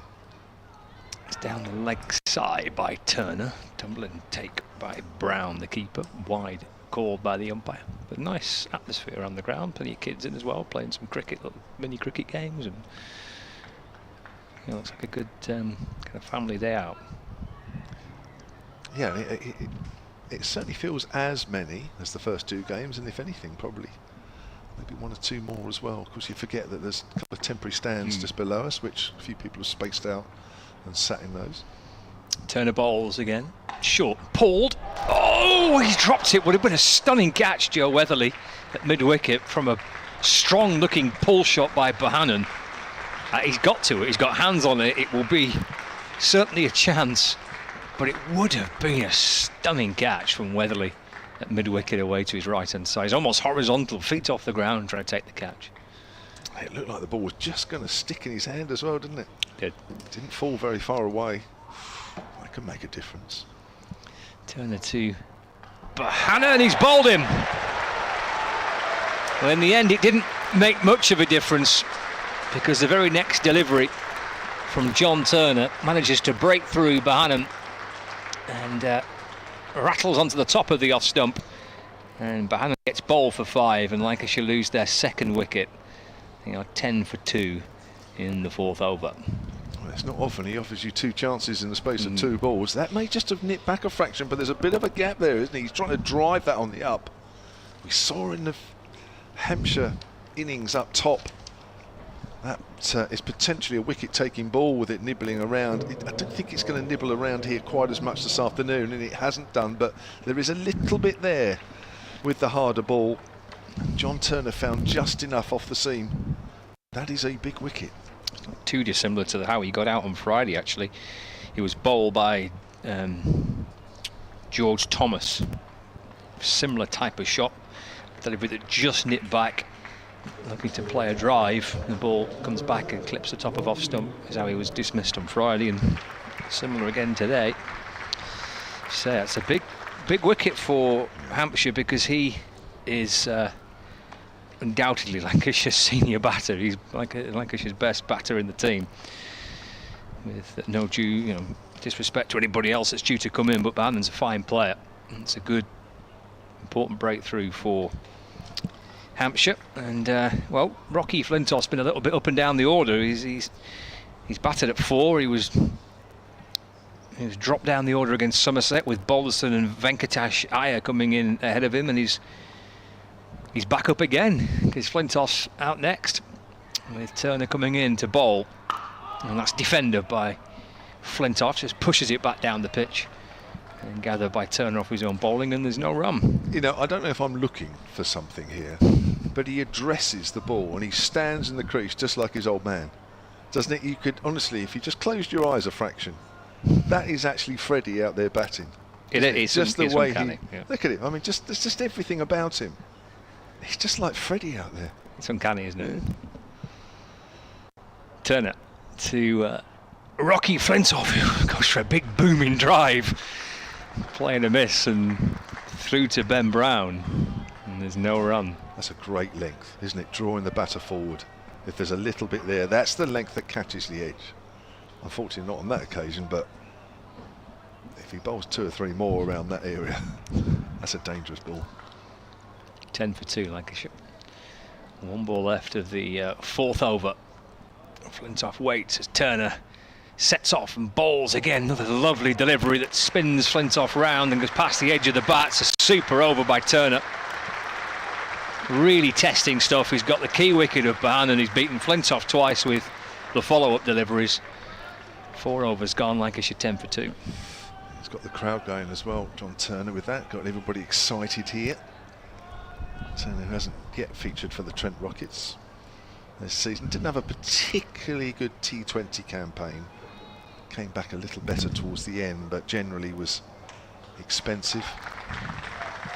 There's a round of applause for John Turner, who's making his way down to fine leg, away to left. that length going, that's still going to cause some problems. Here's Brad Wheel then, bowling to George Bell, who's on 3. Bell in behind that one. A little bit of extra bounce there from Brad Wheel. So 213 to win. Hampshire needed it to be tricky early on because it's not a particularly big score in the overall scheme of things, but there's still a little bit of movement out there and a little bit of bounce. They've got Lancashire under a bit of pressure here, but it's not a huge total they're defending.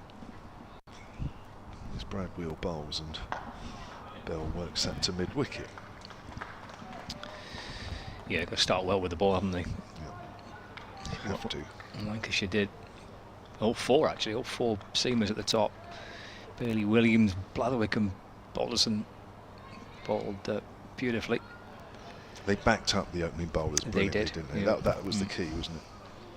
And that's something that Dominic Kelly and Eddie Jack are going to have to do. No Kyle Abbott, he's rested today. Mohammed Abbas still coming back from injury, not featuring. Bell off the back foot, and that's a good stop in the covers, but they'll come back. Well, they will go for 1. That's Toby Albert out there in a blue sun hat. 11 for 2 brings Rocky Flintoff. What a great name. Great first name. Iconic second name. Iconic second name. That was the word I was looking for. Thank you. Thank you for stepping in there, because I was floundering a bit there. I was sinking. 11 for 2. There's Wheel bowls and Flintoff. I mean, just the way he's played that, it's just like his old man. Incredible. I wonder if he's listening. Oh, of course, Manchester Originals are playing today, so he won't be, will he? No, he's a Northern Supercharger. He's Freddie. Oh, Northern Supercharger. Yeah, sorry. He's an adopted Yorkshireman now. And of course, those 2 sides are playing, aren't they, today? Here's Brad Wheel. Flintoff leaves that one alone. So, they might not have started yet, will they? I don't know. Are they it's a little bit earlier. They're both playing today. Are they playing each other today? Yeah. Ah, right, sorry. Okay. Northern Superchargers against the Manchester Originals. At the moment, the females are playing. Northern Superchargers women are 86 for 2 in the, well, after 65 balls against the Originals. The men's game starts at 6 o'clock this evening. Again, it's quite wide of off stump. Easy leave. 1 run off it though. 5 overs gone. Lancashire 11 for 2. Need another 212. Scott Reed's going to stay on for the next 20 minutes. If that's all right with you? It's absolutely fine Thank by you. me. You're in charge. I just do as you say. Well, it's like you're in charge when I go. I've got you for 4 days in charge. You've only got me for 1 day. Yeah, that's true. Yeah, What so could possibly go wrong? I know you'll make me pay. Stanley Marissa is coming in alongside Scott. Yeah, it's not far off, is it? Back to the Championship. Surrey away and Hampshire at home are what Lancashire start with after the one-day cup's finished. Clipped away down to fine leg by Bell. He wants 2. Oh, Flintoff's not sure, and he wasn't aware that Bell was coming back. And in the end, the throw came in. It went to the keeper's end, but to Flintoff's horror, he as he looked round, he saw Bell almost alongside him. Anyway, managed to safely get home. So 13 for 2, Bell on 8. And here's Turner. What a beautiful over last time out. Balls to Bell. Oh, it's in the air. Who's under this? Wedley, I think, in position. Oh, it's a good catch. It really is. He's got a lot of work to do. He landed awkwardly as well. It's a super catch. Swatted away leg side by Bell. A real skyer in the air. And Weatherly's taken a fabulous catch there. He's got an awful lot to do, Stanley, hasn't he, to get to it, to keep it, not drop it. Great catch, 13 for 3. Yeah, Scott, that was outstanding work from Joe Weatherly. He dropped one the previous over, but this went miles in the air and it was there for a long, long time. He circled around it, and at one point he maybe thought his fine leg fielder was coming in, but he took ownership of that and it was an outstanding catch. He did. I like that phrase because there's fine leg coming up as well, wasn't there? And you could easily get into a bit of a muddle, those two fielders, as to who's having it, and you can end up leaving it for each other, or then you end up clashing, something like that. But he clearly called it. It's mine to take. And he did kind of circle around under it, didn't he? Yeah, brilliant work by Weatherly. Excellent catch.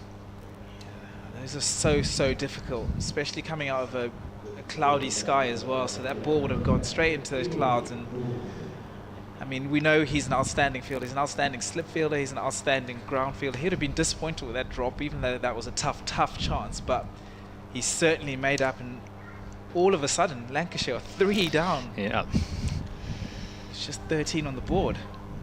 George Balderson, I think, would be out. Well, looks like him anyway. Yeah, Balderson's name flashes up on the board. So Balderson joins Flintoff. So Bell, Singh and Bohannon have all gone. 2 balls into the 6th over. Left-hander Balderson comes out to join Flintoff. 2 slips. And Hampshire, having scrambled up to 222, have taken 3 Lancashire wickets early on. That's a good ball through to the keeper. Just drops his hands there, does Balderson. Ball angled across him.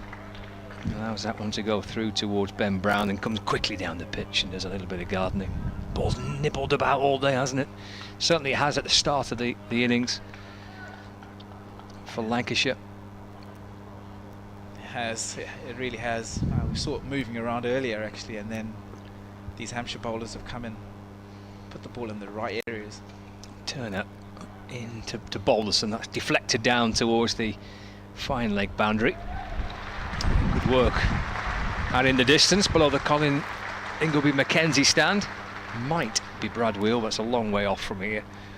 Apologies if I've got that wrong, but good work at fine leg, restricting Balderson to a single. He moves to 1, gets his first run. And Lancashire are 14 for 3. Turner has bowled 2.4 overs, but took 2 wickets for 5 runs. Flintoff back on strike. Turner bowls to Flintoff, who's right in behind it. Solid looking defence. Bounces back down the pitch and gathered by Turner off his own bowling. And there is no run. 1 ball remaining of the 6th over. There was a sense of momentum being generated at the back end of that Hampshire innings, and the atmosphere was good. The team got a rousing ovation as the 2 batters went back to the dressing room, especially Felix Organ. Can he just carry on a little bit from where they left off with that? Balls again, Turner. As Flintoff probing at that. Ball just slides away past the edge of the bat. Another excellent 6 ball sent down by John Turner, who's now bowled 3 overs and 2 for 5. And Lancashire are 14 for 3. Yeah, it's an interesting point you make there, Scott, actually talking about the momentum that Hampshire would have taken into the break, led by Felix Organ. But when we speak about momentum, it's what you take in and how the energy that you then bring into your fielding performance.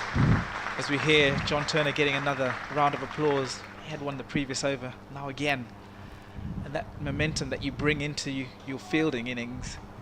And then to set the tone actually by taking a wicket in the first over. You can, like you say, you could just feel the momentum change as Brad Wheel comes in from the pavilion end and bowls to Balderson, who defends this back to the bowler. You look at how Hampshire tried to stem those couple of early wickets, and they didn't score massively quickly. The partnership Gubbins and Prest, they were put on 26, but it took an age to get there, didn't it? But it just helped them just stop the flow of wickets, and then they're able to go again a little bit later on. There's Wheel bowls to Balderson, no run. Yeah, it's almost a case of, if you know that the ball is nipping around, it's trying to scramble to a score. And we saw that quiet period in the middle of the Hampshire innings where there was a bit of a stick and twist, where a couple of wickets added to that situation. They could have been bowled out for 160, but somehow managed to just stay intact, and that impetus from Felix Organ and Dom Kelly was so important in that partnership of 70 odders. Brad Wheel bowls to George Balderson. So from a Hampshire perspective, they just wanted to get to something. Yep. They know that they've got a really good bowling attack and the ball is moving around, and these are their home conditions. They know this pitch. And then, like I said, to bring that momentum into this innings, all of a sudden you've got 3 wickets and you're right on top. They scrapped away, didn't they? They scrapped 45 between Brown and Albert, 76 between Organ and Kelly. That's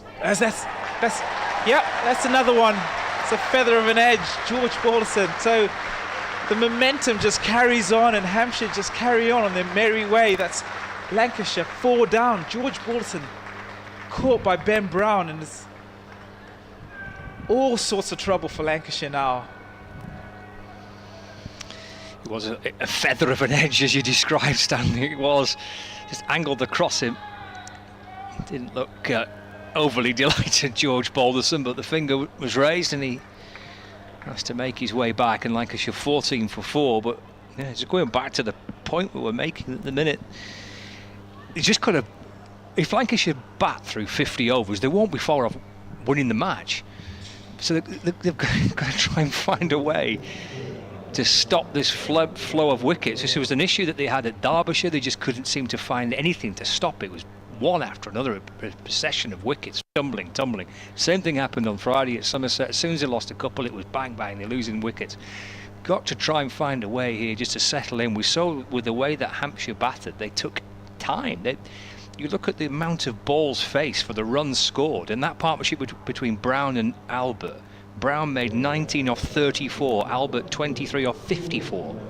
The one before that, Preston Brown, 40 odd balls really to put on 18 runs, but that just gave them at least that sense that they could hang around and potentially try and catch up later, which is what Organ and what Kelly in particular were able to do. So Lancashire here, I don't know, maybe there's a school of thought, you keep going, isn't it? You keep trying to score and you're positive, and which is fine, if that's what the approach is, but at this point 14 for 4 in the 7th, we've got to try and find a way of halting what has happened in the 2 previous matches, Somerset and Derbyshire, which is just bang, wicket.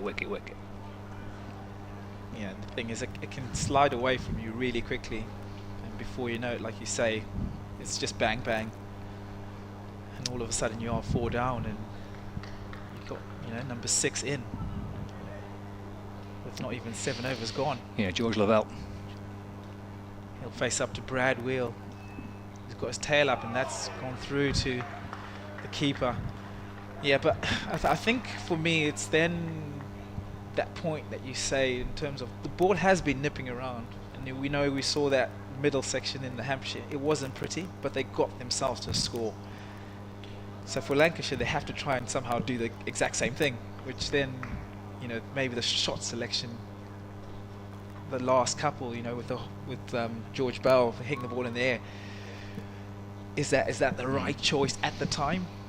As Wheel comes in and bowls and ends a really good over, so that's a wicket maiden for him. And you can hear the appreciation from this crowd. They are enjoying this, and rightly so. They've been outstanding so far. They have, yeah. Brilliant start by Wheel and by Turner. I think I mentioned when I was on with Kevin before, but he was asking me about what's happened in the first 4 games for Lancashire in this competition, and I think I used the phrase a bit muddled thinking, and that I'm not privy to what's been said in the dressing room. I'm just hearing what the head coach is wanting the team to do.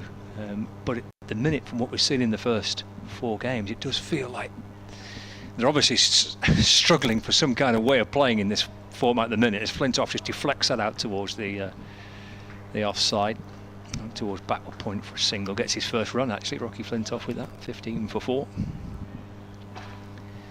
George Lavelle back on strike. Turner and Wheel have been all over Lancashire here.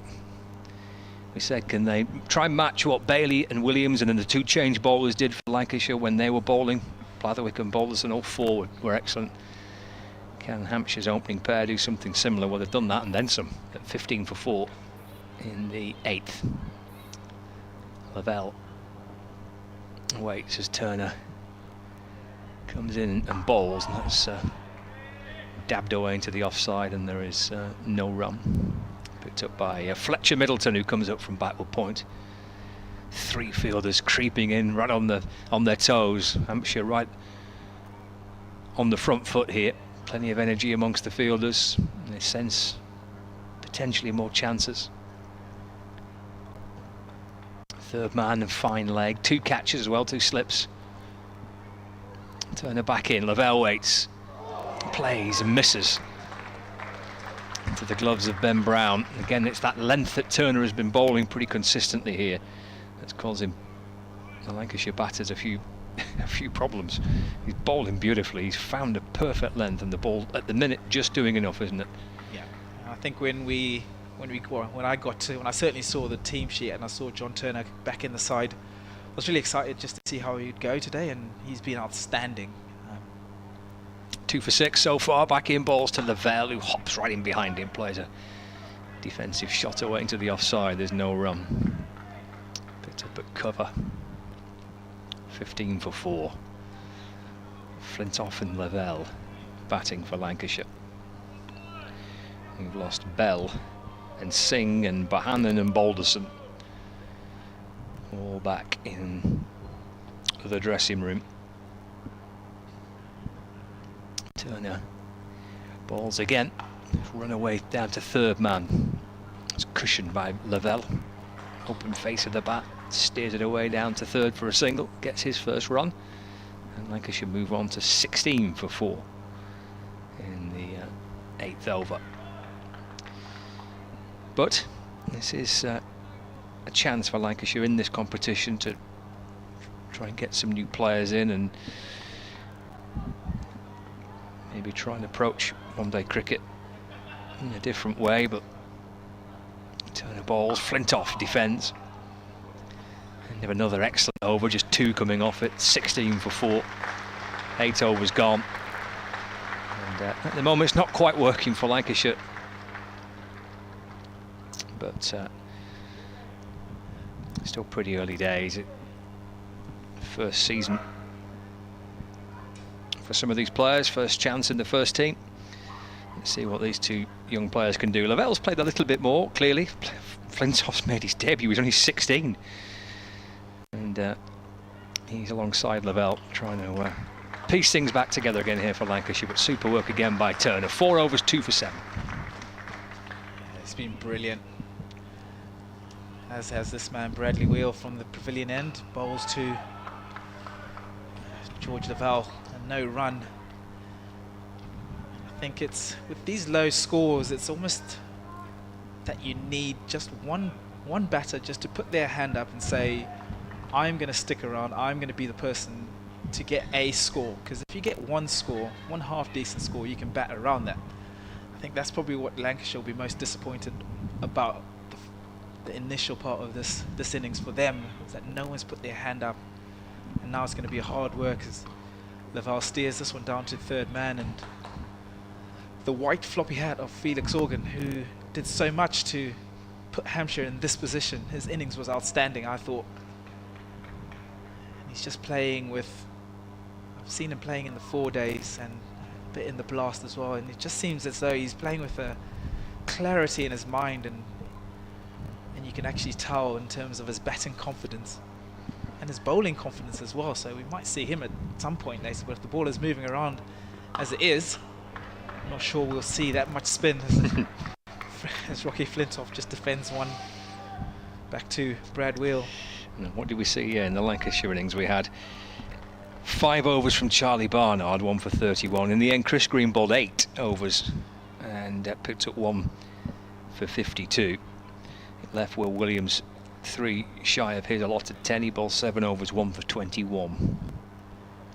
Which is interesting, actually. I'll speak to you about that point at some point, Scott, as Bradley Wheel comes in, and it's a thickish outside edge from Rocky Flintoff that's gone through the covers, and Gubbins and Middleton do the cleaning up. They come back for 2. Yeah, your premier fast bowler, Will Williams, bowling just the 7 overs on a pitch that's moving around. I guess hindsight is wonderful, but could it be a case in point that he could have just bowled his 10 through and then almost put you in a position to worry about the remaining overs at the back end? I don't know. I mean, it's hindsight, isn't it? But the way he bowled earlier, you'd have loved to see him bowl 10 as Rocky Flintoff defends this and no run. Yeah, we were kind of chatting in commentary when we were thinking, right, the four seamers are going to bowl 10 each, aren't they? So that's 10 to find, where you've got 5 for Barnard and 5 for Green. And then as soon as Barnard finishes 5th, I think we said that'll probably be it for him, change of bowling from that top end. And then Green, actually, I think in his 4th and 5th over, bowled really well, and we think actually maybe he's just kept himself on here because of the way he bowled, and maybe you have that bit of a gut feeling, don't you, as a captain? Definitely is. Dot ball to end this over, so another just 3 from it. Good over from Bradley Wheel. His figures 2 for 12. Lancashire 19 for 4. Yes, we went with Green for a couple of extra ones.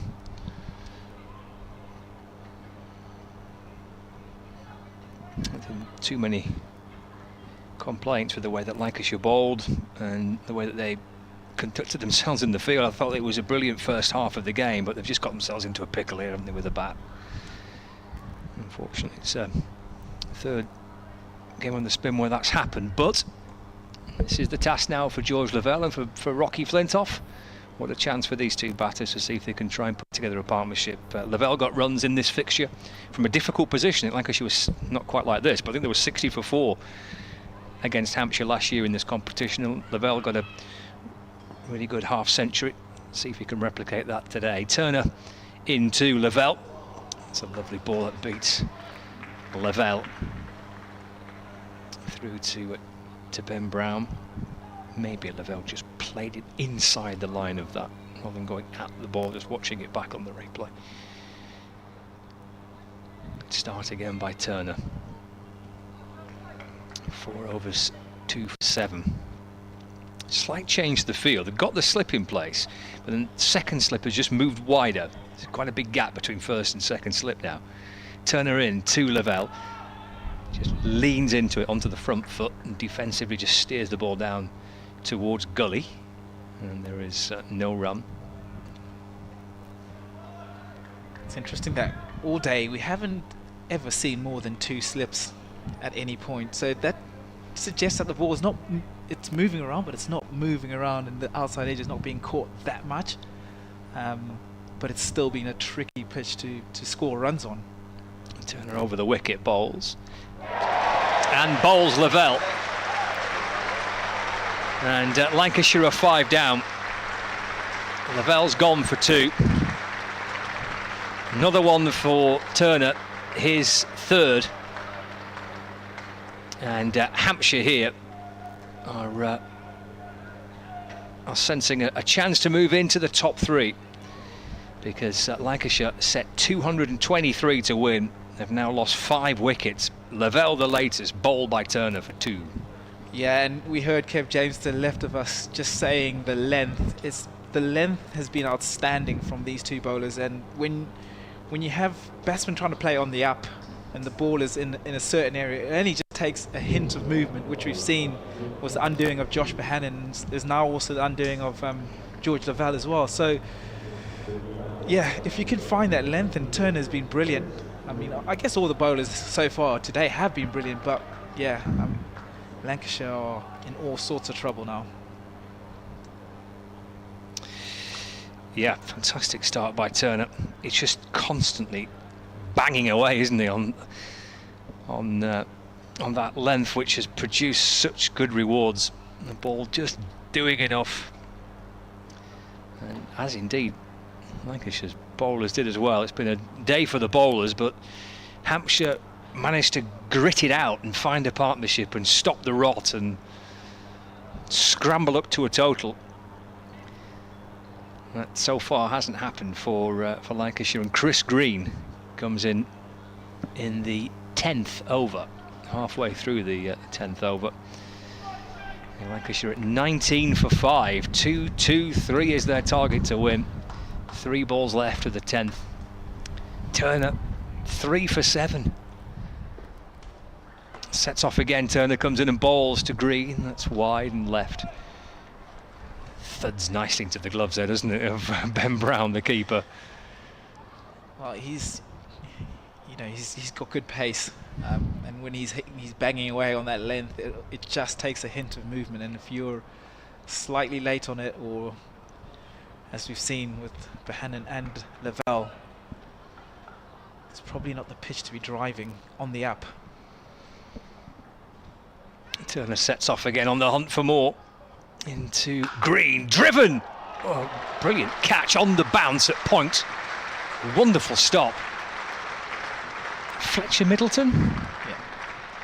Great effort. Fabulous diving stop. Handsome looking drive. Hammered away by Green. And Middleton away to his right. Makes a wonderful diving stop.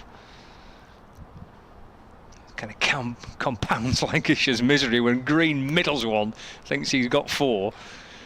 He's just in a great piece of fielding. Final ball of the over. Turner in, bangs one in short to Green, who sways back and drops his hands, and through it goes to the keeper, and that's the end of Turner, at least for this over. He's bowled 5 overs now, so wicket maiden. I think that's his 2nd wicket maiden.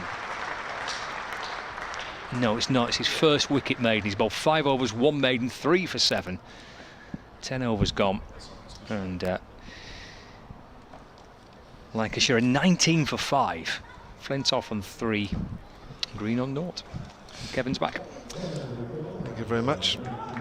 Well, the movement of the ball isn't quite so obvious as it was early on in the Hampshire innings, but there's a little bit there, and if you can hit the right areas, then the wickets will come. There is definitely a length for John Turner bowling this from this northern end, that it's short of a length, but it brings the batters forward, and that is the danger length, as Bohannon found, as George Lavelle has just found in that last wicket. So, wow, what a start from Hampshire here. 19 for 5. It's got the crowd going, Stanley.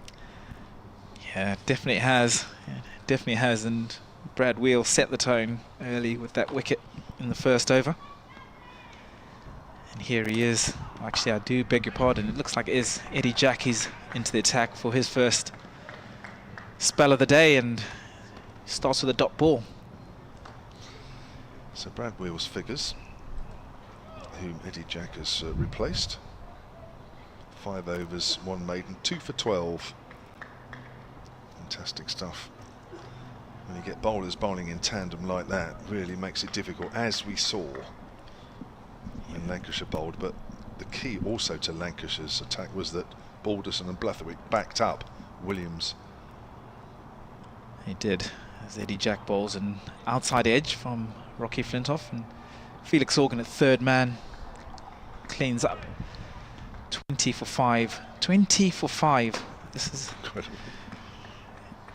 It's crazy that how quickly it can almost just slide away from you, when all of a sudden wickets just keep tumbling, and it's really hard to stop that rot. And you almost need someone just to put their hand up and say, I'm going to bat throughout this inning, and everyone else can bat around me. But it's a long way away now. One slip, a wide-ish slip. Tom Preston. Chris Green drives nicely. Going to come back for a couple. Gubbins, oh, actually, really does really well in the end. That ball seemed to carry on running away from him, but he's managed to get the slide in and just restricted them to 2. 22 for 5. Yeah, this is a big partnership from a Lancashire point of view, isn't it? My word. Well, yeah, you're looking at the batters to come, and that's where it gets a bit tricky for Lancashire. Chris Green is an all-rounder. Sure. You can't bowl there. Eddie Jack, short and wide, and Chris Green says thank you very much, and slaps this one through the covers for 4 to pick up his first boundary. It's important that they maintain the pressure here, Hampshire. Just short of a length, that's all you need to do here. Lancashire did it superbly with their seamers.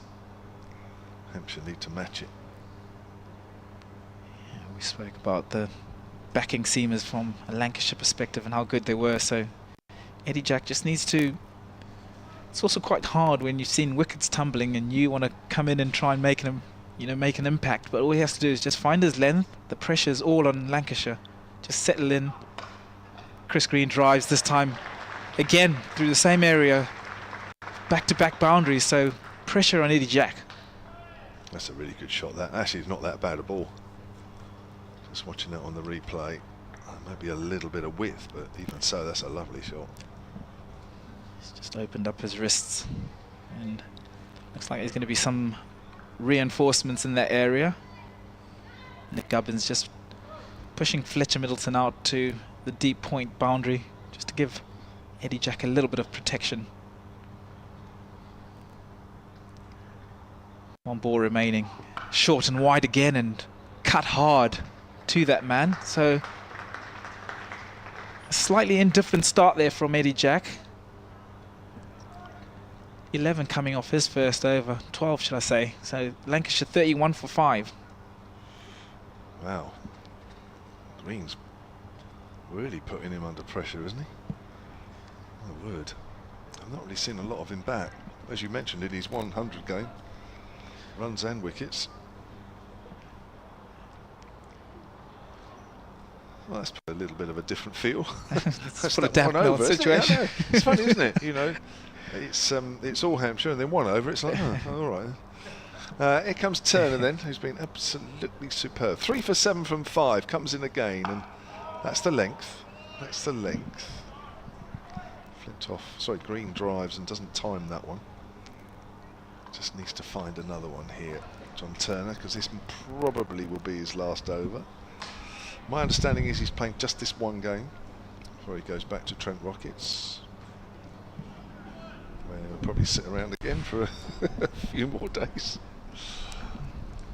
Well, if he bowls like this, then well, you'd think so, have to have a look at him, aren't they? Green on the back foot, just works that down to third. Pick up 2 here, it's gone quite square. Green looks strong out there. Looks as though he's got the measure of the situation, which shows just what a good player he is when you come in and things are falling about all around you, and you come in and look as strong as he has so very quickly. 13 off 9, 33 off 5, 33 for 5 then Lancashire. Need another 190. Turner runs away from us and bowls to Green. Green again opens the face. May look for 2 here as well, though it's a little closer to the fielder down there. Is that Don Kelly? Yeah, down at third, does well there. It's about giving yourself a chance though, isn't it, Kev? As a batter, you want to... It's hard because in these sort of games you want to make an impact really quickly, but the longer that you're there, the simpler... Yes, the ball's moving around, but you know what you need to get. From a Hampshire perspective, it was really difficult because you're trying to set a total. For Lancashire, they know that 223 is the target. Turner's in, short, and Green ducks out of the way. That's quick. That's thudded into Ben Brown's gloves. Rocky Flintoff, the 16-year-old who probably hasn't faced too much pace bowling like this. Welcome to Sports Extra, listeners. In this Metro Bank one-day cup game between Hampshire and Lancashire. 4th versus 9th at the start of the day. Lancashire having lost all 4 of their games so far, been bowled out in all of those games, and you wouldn't bet on them not being bowled out again here, because they are 34 for 5 as Turner comes in, and Rocky Flintoff plays that into the ground, bounces over the head of Turner, and Felix Organ fields at mid-off. So Lancashire from here need another 189 from just over 38 overs. The run rate required from here on in is 5. 16-year-old Rocky Flintoff is 4 not out. He looks just like his old man out there. All the mannerisms, addressing the bowler, walking around. It just looks so like him. It's uncanny. As Turner comes in and bowls, and that's driven up to mid-off, and there's no run. So he's 4 not out. And Chris Green, who's come in and looked quite positive and looked very good for his 14 off 10, because this has been a wicket where the ball has nipped around when it's been new, or both balls have nipped around when they've been new. Hampshire struggled, having been put into bat early on. There were 6 for 2. Weatherly and Middleton. Weatherly playing this game because he hasn't played for Southern Brave. And so 6 for 2, 32 for 3 when Gubbins went. But the feature for Lancashire was that all of their seamers were all accurate and put Hampshire under massive pressure. Bailey, Williams, Blatherwick and Balderson bowling a fair amount of time, weren't they, Stanley? Yeah, they were really good. And it's going to be Eddie Jack to continue. Had a tricky start in his first over and doesn't start too well with the wide down the leg side. They kept the pressure on Hampshire. There wasn't too many bad balls to hit. And slowly but surely Hampshire was succumbing. They were 32 for 3 when Gubbins went for 11. Tom Press went for 26. That was 50 for 4. Then we had a partnership of 45 for the 5th between Toby Albert and Ben Brown. Albert then went for 23. Eddie Jack pulls to Chris Green and no run into the covers. Brown went at 117 for 6 for a very well compiled 36. Dominic Kelly, the 18-year-old with his list A best score of 36, put on 76 for the 7th wicket with Felix Organ. That was the highest partnership of the innings, but Felix Organ coming in at number 7 at 95 for 5, 74 not out from 57 balls, and Hampshire were 222 for 8 after their 50 overs.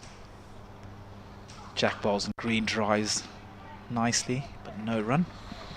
Which really didn't look enough and probably may still not be enough, but Hampshire have found a little bit of movement as well, although not quite as much. But John Turner, who's playing here, having not featured for the Trent Rockets, has bowled a super opening spell, 3 for 10, bowled quick.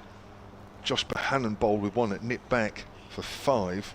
He also got George Bell, well caught by Joe Weatherly at square leg. Jack bowls to Chris Green and no run. Bit of an odd shot really, wasn't he? Tried to pick it up and got a top edge, went high.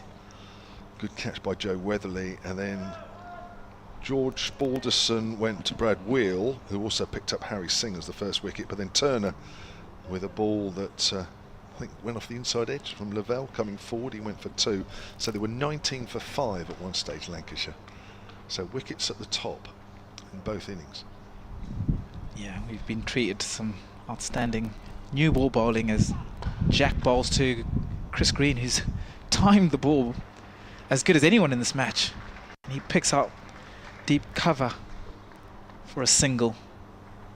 He moves on to 15 or 14 deliveries. Looks like he's playing a different game, Chris Green, already. Oh, a different pitch as well. Really? Him and Felix Organ playing their own little game, but I think he's just shown a bit of positive intent, but maybe picking the right deliveries to try and score off. Eddie Jack bowls to Rocky Flintoff, who drives and not quite timed. No run to mid-off. We've seen some good bowling on both sides here. And we saw Lancashire almost reluctant to bowl some spin. Had to bowl some. They had to find 10 overs in the end from Charlie Barnard, the England under-19 slow left armer, and also Chris Green. In the end, Chris Green bowled more than his 5 overs. She bowled 8.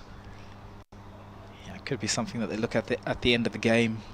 As Jack bowls to Flintoff, and that's beautifully driven. Down the ground. One of the best shots that you'll play, straight past the bowler. Ends that over, 40 for 5, Lancashire. So what's that, 13 overs gone?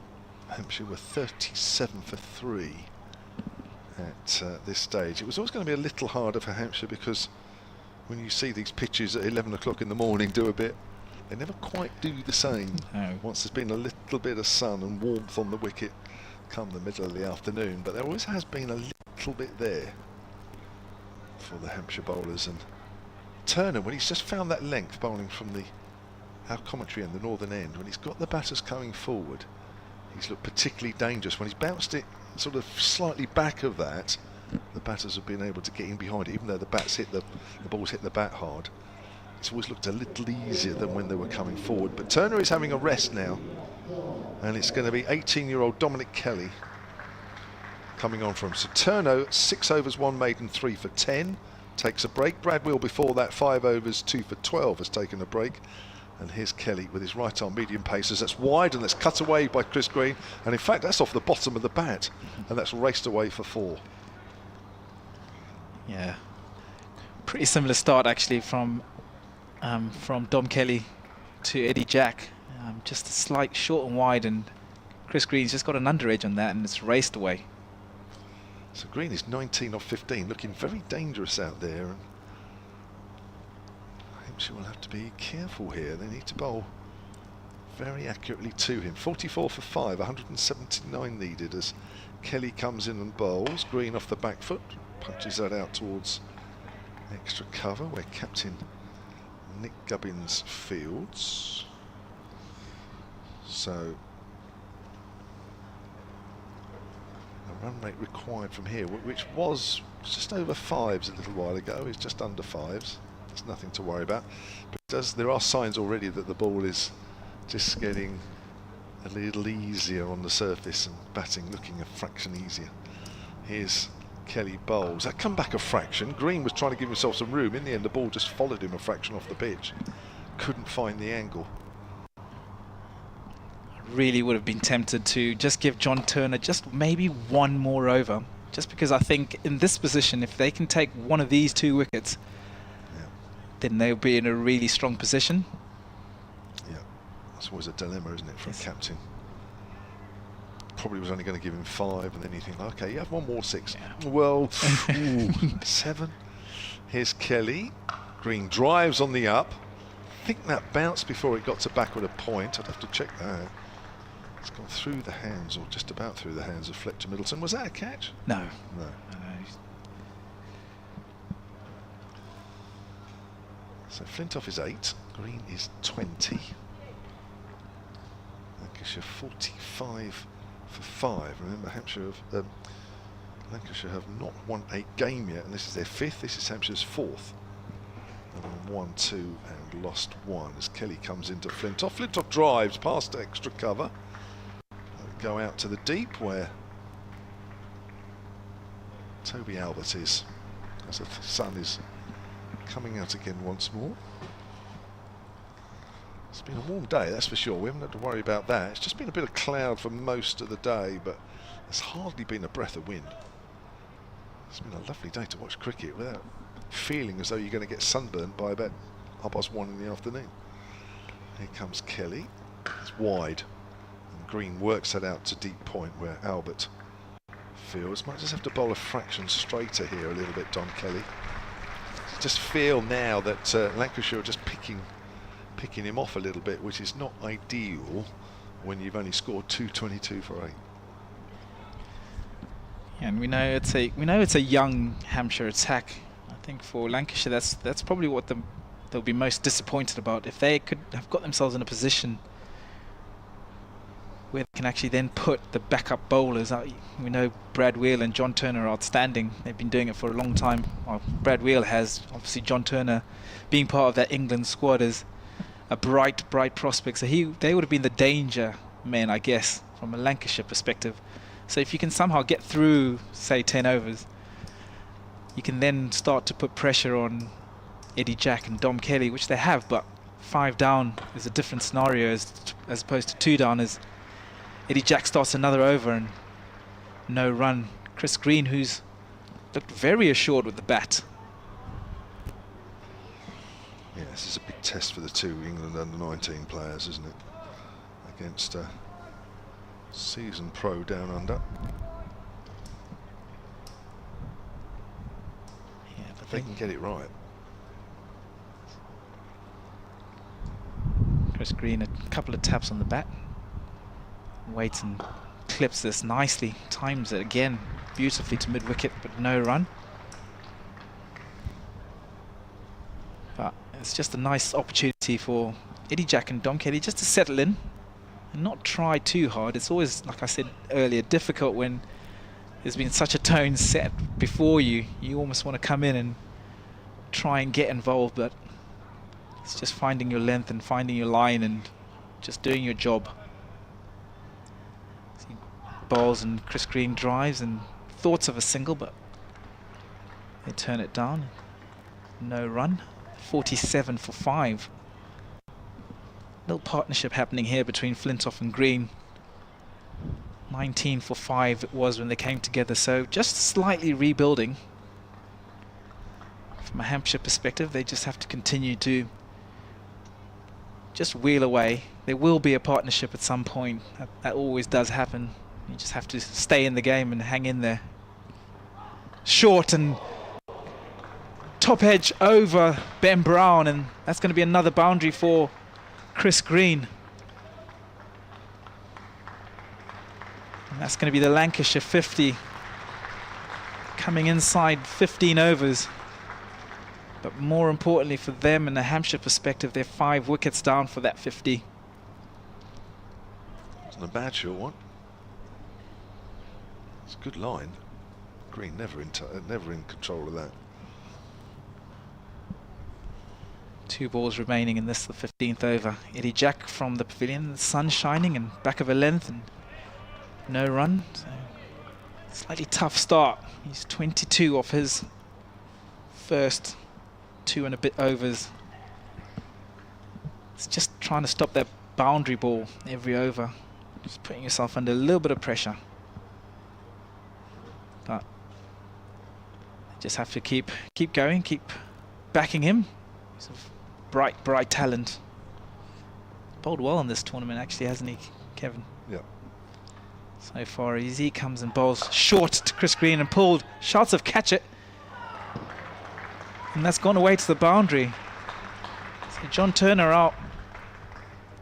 Maybe a slightly laboured attempt, but that's 2 boundaries off that over. So 8 coming off that. 55 for 5, Lancashire now. Thank you, Stanley. Scott Reed will coming.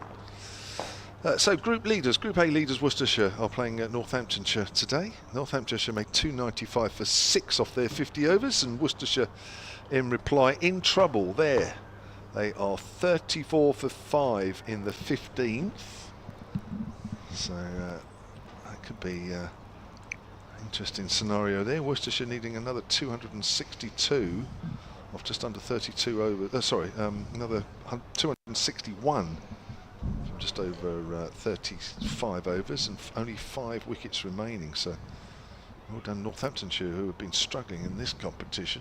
Here comes Dom Kelly, bowls to Flintoff. Flintoff gets one that bounces a bit, but still manages to work it down to 3rd. Wickets are shared around there. Jack White's picked up a couple. Broad has a couple. Ben Sanderson has 1. So they've got work to do there, that's for sure. Also in this group, Somerset Derbyshire. Somerset made that huge score of 316 for 5. Derbyshire 89 for 3 in reply off 18. Here's Dom Kelly driving his Flintoff. Good diving stop by Gubbins. In the covers, diving to his left. Kent Middlesex, Kent with 204 all out in the 45th. Middlesex 118 for 2 in the 19th. Those are the other games going on in this group. There was another tied match in the 100. Was there? Okay. The women, London Spirit and Oval Invincibles tied. Love a tie. Yeah, that's the second tie, isn't it? Because Southern Brave women tied one. Yeah, I forget who they played. London Spirit. They both scored 113. London Spirit had lost 9 wickets, and Oval Invincibles 8. They were playing the Northern Superchargers. I think that was the tie. I think Kate Cross was batting. Ah, right, yeah. So he must have been the Superchargers. Like a tie, like a T20 tie. Always good fun, aren't they? Yeah. Great finish. And the Manchester Originals against the Northern Superchargers. The women's match is just over halfway through, and Flintoff drives at Kelly. Goes out on the onside. Northern Superchargers made 138 for 4 off their 100 overs, and the Manchester Originals in reply after 5 balls are 13 without loss.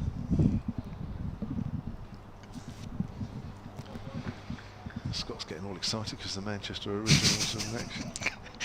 I can't contain my excitement, if I'm being honest. Here's Kelly again with Ben Brown standing up, and Flintoff works that with an open face down to 3rd. Oh, it's a misfield! Oh, it's gone for 4. Oh, and that down there. Just trying to work out who that is. Just missed that then. Probably shouldn't reveal him, really. Doesn't want to be revealed. Turner, I think, isn't it? Is it Turner? Or I thought it was number Brad 6. Wheel? Oh yeah, Turner. I thought it was you're squad right. 6. But I Yeah, could be it's wrong. Turner. I No, don't you're want right. to stitch him up there. No, you're right. No, I think it's John Turner. Bonus runs there, 60 for 5. Green on 33 from 28. What a knock. So far, he's playing a different game. There's Kelly. Green hits that into the ground, bounces away to backward a point.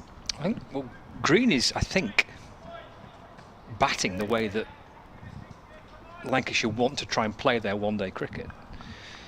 This example from Green, and indeed on Friday, he got 65 on Friday. In Lancashire's total of 218 all out, he got 65 of them. So I think the way he's batting is the blueprint for what they're trying to do, or what they would like to do, I think. Kelly bowls. Green plays and misses outside of the off stump. End of the over, 60 for 5, 16 gone. I spoke to Dale Benkinside after the game on Friday and asked him about, obviously they'd lost 4 on the spin, and it was another game where they lost wickets. They tumbled, wickets fell pretty quickly, and I think he's, again, this is part of, I think, the one-day team just developing, and I think you've got to allow time for that. It doesn't happen, does it, overnight? It doesn't happen after 1 or 2 games, especially when you're bringing in younger players into the side.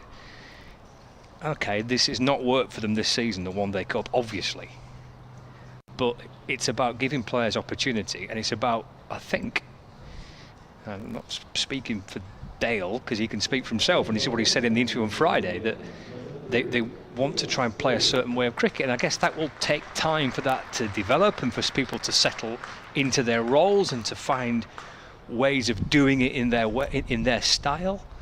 I think Green's is the blueprint, what we saw on Friday, what we're seeing here today, but not everybody can bat like Chris Green, so I think these things will take time. You obviously get huge reactions, don't you, on social media to defeats, and it's the worst thing in the world, and Lancashire have lost another game, and oh my goodness, how can we possibly go on? But there's a sense of a development to it as well. I think you've got to just take a step back a little bit from it. Felix Organ with some spin in and bowls to Flintoff, who's 16 years old, and defends it back down the pitch, and there's no run. So if Lancashire, if they do go on to lose the game, and they might not, I think the process is of development at the minute. That's how they see it. Organ to Flintoff, and that's work to mid-on for a single. And that's a development of player, and I think it's a development of style, and that takes time, doesn't it? That doesn't happen overnight. It doesn't.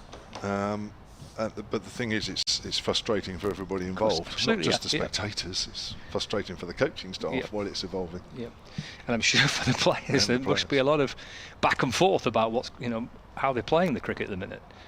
There's Green defends back down to Organ, and there's no run. But if you can see some sort of improvement, even if it's small, that's the key, isn't it? Really? Well, that's exactly what Dale Benkinside said on Friday. Organ to Green, that's worked out to mid-wicket for a single. That what he wants from these final 4 games is signs that development is happening.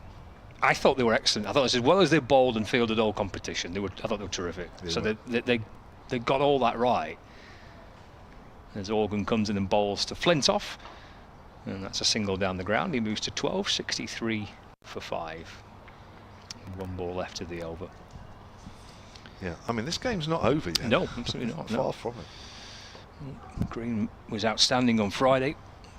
Great opportunity for Flintoff here. Organ in, balls to Green. That clipped out towards the leg side. And he'll take a single. Green moves on to 35. 64 for 5. And that is the end of the 17th over. And Lancashire still 100 and plenty. 59, is it? Yeah. 59. Yeah. Away from victory. And there's probably been a small victory out there even now, because they've had to introduce spin a little earlier than I think they would have liked, Hampshire.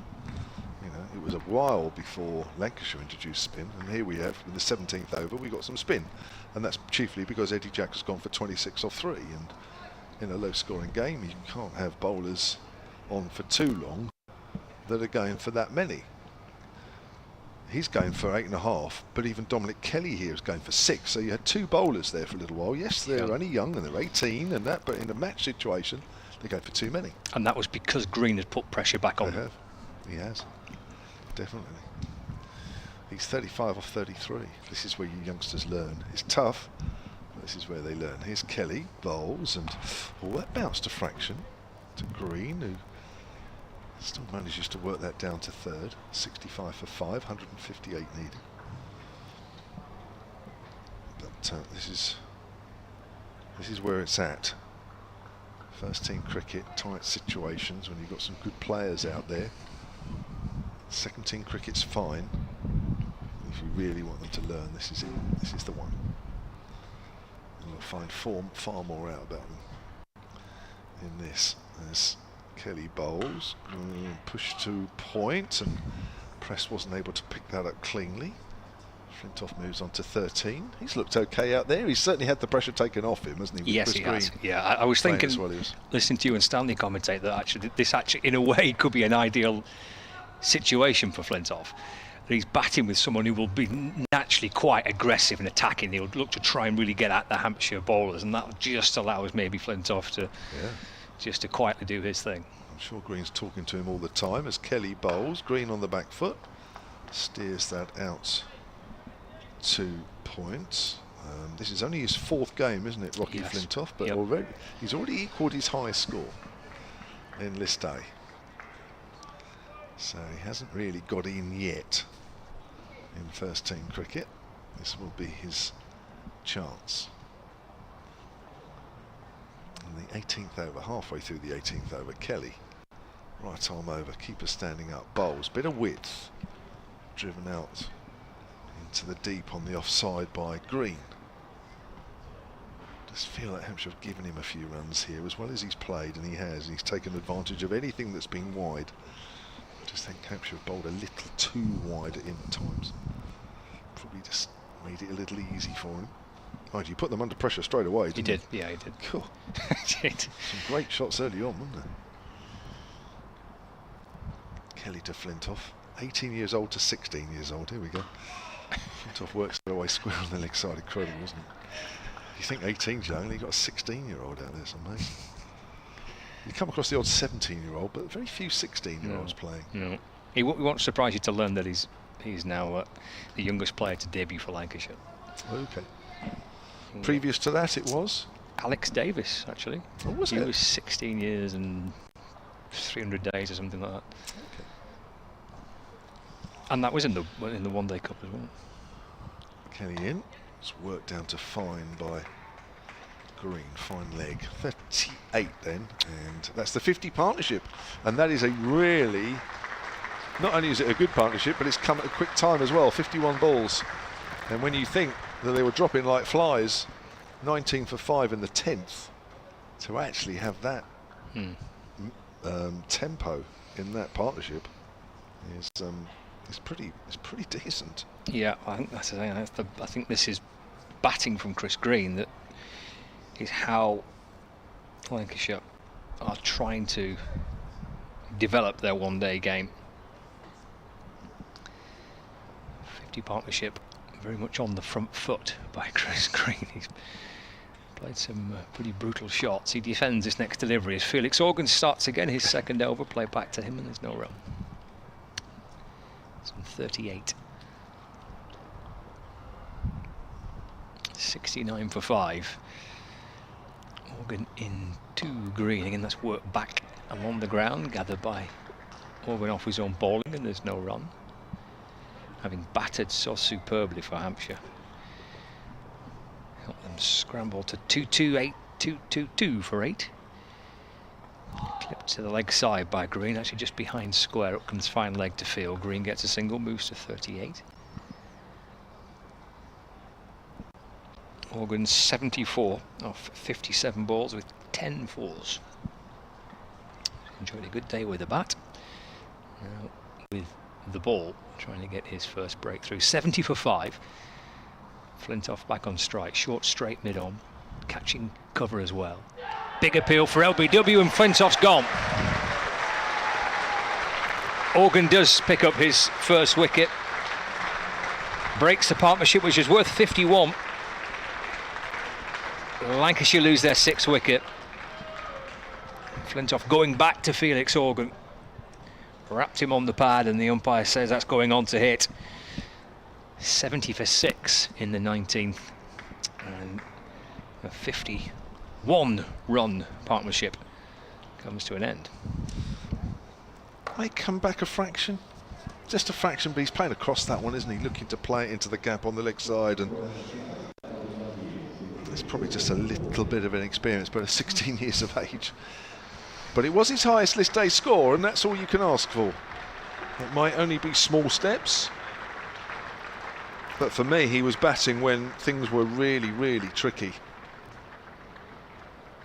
And he managed to keep the Hampshire seamers at bay while he was out there.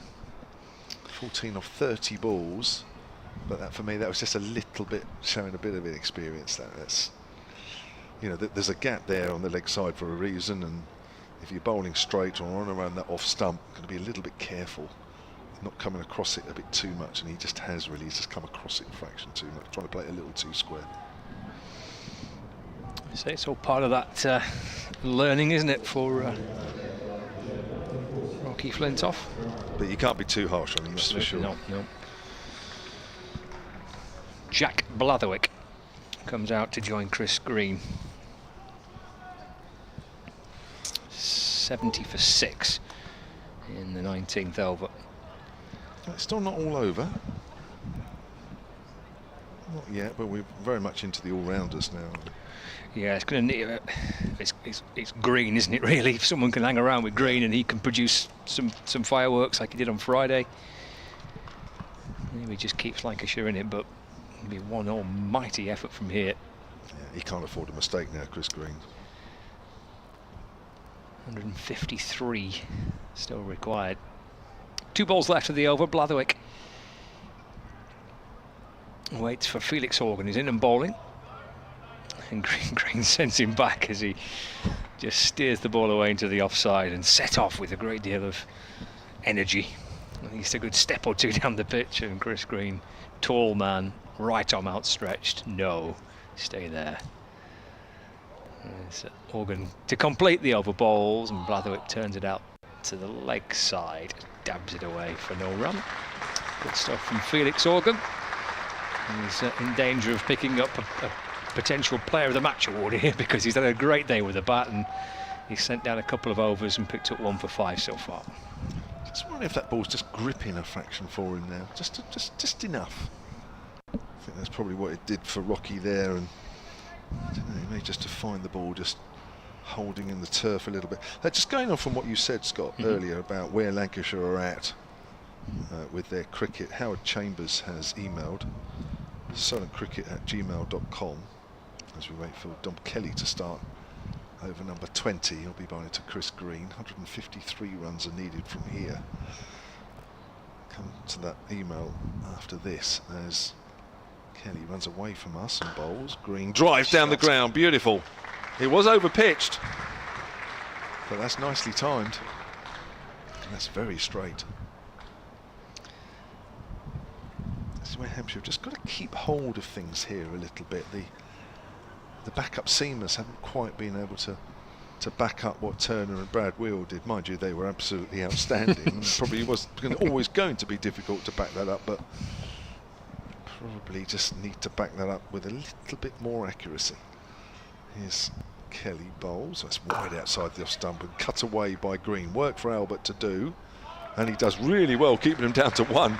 Gosh, he got that in quickly. He was running to his wrong side as well. So Howard says, as an expat Lancashire fan living in Crete, I try to follow as many games on the live stream as I can. Unfortunately, a very poor set of results this year. A decent T20 merely papered over the cracks. Great to see some of the second string getting a run out, but in general it's been the senior players failing. We seem to be lacking in confidence, as the recent results prove. Hopefully this is a transitional season and we can secure our place in Division 1, and that's a must. Thanks for the commentary, says Howard. As Kelly comes in again, forward is Blatherwick. Ben Brown standing back to the new batter. Probably just about mirrors what you were saying. Yeah, I think they're pretty fair comments. But the T20, you could come out with a T20 trophy yourself for that, wouldn't you? You could pick that out. Yeah, settle for another trip to finals day.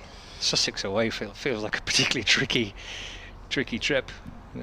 Difficult tie, but I think they've won both their quarterfinals at Sussex. The last 2 visits there. They've been amazing, Sussex, this season. As Kelly plays and Miss does. Blathwick wide of off stump though. Yeah, we've not seen them play. Well, Hughes and Ward. Daniel Hughes, is it? The WBBL player. I think he's Perth Scorchers. Okay. Played the same team as not Perth Scorchers, Sydney Sixers, I think. Him and Harrison Ward. Right. Just been smacking it at the top of the order. And yeah, it's been amazing. It's a full delivery. It's worked from a thick inside edge onto the leg side. So you're down at Hove? Mm. Yeah.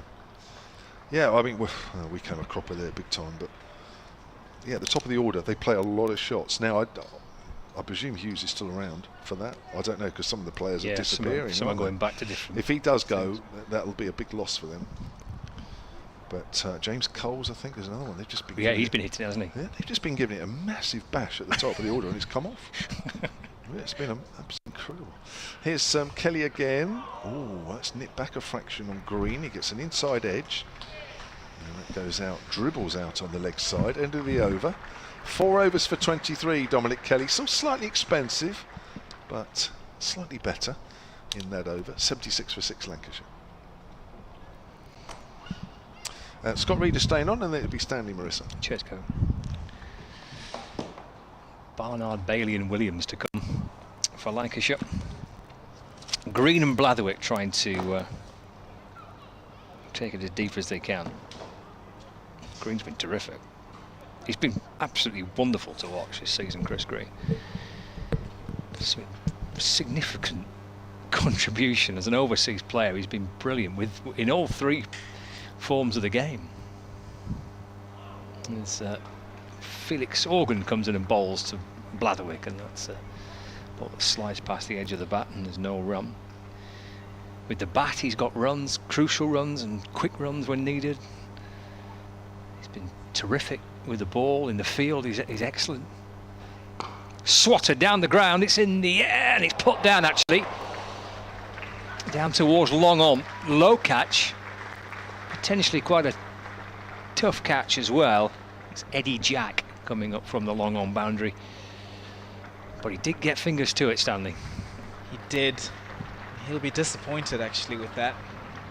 It was hit flat.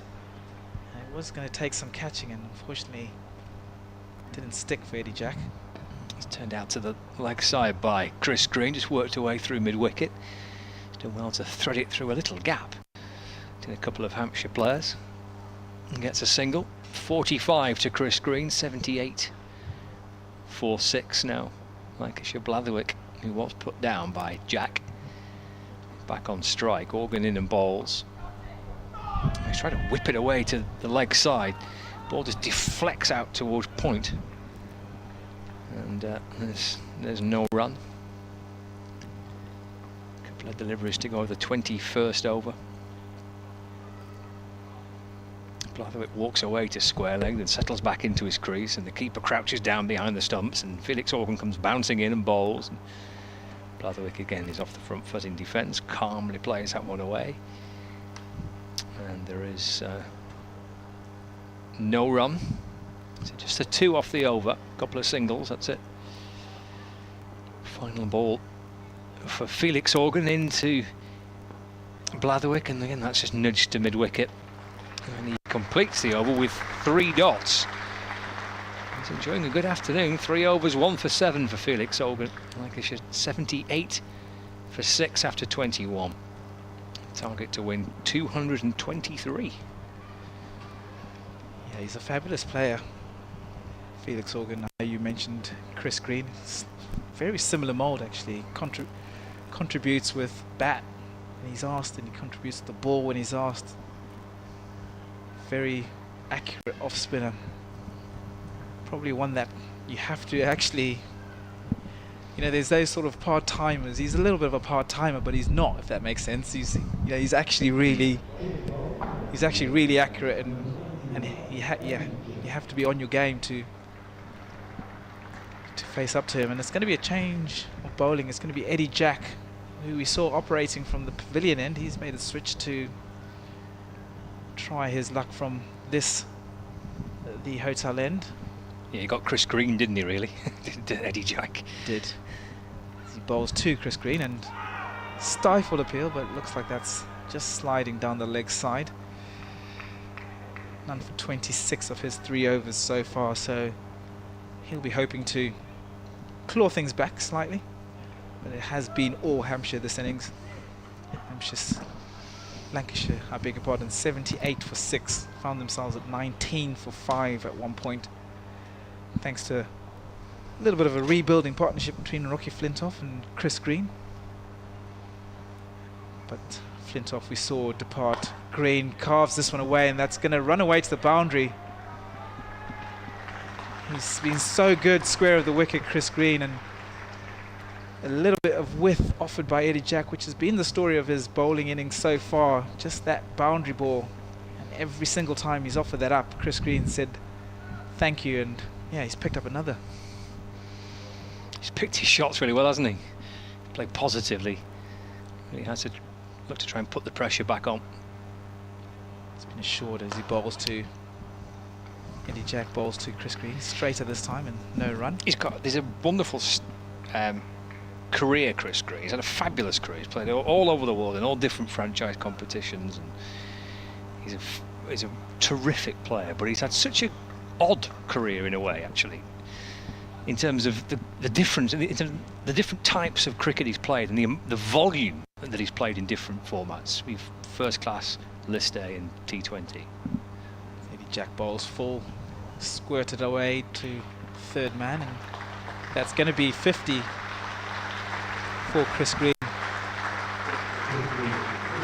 Appreciated by this crowd, as you can hear that. Really good knock. 48 balls and 8 fours. But his score on Friday night, and I mentioned these stats in the game against Kent at Blackpool when he made his List A debut, and I looked at his List A career, and then it's pretty startling when you look at the number of games he's played compared to T20 matches. But his 65 on Friday was a List A career best for Chris Green, and that was his 23rd List A match. Wow. Eddie Jack bowls and beats the bat outside the off stump. His debut in List A cricket came in 2014, and he's played 23 List A games since 2014. He made his T20 debut later than that. In fact, he made his T20 debut 3 months after his List A debut, and has made 212 T20 appearances. Crazy as Jack bowls and no run. That ends the over. 83 for 6 Lancashire. He just doesn't really play any other format. 10-year playing career from List A debut to now, and this is 24 games in 10 years. T20 career, 10-year period, 212 T20 matches. What a career he's had. I mean, what? No wonder he's smiling. He just goes around the world playing T20 cricket. It's living the dream. Yeah, you've got to perform as well, though, and he seems to do the job just a bit, every single time that he's asked. He obviously had that one game in the 100 we spoke about earlier. Yes. Got a man of the match performance then. And then 2 days later he's playing in Blackpool in the One Day Cup for Lancashire against Kent. He's come from the glitz and glamour of being player of the match in the 100 to rocking up at Stanley Park in Blackpool to play a One Day Cup game to make his List A debut for Lancashire. 50 here for Green, and he's back on strike. Driven down towards deep backward point rather. Comes back for 2 more, moves on to 52 not out, 85 for 6. Another thing with Chris Green, not that I'm obsessed with him, but so he's played 212 T20 matches. He's picked up 181 wickets in 200 games in T20 cricket, at an average of 27, an economy of 7. Clubber down the ground. I think that may have deflected off Felix Organ, I think. That's hit the ball on his follow through, I think. He's okay. If it did, yeah, I think it did. But he's straight back up and back to his bowling mark. Is it a chance? You're a harsh man. 85 for 6. Here comes Organ clutching the ball towards his chest and bowls to Green. It's driven into the offside, no run. So his T20 record's obviously outstanding, but has only played one T20 international for Australia. I can't imagine there's many more spinners in T20 cricket taking more wickets than him. It's worked out to the leg side by Green for no run. Certainly Australian spinners. It must be Zampa must be ahead of him, but is there anybody else ahead of him on that list? Australian spinners in T20 cricket? I'm trying to think. Organ to Green. And that's punched through mid-on for a single. Green moves on to 53, 86 for 6. Brings Blatherwick back on strike. 1 ball left of the over. Target 223 to win the game for Lancashire. Blatherwick on 2. Organ in to complete the over. That's clipped down towards the fine leg boundary, where it's fielded by Brad Wheel, and Blatherwick gets 1 and keeps the strike as well, so he's on to 3. That's the end of the over. 23 gone, loads of time left, 27 overs remaining. 136 more needed, but Lancashire are 6 down, 87 for 6. Yeah, and that's the big point there. 6 down. I think in terms of run rates and the way they've gone about it, hasn't been too bad. The pitch seems to be not, I would never say flattening out, but it seems to be getting a little bit easier to bat on. I guess Chris Green, it looks like he's batting on another pitch to everyone else, but I think the 6 down is the major talking point for Lancashire. It's going to be hard work, as it's going to be Eddie Jack from the pavilion, from the hotel inn, bowls to Jack Blatherwick, and no run. Back to the bowler. 136 required. Just over 26 overs to go. But 6 down. It's going to be hard work for Lancashire. A slip in place now.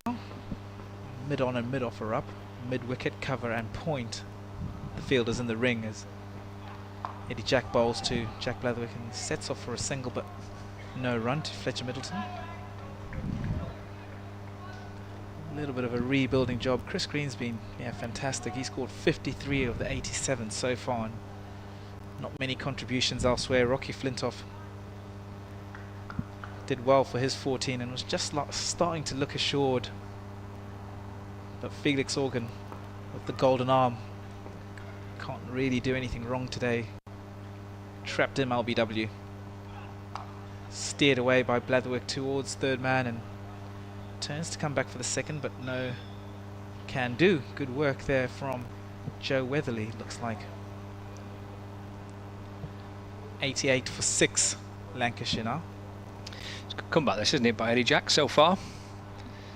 He's 9 balls into his second spell. He's gone for 6 so far. But, he's just come across Chris Green in decent form. And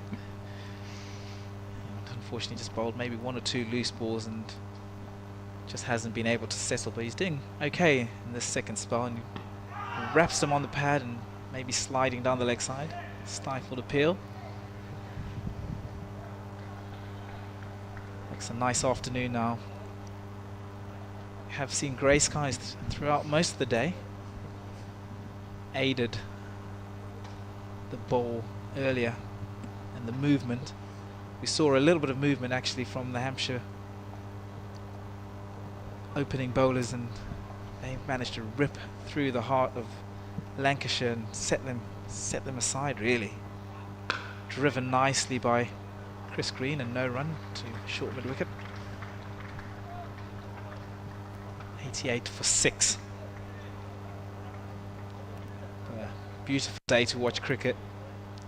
As Kevin James mentioned earlier, just a nice temperature, not too hot, a little bit of a breeze coming through, and some decent cricket to watch from Hampshire's perspective. They would have been worried at one point in that innings, and even when the innings did finish at 222, they would have still, he's going to have to reload that Eddie Jack wide down the leg side. They would have still been slightly worried with whether or not there would have been enough runs on the board, but the bowlers came out and set the tone. Still a little bit of work to do. They'll be cautious, because for as long as Chris Green is at the crease, they can't really relax, I don't think. He's been outstanding.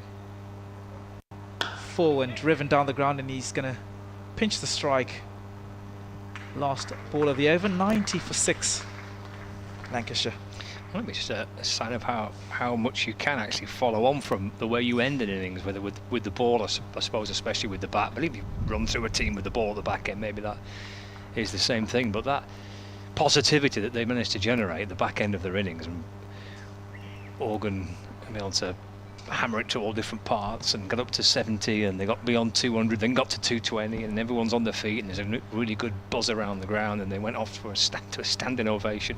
And that sense of energy, obviously they backed it up bowling beautifully, but they seem to be able to kick on and got themselves way ahead in the game, even with some resistance from Green, who's turning this next delivery from Felix Organ away into the offside for a single. Green moves on to 55. 91 for 6. What's Jack Blatherwick like with the bat? Is he can hit it. Yeah, it's a long time for him to bat here, but he's got a great chance. But he's put a couple of decent cameos in for Lancashire, especially in the T20 Blast. Was a game of Durham in particular, where he batted well at the end and almost got Lancashire to an unlikely win. Plays correctly off the front foot in defence this time, Jack Blatherwick. It's just about believing, right, that you've got a chance, and if you stick around long enough, you just don't know what's going to happen. In comes Organ to Blatherwick. That's worked back down the pitch. Fielded by Organ off his own bowling, then kind of shapes to underarm it back to the stumps, because Blatherwick had stumbled forward, but he's quickly back into his crease. Organ in and bowls, and Blatherwick flicks the ball away to backward square leg for a single. Moves to 5. Won't have had too many opportunities to potentially bat for 25 overs in a one-day match, Jack Blatherwick. So yeah, he's got a chance to enjoy his batting if he can. 92 for 6. Green's back on strike. Deep mid-wicket, long on, and a deep backward square leg. There's a deep point as well. Down comes Green towards Felix Organ, who potentially sees him coming and just fires that in towards Green, and he's forced then to readjust his plans and defends it with the straight bat. Bouncing back down the pitch to the bowler, who's in again. Down once more, hammered over mid-off. Well, that's going to be 6. That's over the boundary rope, over the advertising board, and into the first couple of rows of the seats below the pavilion. 6 for Green. He moves on to 61, and having got to his best List A score of his career on Friday, which was 65, he's in danger of beating that in successive matches, because he's got Lancashire to 98 for 6. Blatherwick's on 5, and Green is on 61. That's the halfway stage, and Lancashire need a further 125 runs to win. Thank you, Scott. Scott Reed back shortly. So while the players are having a quick drink, let's have a look around about what's going on in this group. Group A. Somerset against Derbyshire. Somerset 316 for 5 off their 50 overs. In reply, Derbyshire 150 for 5 after 28. So Derbyshire need another 167 from 22 overs with 5 wickets remaining. Northamptonshire against the group leaders Worcestershire. Northamptonshire made 295 for 6. Worcestershire in reply 94 for 5 after 23, so they need another 202 from 27 overs with 5 wickets remaining. And Kent against Middlesex. Kent were all out for 204 in the 45th, Middlesex are 189 for 3 after 28. They need just 16 from 22 overs with 7 wickets remaining. Looks like a comfortable win there for Middlesex. And in the other group, Essex, Glamorgan. Glamorgan were 283 all out in the 50th. Essex 96 for 4 in the 22nd. So they need another 188 from just over 28 overs with 6 wickets remaining. Gloucestershire, Warwickshire. Gloucestershire 267 all out in the 50th. Warwickshire in reply, I think they've got a 100% record in the other group. Warwickshire 129 for 3 in the 26th, and they need another 139 from just under 25 overs with 7 wickets remaining. Surrey, Nottinghamshire. Nottinghamshire posted 378 for 6. Surrey in reply 137 for 3. They've been struggling in this tournament. Surrey, that's in the 24th, so they need another 242 from just under 27 overs with 7 wickets remaining. And Leicestershire made 363 for 7 against Sussex, who are 140 for 1 in reply in the 24th. They need another 224 from just under 27 overs with 9 wickets remaining. And also in the 100, where there are a couple of games going on today. There was a tie between the London Spirit women and the Oval Invincibles women. Northern Superchargers women made 138 for 4 off 100 balls, and Manchester Originals in reply are 60 for 4 after 63, so they need another 79 from 39 balls. And London Spirit men are playing the Oval Invincibles men. Oval Invincibles made 147 for 5 off 100. London Spirit in reply 57 for 2, need another 91 from 58 balls. Here's Eddie Jack coming in to bowl to Jack Blatherwick, who's pushing it out into the covers, and there's no run. Got there in the end, Stanley. Yeah. Just timed that quite nicely. Really. Worked out quite well. Just looked up and there he was running into bowl. So 125 to win here.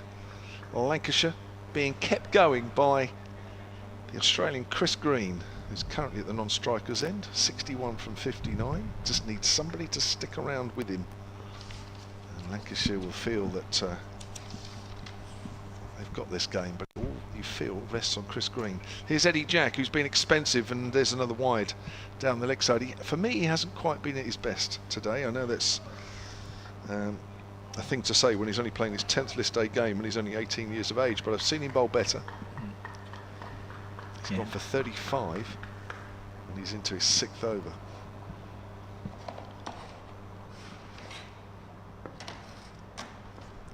Here's Eddie Jack again running away from us. Bowls, and that's full, driven back to him by Blatherwick. He doesn't look in a rhythm, does he, yet? Yeah, and that can happen sometimes. Just don't settle, and the ball's just probably not coming out the way he would want it to be coming out. Doesn't help when you do go for a few boundaries in your first few overs and maybe the confidence drops slightly, but we know he's an exceptional talent. Just has to keep running in. Here's Jack again and bowls. That's nicely cut away, but nicely fielded at backward a point. Fletcher Middleton. Been a little bit indifferent in the field, actually, Hampshire today. Have had some good stops, but also a couple of drops in there which they would be maybe disappointed, and maybe 1 or 2 misfields just on the ground fielding, but he's still in a really strong position here. Yep. So that might be Tom Prest at backward a point, actually. Here's Eddie Jack. Bowls, and it's a better delivery. It's the right line. It's pushed out into the covers, fielded by Nick Gubbins. Martin Small has emailed silentcricket@gmail.com. He says, is this right? Or is this the right email? Yeah. The earpiece doesn't work at the 100, he says. I've had 1 or 2 messages to say that it might not work for the 100. We've been talking about that earlier. That earpieces seem to work around the country, but 1 or 2 have messaged me to say that they don't think it works for the 100. Anyway, for those that go to the 100, I'm sure you can work that out. There's a bit of a flat-batted bottom-hand drive, not very convincing, where it goes past the bat through to Ben Brown. But again, there's width on that. He's maybe got a bit lucky there, Eddie Jack. Just the one wide in this over so far. Otherwise, apart from that last ball, it's been better. Just this team so need him to keep it tight. A bit more work for Dom Kelly to do yet. He'll need to tighten up a fraction if Hampshire were to win this one. It's worked out to backward a point, not picked up cleanly this time. So that'll be a single to Blatherwick. Maybe not a bad thing from a Hampshire point of view because it keeps him on strike, but that is the Lancashire 100. And that has come at the cost of 6 wickets. They were 19 for 5, 51 run partnership between Rocky Flintoff and Chris Green. They're in a better shape than they were. And 123 needed. 24 overs remain. He's looked a class apart, Chris Green, hasn't he? He has. You probably wouldn't predominantly have him down for his batting. Not that he's not a good batter. Like Scott Reed was mentioning, he's plied his trade around the world more as a off-spinning bowler, but clearly has a lot of all-round talent, as does this man, Felix Organ. But it's down the ground. This is a chance, and that's gone. Of course it's Felix Organ. Who else could it be? Outstanding with the bat, and now chipping in with 2 important wickets. Jack Blatherwick, his resistance just comes to an end, and that's a big wicket. He's gone, caught by Eddie Jack, and Felix Organ picks up his second. Well, I saw the reaction from Jack Blatherwick, but equally I saw the reaction from Chris Green, and he looked really disappointed that his partner had done that. You could see what Blatherwick was trying to do. He's trying to play in to out. The mid-off is up, so he's banking that even if he slightly mishits that, he'll get over the infield, but he didn't even hit it as well as that. Actually, didn't quite get underneath it. So it is a mistake at the end of the day, and Chris Green knows. He knows that he's the key here, and he needs somebody to stay with him. And his reaction there, you could just see, if you watch it on the live picture feed, watch his reaction as much as anybody else's.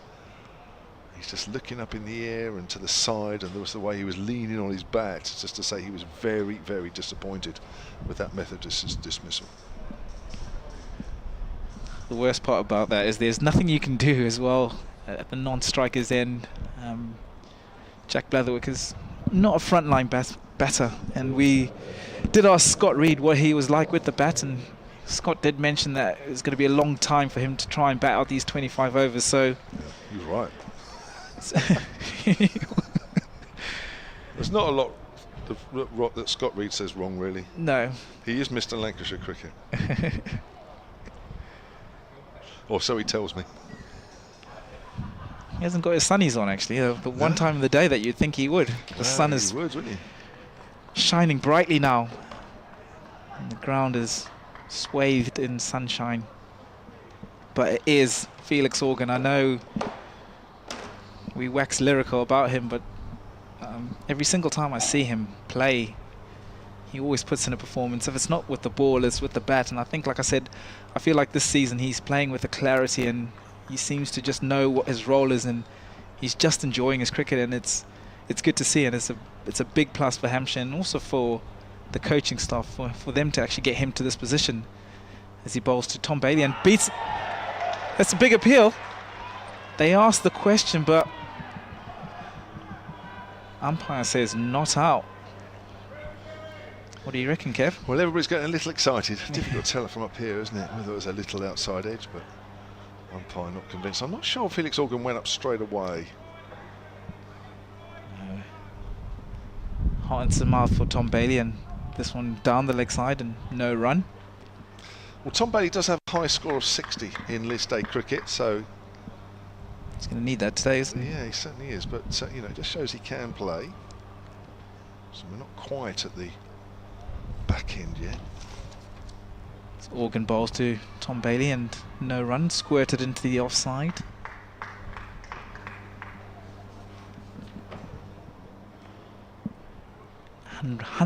Exactly 100 for 7.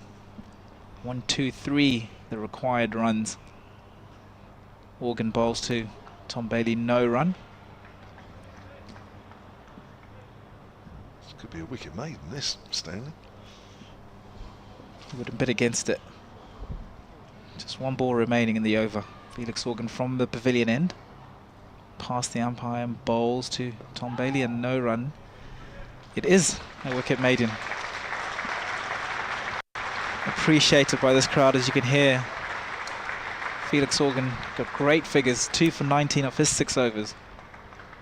On for man of the match as well, the way things are going. So what does Chris Green do here? He's having a chat with Tom Bailey. I'm sure the first thing he's saying is, I don't want to see you doing what Jack Blatherwick has just done. I want you to bat with me for 23 overs.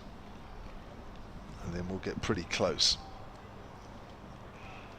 123 from 23 overs. And that run rate now from here on in is fractionally under 5.5. Now, interesting move from a Hampshire point of view here, because they are bringing John Turner back, who was superb at the start. 3 for 10 from 6 overs. Got rid of Josh Bohannon with a beauty that nipped back a fraction. Caught the inside edge probably as well as he was trying to drive. He was bold. Also picked up George Bell for 6 and also George Lavelle for 2. Here he is then running away from us and bowls. And Chris Green in behind that one. Just looks at the picture fraction as he plays that. But interesting move. What do you reckon then? Why do you think they've brought him back here, Stanley? Well, I mean, he's your strike bowler, right? So if anyone's going to pick you up a wicket, I think if you add one more wicket, and I think they'll be in a really good position. He's bowled beautifully, so yeah, I think why not give him a burst for a couple of overs. And again to Green. Green's trying to pull at that one and misses. Or was he trying to cut? I'm not quite sure what he was doing. He's actually aiming the cut. That's quick. That's fizzed through to Ben Brown. Bit of extra pace here from John Turner, who hits the deck hard. We know that. He's just found something extra we haven't seen since he last bowled his first spell. Yes. Yeah, I think a wicket either end, whether it's Bailey or whether it's Green, I don't think it matters. If Lancashire go 8 down pretty soon now, then even if Green is still there. That's Fuller. Green drives, not timed. Goes out to mid-on where Brad Wheel fields. So yeah, it can come from, for me, it can come from either end. It doesn't matter. Once they're 8 down, then Green really does have to think about how he plays it from here on in. I think he probably still feels that he has a licence if the ball's there to be hit. Probably will feel like that anyway, even if they're 8 down, but can't probably take too many risks from then on in. Here's Turner again. Green pulls that straight up in the air now. He's after it. He's the keeper. He's not going to get there. Oh my word, it's bounced in between fine leg and Ben Brown running back. Probably about the only place that it could have landed at the top end of the ground and evade 2 fielders. Quick for him there, wasn't it? For Green. Big top edge. Making something happen already, John Turner. Yes, it's extra pace though, isn't it, Kev? We speak about it all the time. If you've got that extra yard of pace, it just forces the batters just to do something that is different. Chris Green's looked assured pretty much all throughout his innings. Comes in again, Turner. That's pulled and missed. Slower ball this time, and it bounces a couple of times before it reaches Ben Brown, who does well to pick that up cleanly. 63 from 64 now, Green. 102 for 7. Turner in, there's 1 ball left of his 7th over. I think if he's feeling all right, you've got to keep him going here. There's no point in bowling him 9 and then leaving him 1 over at the end. I think probably just have to go for it. Because this would probably be a time when Dom Kelly would come back, but it's probably slightly risky at the moment. As Turner comes in, it's full, it's clipped away off his legs. They should pick up 2 here. Oh no. Right. That is really good fielding. Is that Fletcher Middleton out there? Got there very quickly indeed, but it will actually keep Chris Green on strike, so I don't think Green will matter too much about that. He's 64, Lancashire are 103 for 7, and there are 22 overs left, and Lancashire need 120 from here. Yeah, it's going to be interesting to see how Chris Green does play these, this remaining required runs. Just seemed in that last over just to change the way that he's been going about things. I'm not sure if that was just the extra pace of John Turner or if it was the fact that Tom Bailey's just joined him. But he's probably got one eye on the fact that there's 3 wickets remaining, so if he's going to do anything, he has to kind of do it now. But 120 runs is still quite a long way to blast your way through, only with 3 wickets, and I think that's been the problem for Lancashire. If they do fall short at the end of the day, they'll probably be that's short from Felix Organ and wide down the leg side. That's probably the most disappointing part for them, is in fact that they've done all the hard work in the first innings and got themselves in a really strong position. Just had to be a little bit more composed with the bat to give themselves a chance, and unfortunately they haven't. As Organ bowls to Chris Green and no run. But that's what happens. It can almost just run away from you before you know it. All of a sudden it's bang, bang, bang, bang, and you're five down for not that many. Green pushes this down to long on, and they're going to stroll through for a single. He moves on to 65 of 67, 105 for 7, Lancashire now. I'm sure he has it figured out in his head how he will play, assuming, and of course he will believe that he's there at the end. Yeah, he's going to have to, as Tom Bailey pushes this into the offside, and he's going to get off the mark for a single. But it's like I said, it's just a lot of runs for one person to do on his own, so he's going to have help from somewhere, which is why he just needs someone to stick around. But whoever sticks around has to maybe contribute in some way as well, and that's going to be the difficult part for Chris Green and Lancashire. For the moment they've got a rampant Felix Organ to deal with as he bowls, and in the air just to the right of short mid-wicket, Captain Nick Gubbins. Just a single, 107 for 7. Green on 66, Tom Bailey just the 1. Couple of balls remaining in this 29th over. Organ bowls, and he got his hands aloft. Must have liked that. But no run into the onside. Beautiful day. We know, we mentioned it a couple of times, but it's now perfect conditions for cricket. As Organ bowls to Tom Bailey, pushes this down the ground. Timed it quite nicely, and good work there from Felix Organ off his own bowling, and ends that over. 29 gone, 107 for 7. So Lancashire are well ahead of Hampshire at the corresponding stage. They don't need to worry about that, just the wickets lost are the real problem. So there are 126 balls remaining in this game, and 116 runs are needed to win this game by Lancashire, but they only have 3 wickets in hand, and it really is Chris Green that can win it for them. John Turner is going to stay on, we expect that, and probably might even end up with another over after this. He made one or two things happen. Something might happen this over, I've got a feeling, Kev. I reckon. Here's Turner then to Green and bowls. It's down the leg side, it's flicked away. There is a man out at deep square leg. Green moves on to 67 from 69 now, and it's 108 for 7. And 115 runs are needed by Lancashire. Turner into his 8th over, 3 for 14.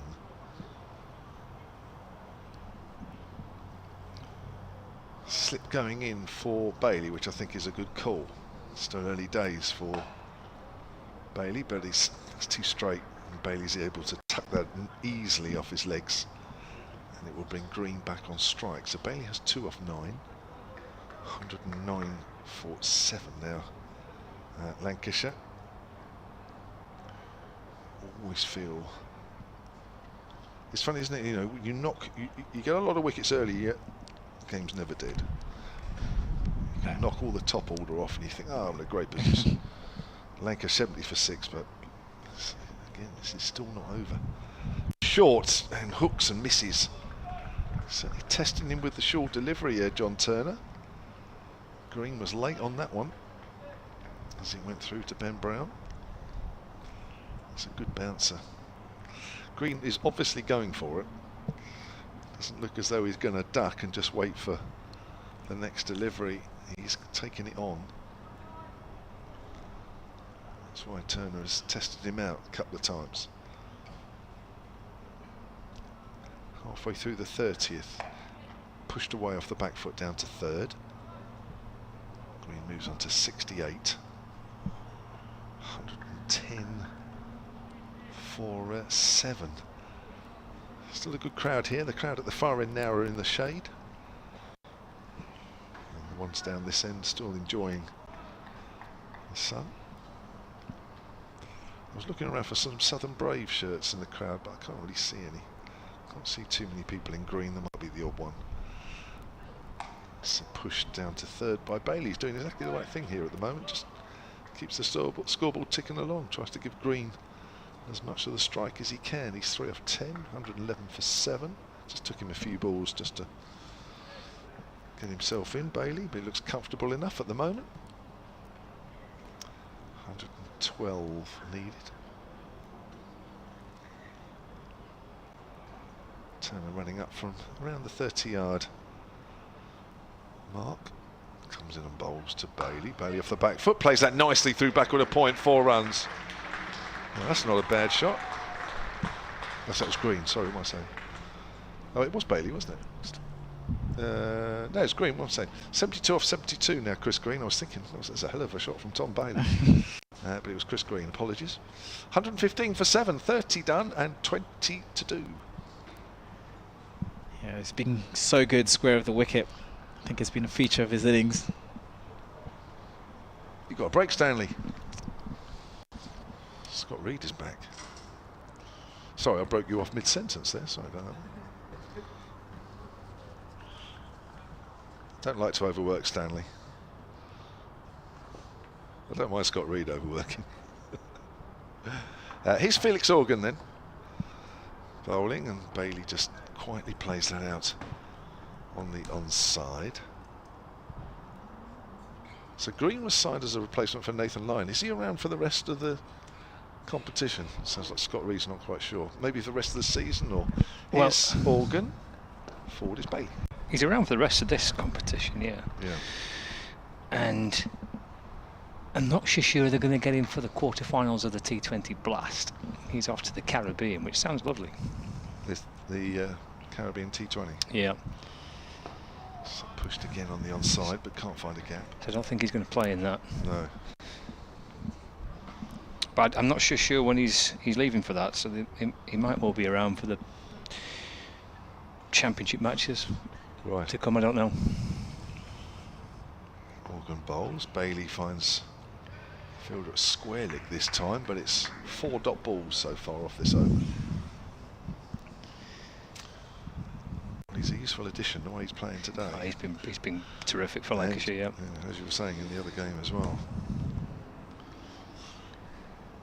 Bailey just happily playing quiet here to this accurate over from Felix Organ, who's bowled 5 balls and they've all been dot balls, looking to complete the set here.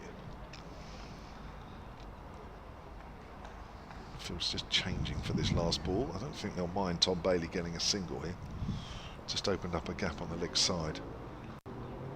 If he nudges one in that area, he hits it out on the offside where there is a fielder extra cover. That's Tom Press. Good over. That's a maiden over, Felix Organ.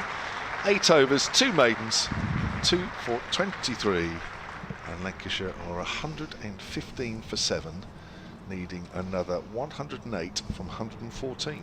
It's just the wickets down, isn't it? It's potentially going to stop us having a brilliant finish. It's not. Lancashire's still got a chance here as long as Chris Green keeps going. They've got a real opportunity here, but it's that slender margin, really, isn't it? With just the 3 wickets remaining. But if Green can bat through the bulk of this, then I think he won't be far away. This is his List A top score as well, having beaten his List A top score previously on Friday. So 65 on Friday was his best List A score, and now he's gone past that again with 72. Chris Green, just his 24th List A match of his career. Brad Wheel comes back into the attack. It's defended by Green. Back down the pitch, and there is no run. 115 for 7. in the 32nd over. Blistering start with the ball for Hampshire. Wickets tumbling. Lancashire top order collapse, but Green has taken the attack back to Hampshire and is still going strong. Wheel in to Green. Let's run out through the offside. He's hurried through the first as if he wants to come back for two, but then a slightly more casual jog from Tom Bailey, who maybe was always of the opinion that it was just a single. Green to 73, not out, 116 for 7 now. 107 more needed to win. As soon as it gets down to double digits, I guess that's another little psychological barrier passed. Balls left and runs remaining. There's not much in it. Wheel to Bailey, just shuffles across the stumps and defends. Steers it away into the offside. Well guarded the offside field there for Hampshire. There's 4 players all lurking inside the circle. And there is no run. There's 2 fielders behind square. There's a third man fine leg, then there's a deep square leg. Everybody else inside the ring. 4 on the offside, 2 on the onside. Brad Wheel 2 for 13 from the Hilton end. Bowls to Bailey, who's hopping back and across and again, get right inside the line of it and defends. Bouncing back down the pitch and fielded by Brad Wheel off his own bowling, no run. So Hampshire have used just the 5 bowlers so far. Eddie Jack still has 4 overs. Dominic Kelly has 6 overs to do. It's going to be interesting, isn't it, really? I think they're going to be left for a little while, perhaps. Wheel to Green off the front foot and defence, and there's no run. It was interesting that Turner come back for 1 over. 2, I think. Is it 2? Yeah, I think it was 2. So he's got 2 left. Yeah. Right. Almost brought the mistake. We'll have 4 left after this one. Felix Organ's got 2 left as well. Again, Bailey nicely in behind and defends. And that is the end of the over. Just a single coming off it. 116 for 7 Lancashire. Require a further 107 runs to win with 18 overs remaining. Bailey 3, Green on 73. Yeah, maybe expect things to be fairly slow at the moment. Assuming Organ bowls his last 2, Wheel probably has another 1 or 2. And then you might see something different, because then what does Nick Gubbins do? Eddie Jack, we know, has been fairly expensive. He's going for 6 and over. Did drag it back a fraction over his last couple of overs, but he's gone for 36 from 6. And Dominic Kelly, the same really, just a fraction under 6 and over, 4 overs for 23. But he just felt they were the ones that were struggling to hold it together as much as Wheel and Turner. So it's going to be an interesting, after we get through the next 4 or 5 overs. Organ bowls, Green's off the back foot, has tried to find the angle on the offside, can't. Goes out to extra cover, no run. 107 needed from just under 18 overs. The run rate from here is exactly 6 and over. As Green works that into the gap on the leg side, and they'll jog through for a single, and he moves on to 74. 117 for 7. I mean, from a neutral point of view, I guess people would want to see Chris Green back for a while yet. Lancashire, of course, will want to see him back all the way through.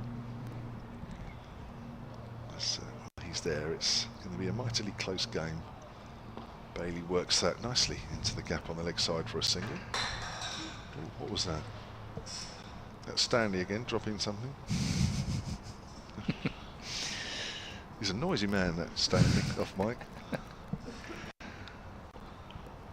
18 for 7. Green. Feels just changing a little bit. Deep mid off, deep mid on. Deep mid wicket and a deep backward square, and the cover comes up into the circle. Interesting to see what Green tries to do here. Hasn't played a reverse sweep yet. Hasn't tried to attempt one. Works it up to mid off. I think again he wrong-footed Felix Organ. It looked like he was moving to his right. Got rooted to the spot in the end. 119 For 7, you just feel Green's got it all mapped out from here on in, just needs the support. Is that support coming from Tom Bailey? 21 balls he's been out there so far for his 4 bowls and plays forward. He looks fairly happy, doesn't he? Not trying to, not unfazed if he's blocking a few. That's what's required, I guess, isn't it? Certainly this little mini phase of the match, it probably is, isn't it? Because Organ's coming to an end, Wheel's not got many left, Turner's not got only a couple left. Puts the pressure on Hampshire, really, didn't. It's nicely pushed into the gap. No, says Chris Green, otherwise Tom Bailey would have faced the first ball of the next over. So it's another good over from Organ, just 3 runs off it, could have been 4. 17 overs left, 104 needed. It's good, isn't it, that from Green? He's got that senior role out there now. He's made that decision, as you say. Maybe he's just trying to map this out in his own mind as to how this can play out. He's got 2 batters to come, Barnard and Williams, both got pretty solid defensive techniques. And a little bit with Sin of Barnard, we saw that on Friday actually, he batted quite nicely on Friday, just in support of Green at the back end. Williams has played plenty of cricket now and again, someone who I'm sure defensively can hang around to support Chris Green. It's turned out to square leg for a single. 76 to Green, 120 for 7. Yeah, so you've got this over from Wheel, the next over from Organ, and then maybe 1 more from Wheel. So the next 3 overs from your bowlers who captain obviously feels comfortable with, and then it starts getting interesting. Yeah, doesn't it? Yeah. It's almost don't make a mistake little phase, isn't it, for the batting side here for Lancashire. Bailey hops right in behind it again and defends, just drops it to the leg side, picked up by Wheel off his own bowling, and there's no run. 120 for 7. I mean, the speed at which Green has batted to get to this stage means Lancashire runs scored are ahead of where Hampshire were. So they can probably just absorb a little bit of time here, can't they? Wait for Jack and Kelly to come back in. Can defend it. Back to Wheel. And there's no run. Jack, I thought did come back quite well. That second spell, but a couple of overs and kind of dragged it back a little bit, didn't he? That was an encouraging second spell by Eddie Jack. There was some blistering batting from Chris Green when he in his first spell. Needs to pull it back a little. He'll come into it a little bit more confident than perhaps otherwise. Short ball, loops up and it's taken at backward point. Really good short ball by Brad Wheel. Dug in. And it gets into the rib cage of Bailey, who fends it off, and it loops out towards backward point where Fletcher Middleton tends to field. I'm not sure if it was him or not, but we'll confirm the catcher. But either way, it's a short ball by Wheel, dug into Bailey. Tom Prest it was with the catch, and Bailey departs for 4. And Lancashire, they do lose an 8th wicket now. Bailey the man out, 120 for 8. It sounds silly, but Hampshire did need that for me, because Tom Bailey had been playing just exactly right. He was playing the situation perfectly for Chris Green. And again, it just puts the pressure a little bit more on the Australian batter, and will probably give him a little bit more to think about now. That's a wicked short delivery. It was, wasn't it? Yeah, it was pretty vicious. Perfect. Straight at. Yep. Into the jugular. And how often you see those balls just fly away. Now Barnard's, I said to you when he walked out to bat, he'll get a bit of stick, and he is. If you're just joining us, it just goes back to a piece of fielding that he did on the boundary away to our left, which the spectators felt that as he pushed the ball back, he was over the line. Then, to be fair to the teenager, he did say to the umpire with his hands out, "I'm not sure." So I have to say from up here, I thought he did, but hey, if he's not sure, he's not sure. Good short ball up from Brad Wheel. Banged it in, fended off. Good diving catch as well by Prest. It kind of died to press, and he kind of looped down. He had to really stretch for it at the last minute to get fingers under it. Barnard defends out to cover, where the captain of Hampshire, Nick Gubbins, is there to field, and there's no run. So just a 1 run, a couple of dots and a wicket so far off this 34th over. And it's Brad Wheel's 7th. 3 for 14 for Brad Wheel. And it's 3 for 21 for John Turner whenever he's back reintroduced. But Wheel bowls again to Charlie Barnard. And that's defended, and there's no run. End of the over. Lancashire 120 for 8. Need a further 103 runs to win with 16 overs left.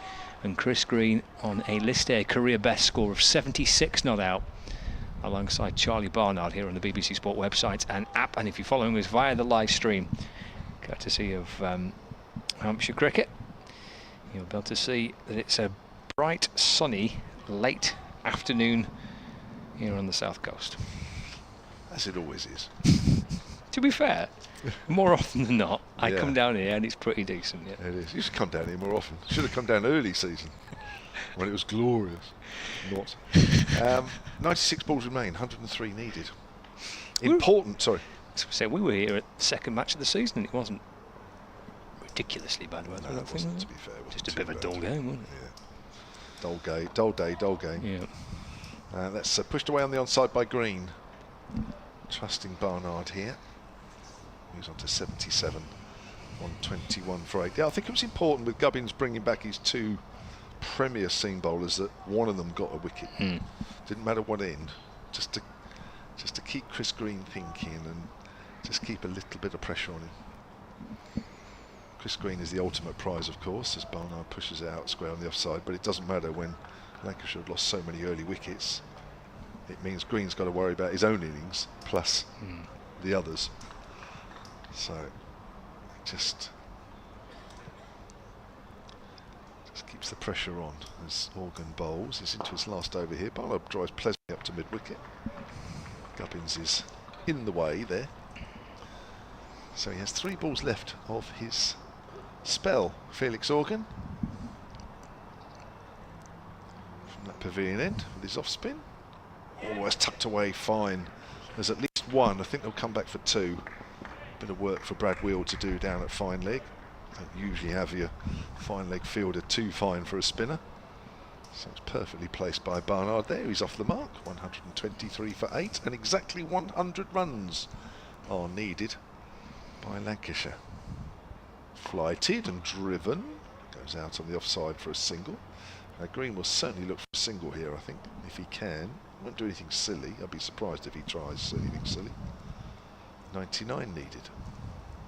The run rate from here on in is 6.5, so it has steadily been climbing, but I don't think Green will be worrying about that too much at the moment. He'll be worried about getting a single here, and that's exactly what he wanted to do. And he pushed that into the gap. And that is the end of the over and the end of Felix Organ's spell. Wonderful spell. 10 overs, 2 for 31. Picked up the wickets of Rocky Flintoff for 14 LBW, and also Jack Blatherwick, well caught by Eddie Jack at mid-off for 6.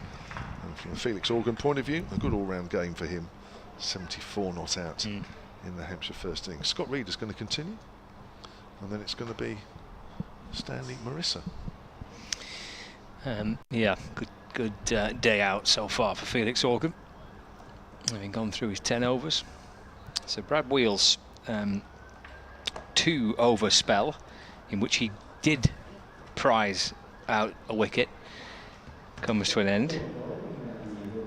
So he's still got 3 left. The delicate balancing act from the captain here as to how he goes about managing his bowlers and keeping some up the sleeve from his 2 top men, Wheel and Turner, because he's going to go back to Dom Kelly. 4 overs for 23. And he bowls to Green. That's driven firmly through the offside. There's a deep point in place. Green moves on to 79. And Lancashire to 126 for 8. And Stanley's back alongside me. Green is unbeaten, and Lancashire win this match. We'll have seen something quite remarkable. It's going to be some achievement if that turns out to be the case. Just 2 wickets remaining here for Lancashire, and Barnard waits as Kelly comes in and bowls. And through it goes to the keeper. There's no run. Yeah, well, he's got 79 of the 126 runs scored by Lancashire, so yeah, it's been a one-man show really, hasn't it?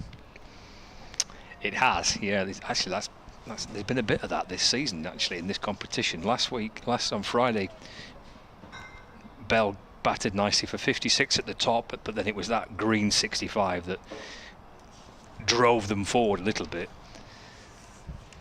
There's Kelly bowls again to Barnard. It's defended, no run. The game before that, we'll forget about it, because Lancashire made 99 in 20 overs. And then the 2 first group matches, we had Jennings with a century against Kent, not a great deal else, and then Bohannon with a century against Durham, and again similar. So yeah, they've relied on 1 or 2 to try and get a big score, and to either set a total or to try and chase it down.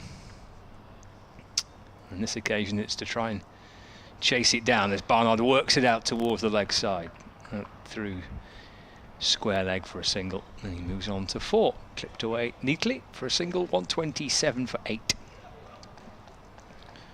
It's always when someone plays an innings of this quality, you almost lament yourself as a side, just to think if maybe 1 or 2 of us had been a bit more cautious with our shot selection, or if someone had actually been able to stick around, the whole dimensions of this game could look very, very different. 96 to win. Green with the keeper stood right up behind the stumps as Kelly comes in and bowls, and Green drives away, picked up inside the circle by captain of Hampshire, Nick Gubbins. And Green does dart through for 1. He moves on to 80. 128 for 8. So 3 off the over. And Dom Kelly returning after his first 4 overs went for 23, but a good start here for him. Fires in the 4 ball to Barnard. That's dug out, drilled down the ground, picked up at mid-on, and Dom Kelly collects his cap. He'll be pretty chuffed with his work there. There's just 3 come off that over.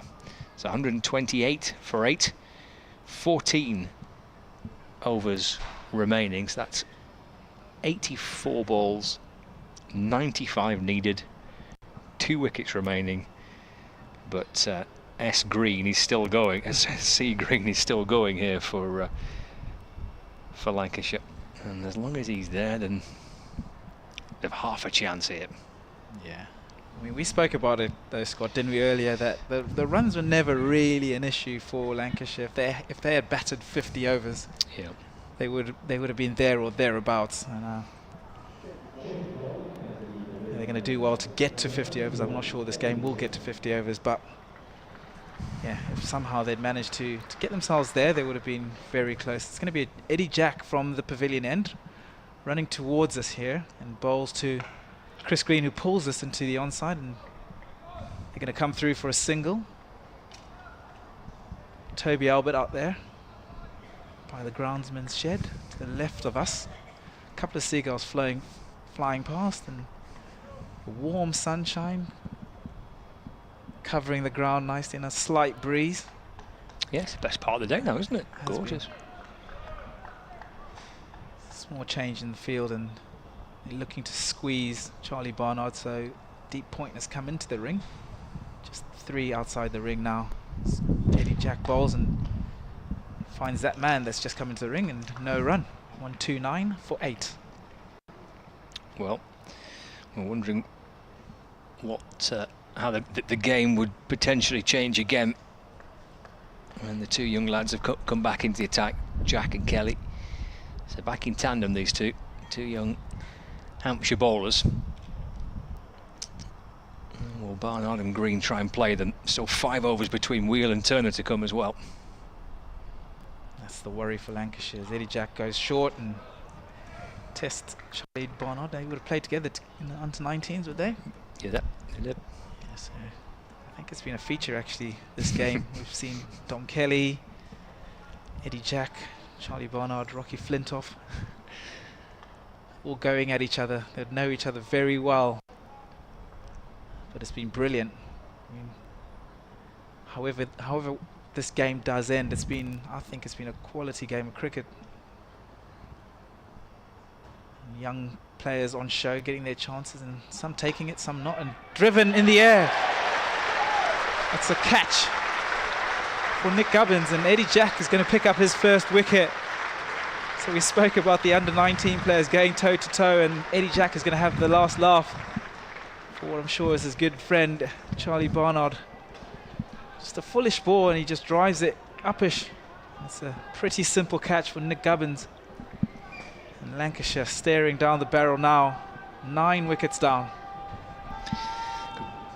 Straight to the skipper, wasn't it? To Gubbins, who wasn't dropping that. Another moment where Chris Green at the non-striker's end is looking frustratedly up towards the skies as he sees another batting partner disappearing back towards the pavilion. Will Williams, last man out for Lancashire, to join Green, who's on 81.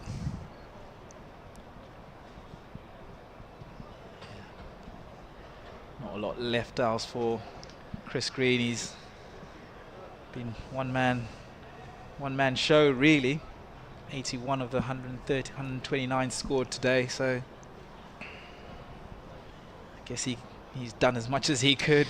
Yeah, well, there's only one other player, isn't there, standing into double figures, which is Rocky Flintoff. Nobody else has got into double figures. And they'll be very thankful for Chris Green's innings actually, because you take even half of his runs away, then it could be a very, very sorry looking card for. Yeah, I'm afraid it was the same on Friday night as well. He's 65 at the end of that innings. I mean, Bell got 56 at the top to try and potentially lay a platform, but then the scores of 4, 8, 8, 0, 0 and 6 in and around Green's 65 on Friday.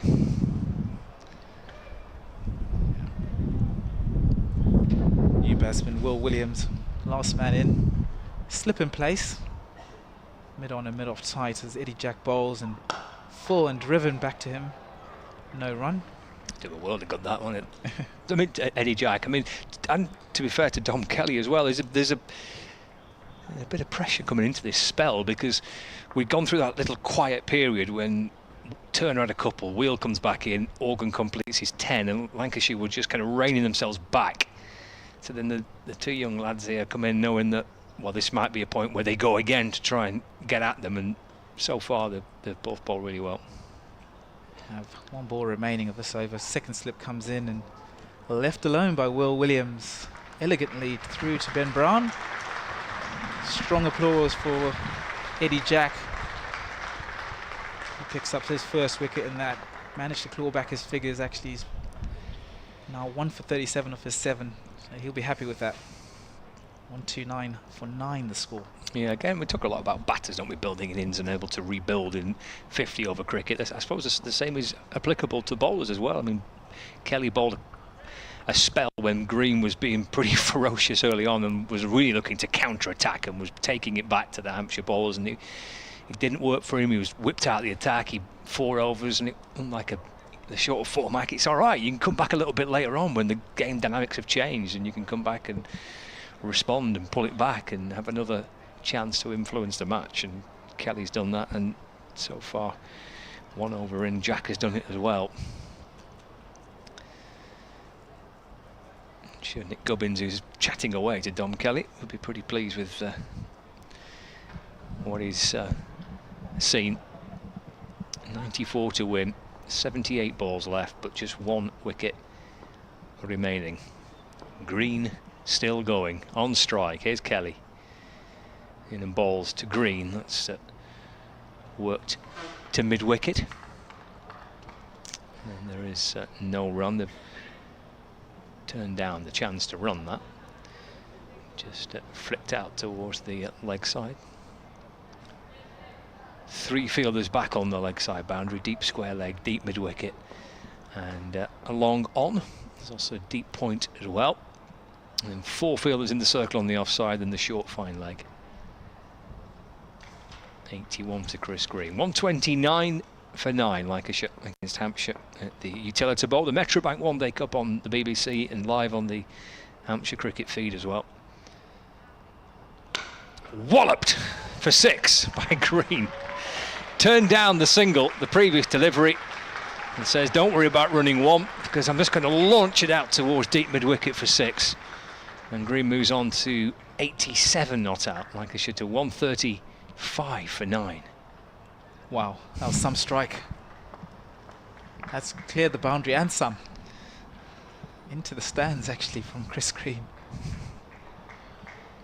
His timing actually, that's been a feature of this innings, is timing, the way he's has been from ball 1 really, the way he's just hit the ball. And that one stayed hit. It did, yeah. That was meant, that wasn't it? That was given the full treatment. He wants a single this time, he might flirt with 2. He's going to come back and run 2. Throw comes in towards the bowler's end. Well, he's judged that beautifully. He's just nudged it up towards the edge of the fielding circle towards mid-on. Hurtled through the first and can come back for 2. It's fantastic batting because actually the shot before that went for 6 would push the fielders back on the boundary, so he was very aware that if he just nudged it anywhere near that 30-yard circle, he could pick himself up too. Smart. Green to 89, Lancashire need 86 more. With 75 balls remaining, but down to the final pair.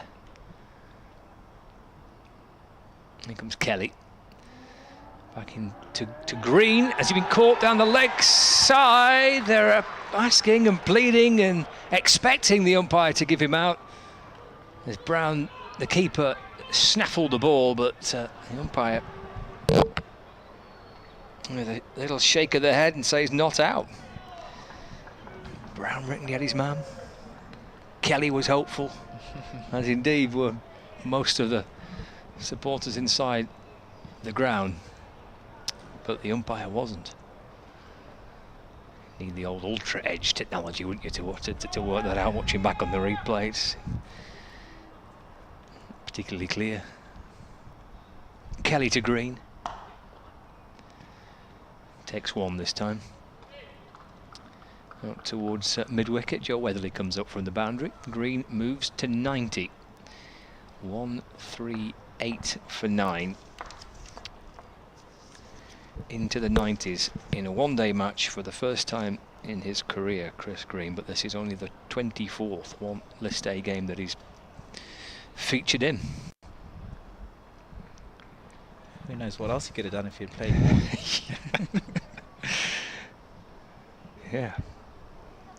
Wonder what he makes of 50 over cricket, as he seems a bit odd when he's 30 and debuted 10 years ago, but he's 24 games. Kelly in, forward goes Will Williams, and he defends to mid-on, and that's all right because that's the end of the over, and it means that Chris Green is on strike for the start of the 39th over. He's played 13 first-class matches as well, Chris Green. Top scorer in first-class cricket of 63 not out. His top scorer in T20 cricket is 50 not out. And his highest score in List A cricket is this one now, unbeaten on 90.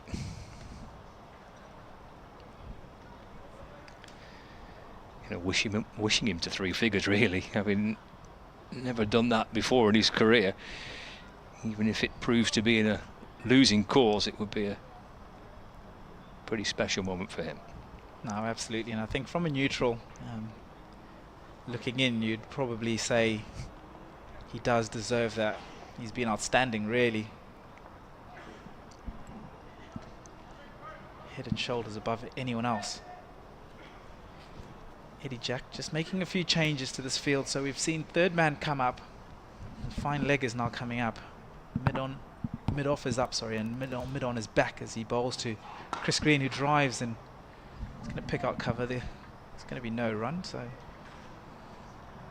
10 away from what would be an incredible century, given the fact that Lancashire find themselves in 138 to score 90 of those runs on your own. And he hasn't given a chance really. I don't think I can't recall anything. Maybe one back towards Felix Organ that could have been classed as a chance. This is up in the air and clothed it to cover. I was sort of looking towards the left-hand side, but me too. Yeah, I was looking mid-wicket. Where's that gone? It must have gone a mile. Bounces out, trickles out to cover. Trickles out to cover. So he's scoring area. I'm thinking he's going to be looking. If he's going to be looking leg side, he's looking to go all the way. Mid-off is up, so that's a potential option as Jack comes past umpire and bowls and over mid-off, just as we spoke about. And a couple of bounces into the boundary rope. So that's 94 for Chris Green. So not too far away from Felix Organ there, but hit with such power. Yeah, there was a cry of catch, it wasn't, and he kind of flayed his arms above his head. Felix Organ at mid-off, but way over the top and down towards the boundary. 6 away, Green. One big hit away. Big hit as Eddie Jack runs past the umpire and bowls, and Green flashes this through the offside. They're going to push for 2 and settle for just the 1. Good work out there from Toby Albert. Bit of pressure on Will Williams there, isn't there? He's got Green on 95. He's never scored a century in his career before. He's been brilliant for Lancashire in this format and the Blast and the Championship, and don't want to leave him stranded on 95 at the non-striker's end. You really don't. He's got a couple of balls to survive. Dom Kelly. Sorry, Eddie Jack just making a few changes as he runs in past the umpire and bowls, and Will Williams are going to take the single, which is interesting, with 1 ball remaining of this over. What would you have done then? Yeah, he's got he's either got a ball to try and hit for 6 and get to 3 figures. I'll see if he can try and get back on strike. Do they stick or twist here? How many fielders inside the circle? They're going to push square leg, fine leg, third man and point back towards the boundary rope. It's just the 1 ball that Chris Green has got in this remaining 39th, and goes for it, and it's flashed over cover, and he's going to pick up a boundary. But what that does is it takes him to 99, but he does not have the strike. Good luck to Will Williams.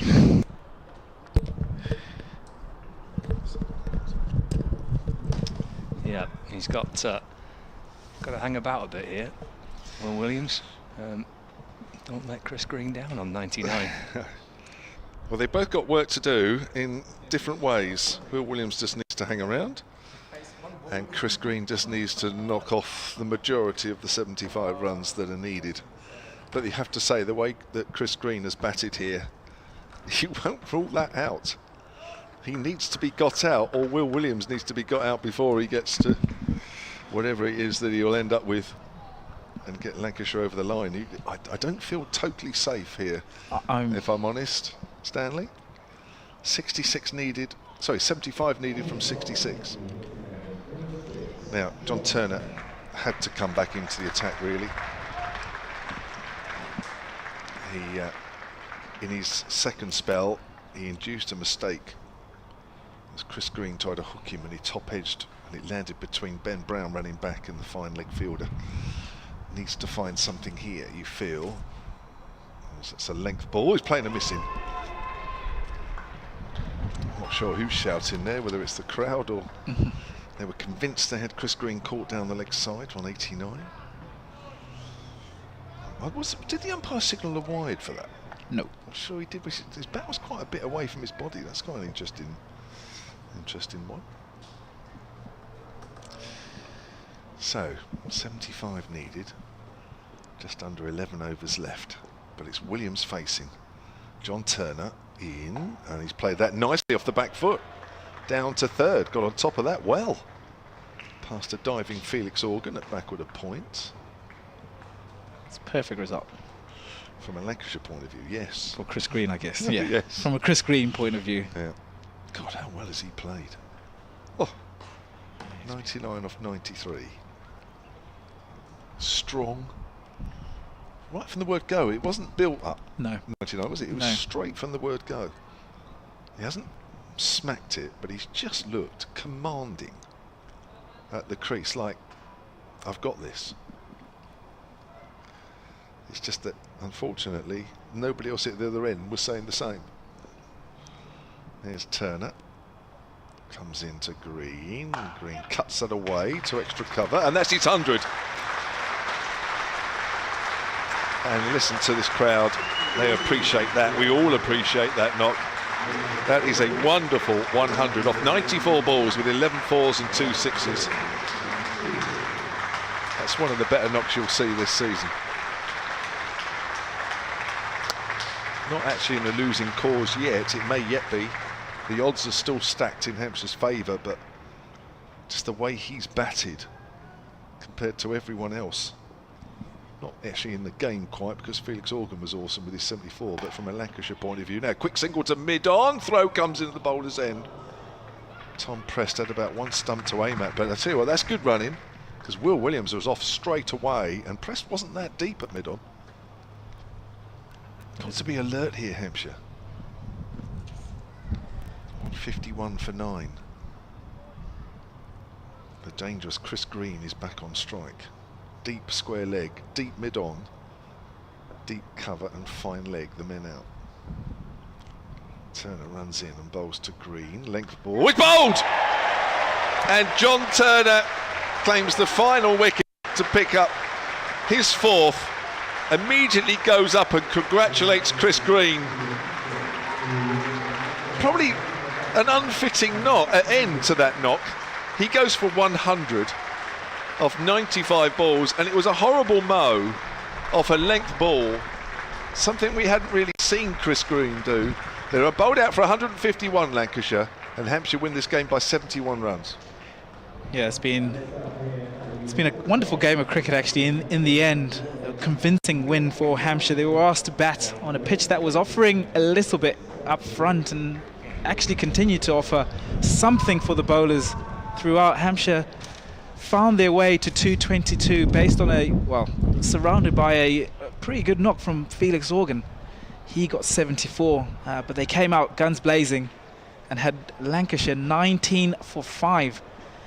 And after that start, it was going to be hard work, and it's been only Chris Green, a little bit of resistance from Rocky Flintoff, but Chris Green, the outstanding performance, 100 out just at the end, the last wicket to fall of 151 runs. But it's been an enjoyable match, Kev, and Hampshire will be really pleased with that. Certainly will. That's 3 wins from 4 now for Hampshire, and poor old Lancashire, that's their 5th defeat from 5 in this competition. But Chris Green getting a big hand from this crowd as he walks over the boundary rope at the far end. All his Lancashire teammates filing down the stairs and congratulating as well. Incredible that he got 100 out of the team total of 151. But the result was always in doubt while he was there in the middle. So well done to John Turner, 4 for 24. He finishes on not quite his best figures. He's picked up 5 wickets in this competition in the past, but nevertheless a valuable effort from him. No less valuable from Brad Wheel, who bowled 7 overs 3 for 14. A couple of wickets for Felix Organ to go with his 74 not out. For me, he's still the man of the match. 2 for 31 from 10. Kept it quiet at the far end when Hampshire needed somebody to keep it quiet. And a good win on a wicket that offered for the seamers. And Hampshire have won this game with 61 balls remaining. In the end, a massive victory, but doesn't tell the whole picture while Chris Green was batting. Stanley, thank you very much. hope you've enjoyed it. We've enjoyed having you back, which has been great. Thank you to Scott Reed as well from BBC Lancashire. I'm Kevin James, and hope you've enjoyed it. Hope you enjoyed our commentary, to go with either the picture feed or what you were seeing in front of us, or indeed on the BBC Sport website and app. Hampshire next in action on Wednesday here against Derbyshire. I'm having a quick look at the live table. Other games are still going on, but I think as things stand, there are 4 teams now on 6 points at the top of Group A. Worcestershire, Somerset, Derbyshire, and now Hampshire, and I'm afraid poor old Lancashire are still stuck at the bottom. Thank you very much.